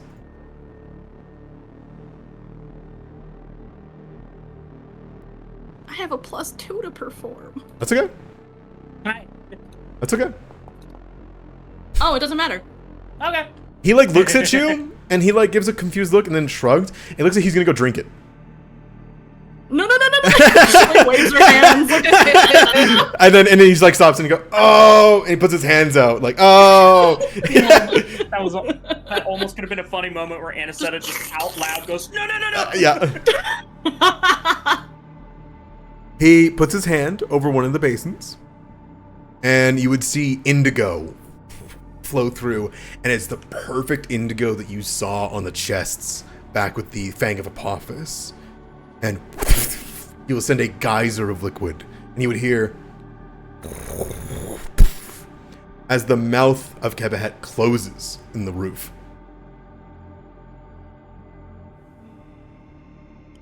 Mara nods like excitedly, and as soon as that basin is full, she like grabs his free hand, guides him around down to the other one. Yeah, sure. If you want, you can take but it's gonna take like 5 minutes. It's a big basin. It's a lot of water to give up here. I'm sure he's fine with it. He like, seems to have quite the accent. He goes as he continues putting in the water. This is for discovery. She offers her water skin if he needs it. He waves his hand. Save your water, it's okay. And he'll continue to push the water in. Is anybody else doing anything around the tomb? I would just be now at this point. Can I change my activity to searching? Or... Yes, you're using detect magic. Yes, I was using doing a detect magic loop. at that point. These two are magical. The sarcophagus was magical up here. Yep. And the 2 sarcophagus on the left here are both magical as well. Okay. Yeah. I figured. All right. So like making sure no one touches any of those. I will be searching around. Okay. Give me a seek. Oh.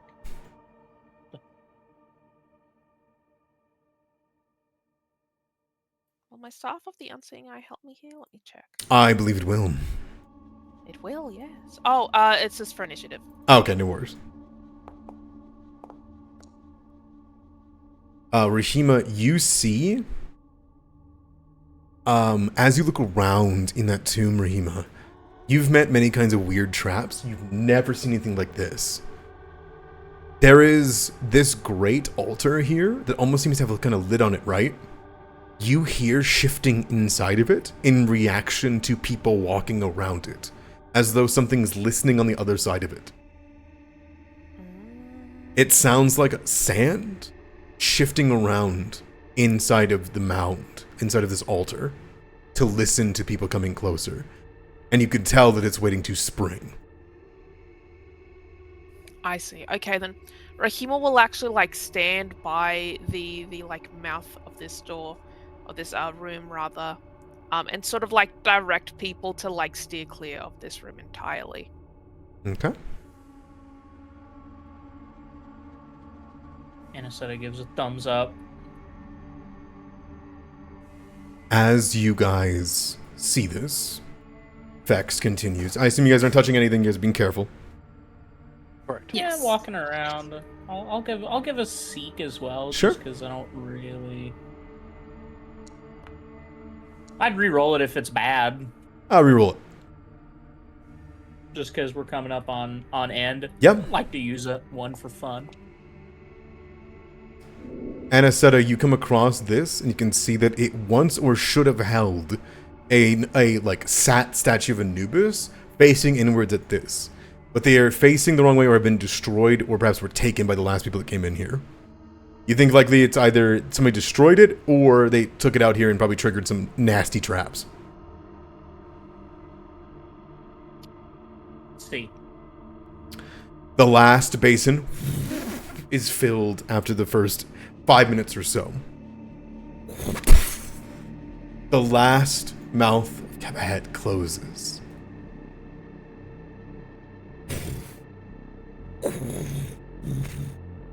Arano and Rahima. The walls begin to shake. And you see to your south 2 massive doors slide open, descending downwards. Rahima doesn't say anything, but she like runs over to Mara like, yes, you did it. But she's like constrained by not speaking, so she's just like thumbs up. You hear. I think Mara immediately. Oh, sorry. As something begins to drag its way up the stairwell. Oh, no good deed goes unpunished, does it? As you turn the corner and look down, you see dragging up from the bottom a disgusting mound of bodies, explorers' packs. This horrific amalgamation of liquid gelatin popping and hissing begins to drag its way up from both sides. It turns the corner and begins to let out these gurgles as skeletons begin to clatter inside. And as we go to roll initiative, I don't think we have time for one tonight, do we? I'd be okay I'm for looking a round. left. I'm looking right. I'd be okay. I'm I'd be okay with for it, I'm All right, sounds I want to good. fight the big blorbo. Sounds good. If- Anisetta out loud in the silence, just going, "Oh shit." If Salem's good, because I know you were a little concerned there a little earlier. I'm feeling a bit better. I think I just needed to get back into the swing of it. Yeah. A little bit of a tummy ache. Yeah, I'm down. I don't have work tomorrow. Let's do this shit. Let's do this shit. Let's fucking Oh, go. come on. I'm so Oh, happy we get a session. weaker raptor, dude. Oh, Dude. that shit I'm was on the sorry. 19th for the longest. Okay. Okay, and I will draw. I'm gonna draw Ebony because I don't think Acid's gonna do much to these guys.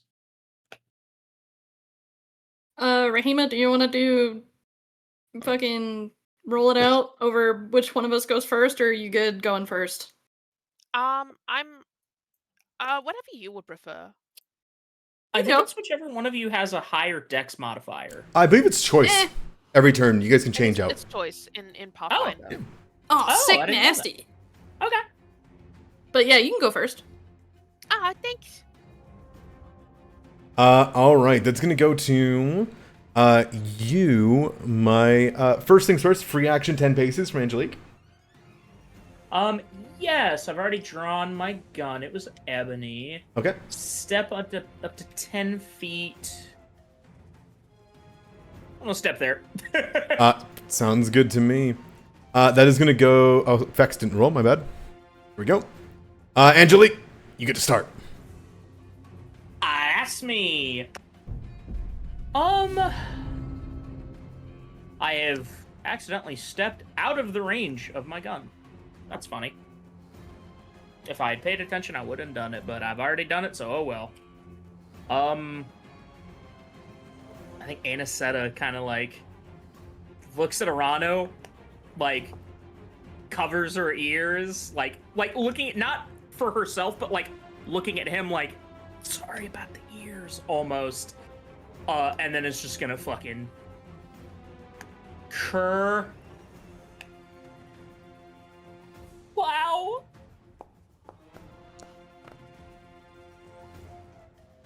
That's probably. That's a critical hit. That is probably really. That's a crit. It just Oh, no. blasts right We're in into it. trouble.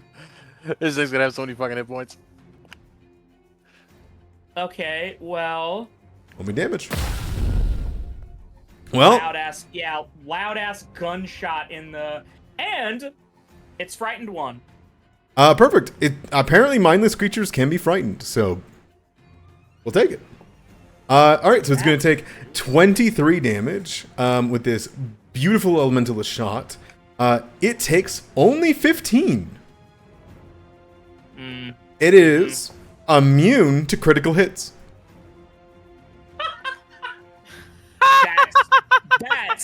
That's funny. You look around. There's no good place to shoot it. You just shoot into the blorbo. You kind of just, so it's not immune to being frightened. I guess not. I'm gonna let Foundry make that call for me. Yeah, we're gonna go ahead and just do this. Go for it. We're gonna demoralize. We're gonna try to, and if it, I'm gonna be honest, if it says unintelligible, but I have intimidating glare. Why not? Wow. Okay, so that's frightened 3 because it was already frightened 1. It is immune to mental. Tis a blorbo. Is a blorbo. So it shouldn't be frightened at all? I'm gonna say that the gunshot frightened it from the shock, literally. Yeah. Okay. But as you try to like make a glare at it or try to intimidate it, it doesn't seem to notice. You think that likely it doesn't work in a similar manner of a real creature. Yeah, I will go ahead and load. That is odd. Why is it not a temp round?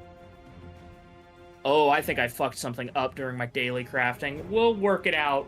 Sounds good. Between sessions. That was... My turn's not over. Oh, I'm so sorry. I thought you were saying that was my turn. My bad. No, because it was free step, shot raconteurs. And Third action. now... Sorry, that's what I messed up on. No, you're fine. You're fine. You know what? Oh, devise a stratagem is... Hang on, let me read devise a stratagem. Before the start of your next turn. So that doesn't work off my turn. Before the start of your next turn. So I need to do devise a stratagem at the beginning of my turn. Yes. I see. Well, that's a shame. I'm gonna shoot it again. You got it. Seems easy to hit. Yeah, it's it's weird. That's another critical hit. Like, yeah, I mean, 7. It's a map 10, map 5 is still. It's crazy. Well, let me do crit damage real quick. Good roll. How would you look at? Yeah, look at that. It did 20. It does 21 damage. That's funny. All right, well done. Genuinely, Two that's so funny. very clean shots. Electricity does very good against it. As it begins to undulate and move forward, you've taken out chunks of it. It's already injured. And that'll be the turn. I think testing it tentatively, Anisetta does out loud say, "Sorry about the gunshots." Yeah, for all of you that are in here, complete silence. Then you hear, and then like 2 giant gunshots in the middle of the tomb. And in the moment that it happens, ringing off of these walls. yeah, and then you speak your voice. Nothing adverse happens when you speak. Yeah, and then so much Anisetta you can tell. just, sorry about the gunshots. That Scared the shit out of me. That will go to Fext. Fext he like covers his head for a second thinking it's Grimfire, and then we'll look around and say, what's happening? Where are they? There's Down big there. old jellies. Where? South. He like, look, he can't see in the dark. Oh no! Come around. Where the fuck are you? He will loop the pillar, kind of peer around, and then go, oh! What the? And he will like look over, and he's going to bring out his arm. Does he have range? Let's see. He does not have range, so he's going to take another action to move closer. Does he have range? He does. He is going to. I would have been moving one more step. I'm not sure why it's not letting him. He has a 25 movement speed. He is going to go here And then he is going to, beside your head, Arano, bring his hand over and bring a cutting down motion, and you need to watch a beam of water go through the air towards this creature in a slicing motion. For a critical hit, you would watch as the freezing cold water solidifies sections of it and deals 5 damage. And that would go to the tomb jelly. I love these guys. It's going to just kind of grotesquely pull its way up. You see almost like hands crawling up out of this place. It's like this congealed mass of decay and rot in this place that's been left for so long. And it is going to move forward. All right. 1 action to move to there, 2 actions to move to there, 3 actions to get into melee. That's its whole goddamn turn. Rahima, it has moved into melee with you. It is shimmering with a strange color. You are concerned. I am concerned. Okay. All right. I would like to first off. Could I recall knowledge? On Yes, Bella? absolutely you could.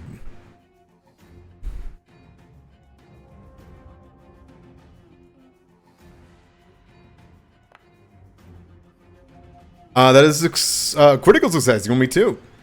I'm going to put them in the bestiary tracker.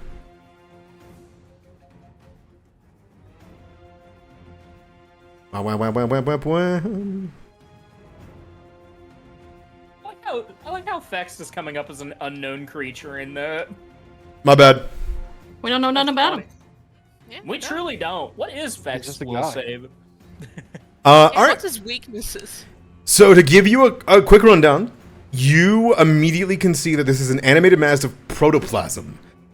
This is what's called an ooze. Ooze are often created from the abandoned work of ancient magic. Of any kind of primal, occult, arcane, doesn't matter. They're like a congealment of the will that was put into it, abandoned and not maintained. It's like a ritual taking too long, the components of it will turn into a creature, okay? You recognize this to be a tomb jelly, legendarily dangerous creatures that show up within tombs often. They're because of just the absolute amount of time and the sacred seals put in places, they are drawn to it and the will that was put into the tomb. What do you want to learn about it? Okay, well, first off, types, is it any other kind of creature other than ooze? You know it's mindless. Right, Mindless ooze. mindless ooze. Okay. Which I will give you the free thing that means that it is motion sense. So oozes are able, and mindless, it is able to sense only vibration and air movement. They likely sense the doors opening and crawled up. Right, I see. Got one more question. Yes, I do. I would like to know weaknesses. Weaknesses. It has none, but I'm gonna give you a freebie here. You know that its AC is its weakness. Of course, it's immune to critical hits, but its weakness is the fact that you can just lay down onto it. I'm gonna give you I'm gonna give not a suggestion. I'm gonna give you the freebie because you said if it's any other type of ooze. Okay. I'm gonna give you its special ability as being a tomb jelly ooze. Okay. And this would be your greatest concern here. Tomb jellies are created from the seals on tombs, specifically the curse of the tomb. Oh no. You would believe that these things are carrying a bit of the curse that it was put onto this tomb and thus have manifested from it. To be clear, how this is manifested in these ones in particular, I will show you. A creature hit by the tomb jelly pseudopod takes persistent void damage. If the creature dies and it has this persistent damage, its corpse is affected by peaceful rest. Look at that. Wow.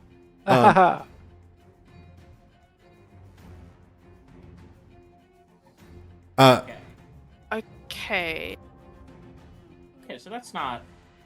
Well, I persistent void got damage really is bad. worried that he He was was gonna get going mummy to. rot. It has a mixture of mummy rot and the sacrosanct the sanctification of Anubis. It has a curse and it has the blessing of Anubis in the same. That's funny. So it's a funny situation that it's got going on inside of it. If you die, it's all wow.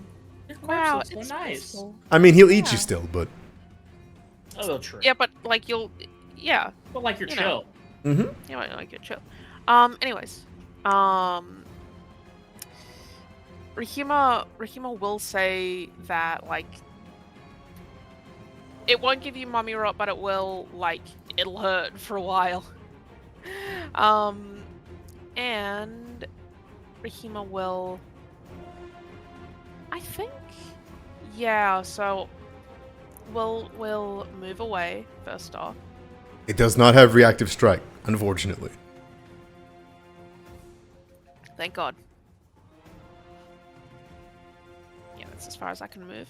And we'll give a blood ward to Mara.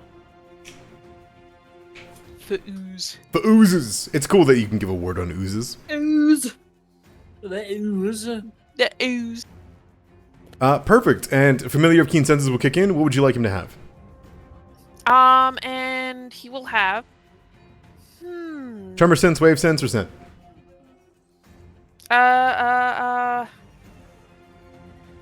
Stone, do- stone, smell, or water. Stone. All right, he can detect that there is a single chamber beneath you all. It can And also he will move with immediately me. point out. Luckily, there's nothing invisible. All right, I think it's your turn. Yes. Yes, sorry. All right, Mara, that goes to you. Points out the ooze. Okay. Alright, okay, alright, okay. I have a question. Yep.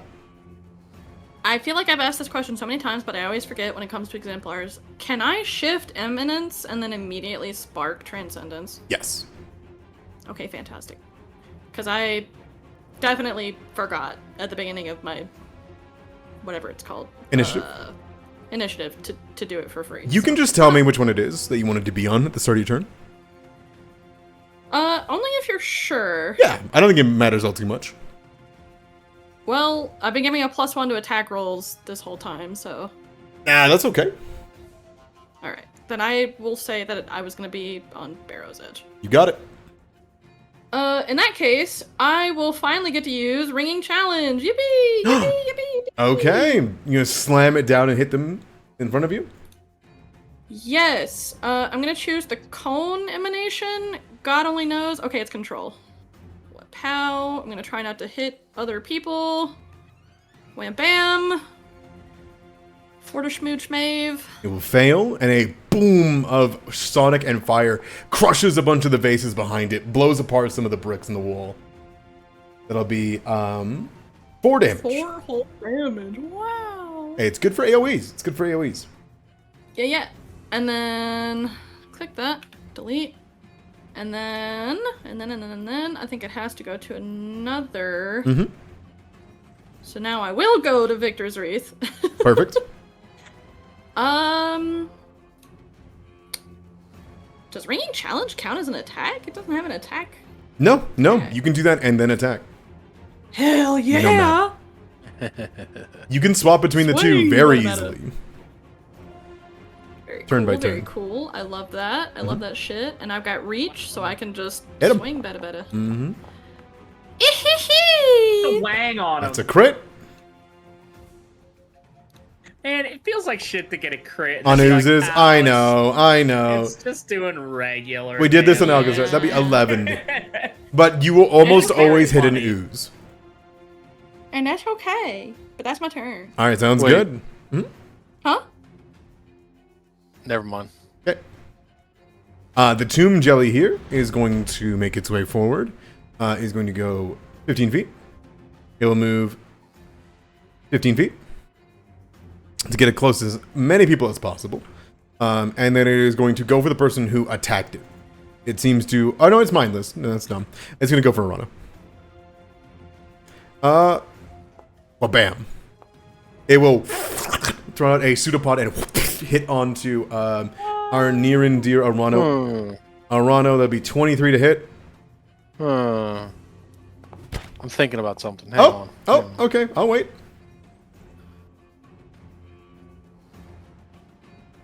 Yeah. I'm looking. Eerie flicker. Okay. Once again, feeling that you had happen to you, you realize that you can sense that strange flickering sensation that you used to get past the barrier of the Pharaoh's curse. And you instinctively disappear out of sight into the Duat and reappear as it goes to attack. So it's going to be a DC 5 flat check for it, right? Yes, I believe so. Perfect. So it is going to be, if it rolls a 1, 2, 3, or 4, it will miss this attack. Yeah, it's for concealed. It just will still hit you. Okay. All right.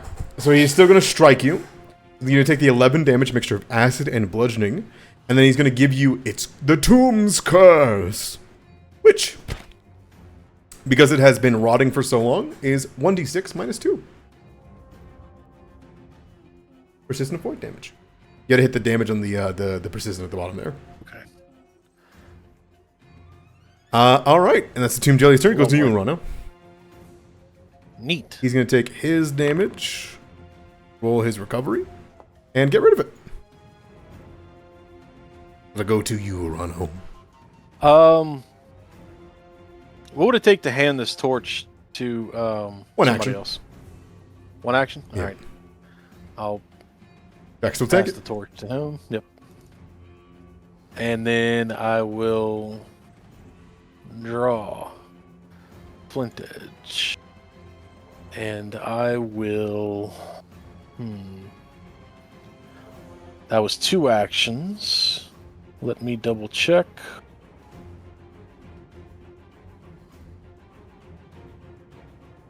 We've determined that it's mindless, so that won't work. That requires press, so we're just going to do this.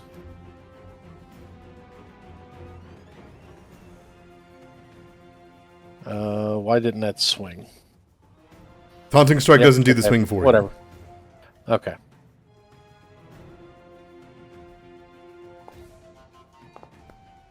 That's a crit.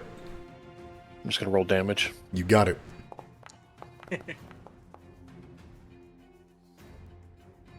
He takes the 10 and takes no damage. Slashing didn't work. Correct. He's immune to slashing damage. That's what I was Okay. thinking.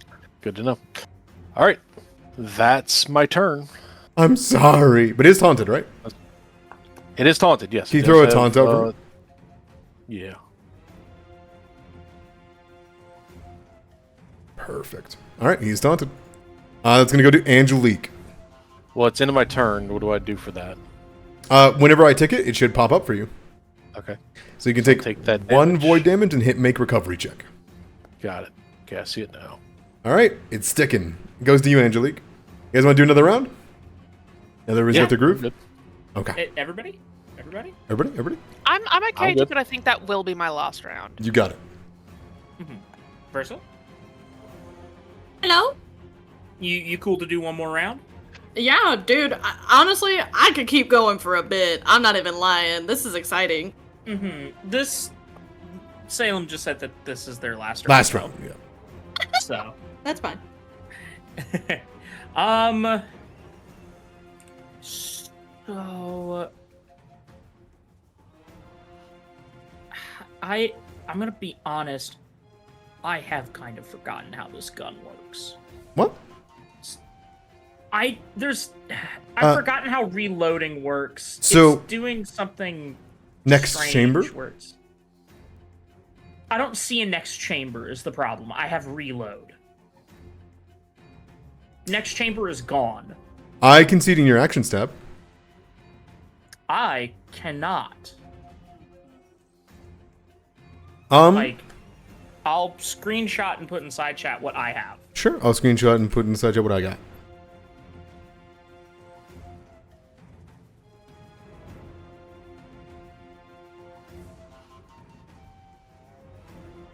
Here's my version of that.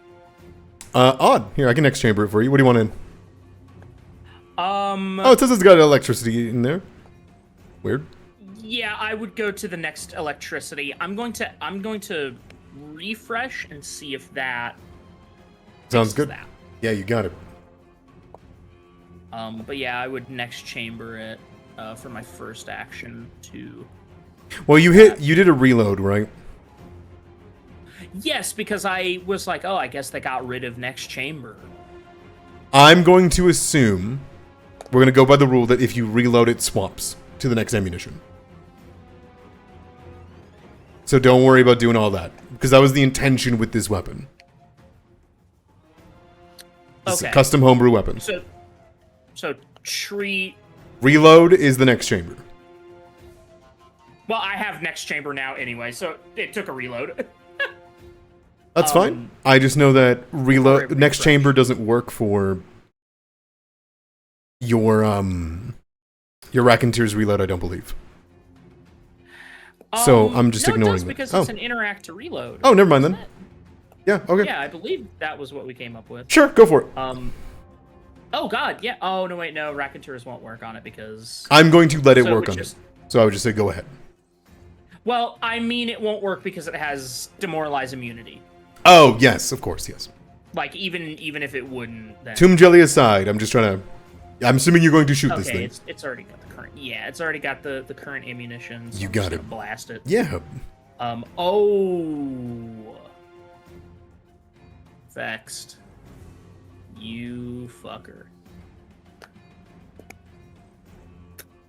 Oh, Vexed, why'd you get close? You just hit it. You'll have to shoot it.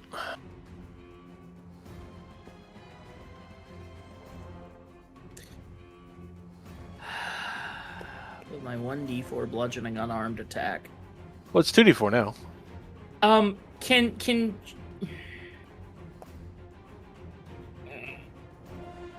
No, because my unarmed is not affected. My reinforced stock is, and that's on ivory, not this gun, which is ebony.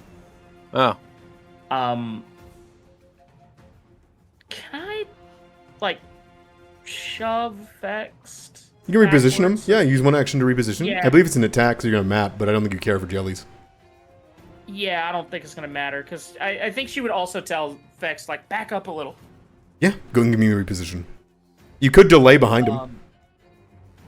I could also delay behind him, that is true. I'm just gonna delay behind him then, because we're both first Yeah. ahead of a Tomb Jelly anyway, so. Sounds good. I think she would tell him, like, could you move away from it? I'm way ahead of you. Your shots have a little splash. He will back up to here, and then Splash, I didn't think of. he is going to throw out more of the water slices. So water slice, water slice. Hit on a 12. Doesn't matter. 1 and 2.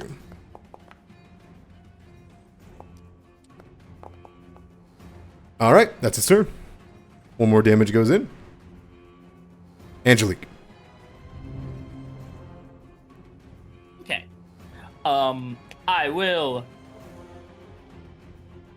step and then shoot. You got it. Kerplow. Well, that's just unfortunate. That is unfortunate. I have this really cool thing called a hero point. Perfect. All right, that's a crit. Even a fucking 8. So their AC is under 21. Oh yeah, their AC's like barely above 10. I'm just gonna roll regular damage. Yeah, Well, you have to hit critical. because you gotta get the Affects frightened. Splash. Yeah. Yeah. Oh yeah. So it's frightened again. Well, yeah, you have to do the critical because it's gonna hurt Arano. You're right. Yeah. You're right. You shouldn't just hit damage because there Just are as, like, extra right. things that happen. Right. Um, Well, also, Aranos doesn't get hurt. Backfire He has mantle. the, Well done. he has the backfire mantle. Yeah, there you go. All right. Any more from you? That was oh god, now I've become confused about my Step shot. actions. step one more. shot, That's it. and I'm going to. Fuck! I forgot to devise a stratagem again. What is? Hang on. Oh, I don't know what the. Usually you would reload. Oh, I don't know what's in the current chamber on Ivory. I'm gonna quick draw Ivory. Sure, sounds good to me. I hope it's lightning. It's acid. That's fine. Because it has electricity, so even if this, like, will do nothing. All right, 15 hits. I'm sure this acid will do, like, nothing. Yeah. It will take 3 damage from the piercing. All right, Damn. that'll be the turn. That is my turn. I Solid. think You next just turn got to I'll- get damage into these guys. You just got to get damage in. Fast as possible. electricity. All right, this guy's going to boot scoot boogie up to you, Mara, Whoa. and swing. And swing. Rude. For a So would 32. you say that these are unarmed attacks? Yes, they have unarmed on them. I'm looking. Hit by another attack, you twist the attacker and deal thorns damage. Sure, yeah, give me a... Yay! The armor, I believe, does not have a... Do you have a potency room in your armor? Let me look. I forgot the rule that we're going by, since I think we're doing automatic progression. Rune I progression, don't- it doesn't look like you do. Because potency runes for armor come at like level 6, I think. Okay, so just 1d6. 1d6. Kerpow! You do get crit, unfortunately. It rolled a natural 20. Damage. So, 8 damage. It takes 3. Very well. Good damage, good damage. And then I'm going to do the persistent on the critical because it is going to double that damage. Oh, no, it doesn't because it's a secondary effect. All right. So, another 24 damage in the second one. Jesus. Yowie. And then it is going to do persistent damage that you need to take onto yourself. It's just question marks. Yep. So I just... You just hit damage. There you go. Okay. All right. That's his turn. Rahima. Owie! Ouch. Uh-oh. It was Rahima? I think they did They stepped put away that from they were rolling. stepping away for a second. Well, we can do the switcheroo. Yeah, right? I'll do the Since they're switcheroo. both the same. Okay. Mara, go ahead. Cool. All right. Okay. All right. Okay. All right. I am. That shit fucking hurted. All right. I'm gonna do the same fuck shit again. I'm gonna shift my eminence into Scar of the Survivor, and then I'm gonna do no scar but this. Perfect. And do you do your radiance? Yes. Perfect. 2d8. And then your Bam. radiant. And then 2 double my level. Free 10 healing. 16 HP. You regenerate most of the crit. Nice. And then it And swaps. then- My last action. What are you swapping from Scar to? Oh, I'm gonna go Barrow's Edge. Da-da-da-da. Let's see. That's a good idea against an ooze, man. This is scary. Hack chop. Well, I guess Hack slashing chop. damage it's immune to, so don't chop it. Just, Can I ask a question? yeah. Why was the second strike a critical at 28? Natural 20. Yeah. Duh. Okay, never mind. You're good. I'm a little more tired than I thought I was. No, you're good, buddy. Couldn't even You're think about good. it. You're good. I was like, why did it work? The math don't math. Anyway, sorry. Oh, it's okay. So The first- hand slashing. The first one didn't crit because Rahima used Bloodboard. Yeah. Lowered the AC bonus. Yeah. I would like. Fuck it. We'll just hit it. That's fine. Punch that bitch full of holes. Poke. Thought that was gonna be a nat 1. That's okay. That will hit. Oh, Wait, there's no way. It's barely injured. Why is Barrow's Edge trying to do its thing? Am I wrong?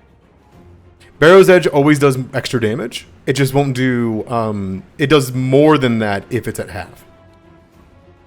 Gotcha. Okay, I misread. That's okay. Stab. 30 damage. It's immune to the crit, so it'll take 15 of the fire and the piercing. All right, good damage. It's looking injured. You just got to get in there with these guys. Mm-hmm. All right. That's my turn. That's the turn. It's going to go to Rahima. I don't know if Rahima's back. I'm looking.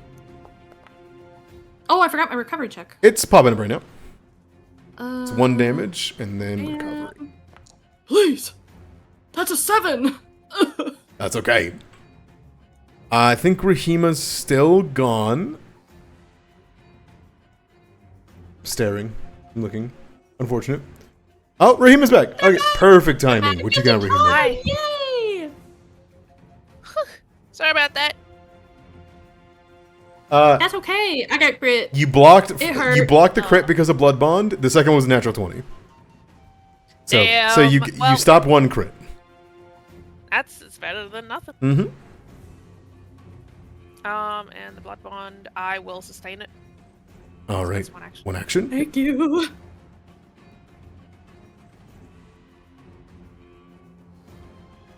Two action. I will slashing gust it. Oh no. Oh, no. You did see that they are immune to slashing. Oh yes, you're right. shit. You're right. Sorry. Yes. All right. Never mind then. Trying to be. Think about it. Trying to then be. I go. Trying to be help you. Just trying to help you. Thank you. Mhm. As much as I would like a Thunderstrike, I feel like wasting 2 spells on these guys is like crazy, but also these guys are also kind of crazy. It's true. You always have your new sonic damage ability as a cantrip. I do actually. I do have memoration. You are correct. I just wanted to remind you. I'll- Not trying to force you. No, you're correct. Thank you. I'll do memoration then. What do you think- Wait, no, that's sustain as well. Doesn't matter. Wait, I can do 2 things, can't I? That's right. Yeah, as long as you don't have to sustain this one every turn. All right. So what this is memoration does damage if it tries to move closer to a designated creature. Who are you going to choose? You know what? Actually, I'll say if it moves closer to me because I just hit it with a sonic attack. So, given that it has tremor sense, I feel as though its natural inclination will be to move closer towards me. It's true. But that's a guess. Critical failure. All right. If it attempts any hostile checks, it takes a -2 to all the rolls. All right. So he's going to take 2d4 damage every time he tries to do something, which I believe becomes 2d4. Oh god, it's a huge number now. Okay, hold on. That's crazy. Okay. But he is under the effects of murmuration. I don't know why there's no effect or anything like that. Maybe I broke it on accident, but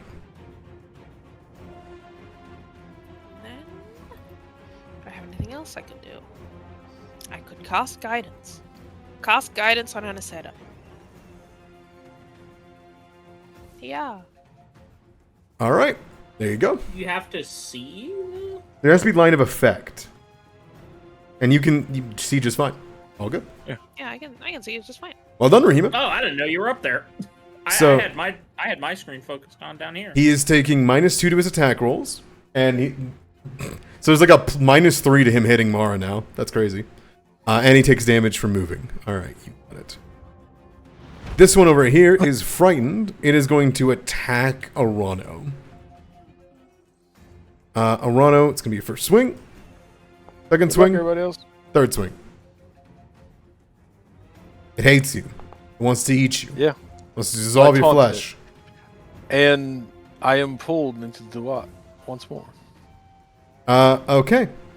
You are Concealed concealed. for a moment. Let me make sure you're not going to get hurt by this one. Oh yeah, that's right. Yes, there I is. think I have to. There is a big negative to keep on using it. Uh-huh. That resets every time that you. is that a condition I can drag onto myself, or do I just have to hit it? Give me 1 second. I gotta roll to see if it even works. He does just barely beat the flat check. You only take 1 hit though here. Damage is there. You already have the persistent, so it's all good there. He deals 8 damage to you. Okay. All right. The rule for deviant abilities is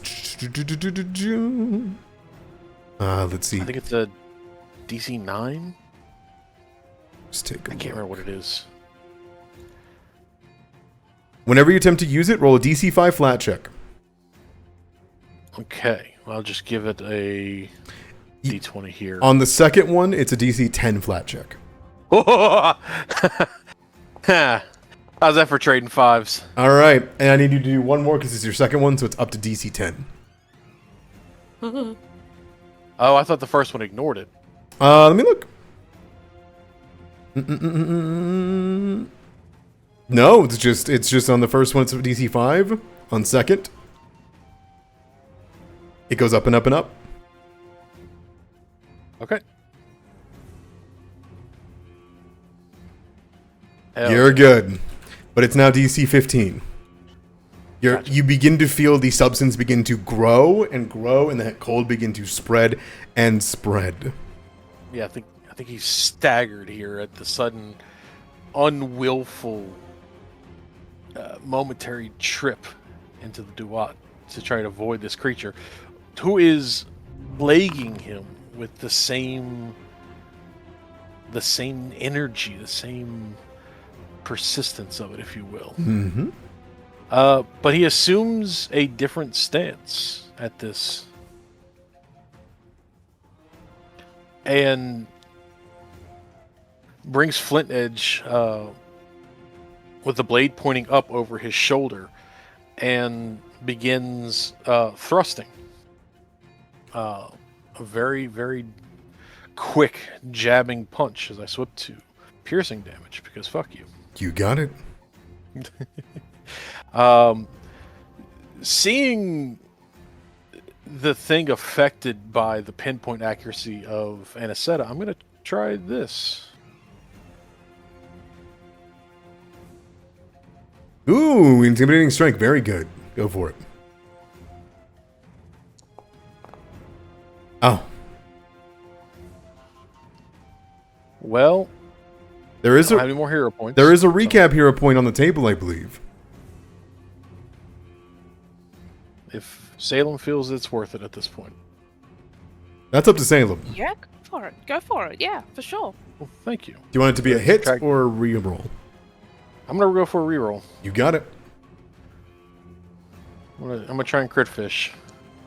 That's a crit. Let's see if my thought works. It is frightening. That deadly trait's gonna come through. but- Deadly trait does come all the way through. I think deadly might still apply. We'll see. 22 damage. Yeah. All right. It takes a nasty blow from you piercing into it, and it's already beginning to be badly injured. This thing is starting to look weakened. And then I want to keep it from doing anything else to anyone else. So we're gonna double down on that. And I'll just apply taunt with that, and we That's will attack different. with map. I think you're at, that's full.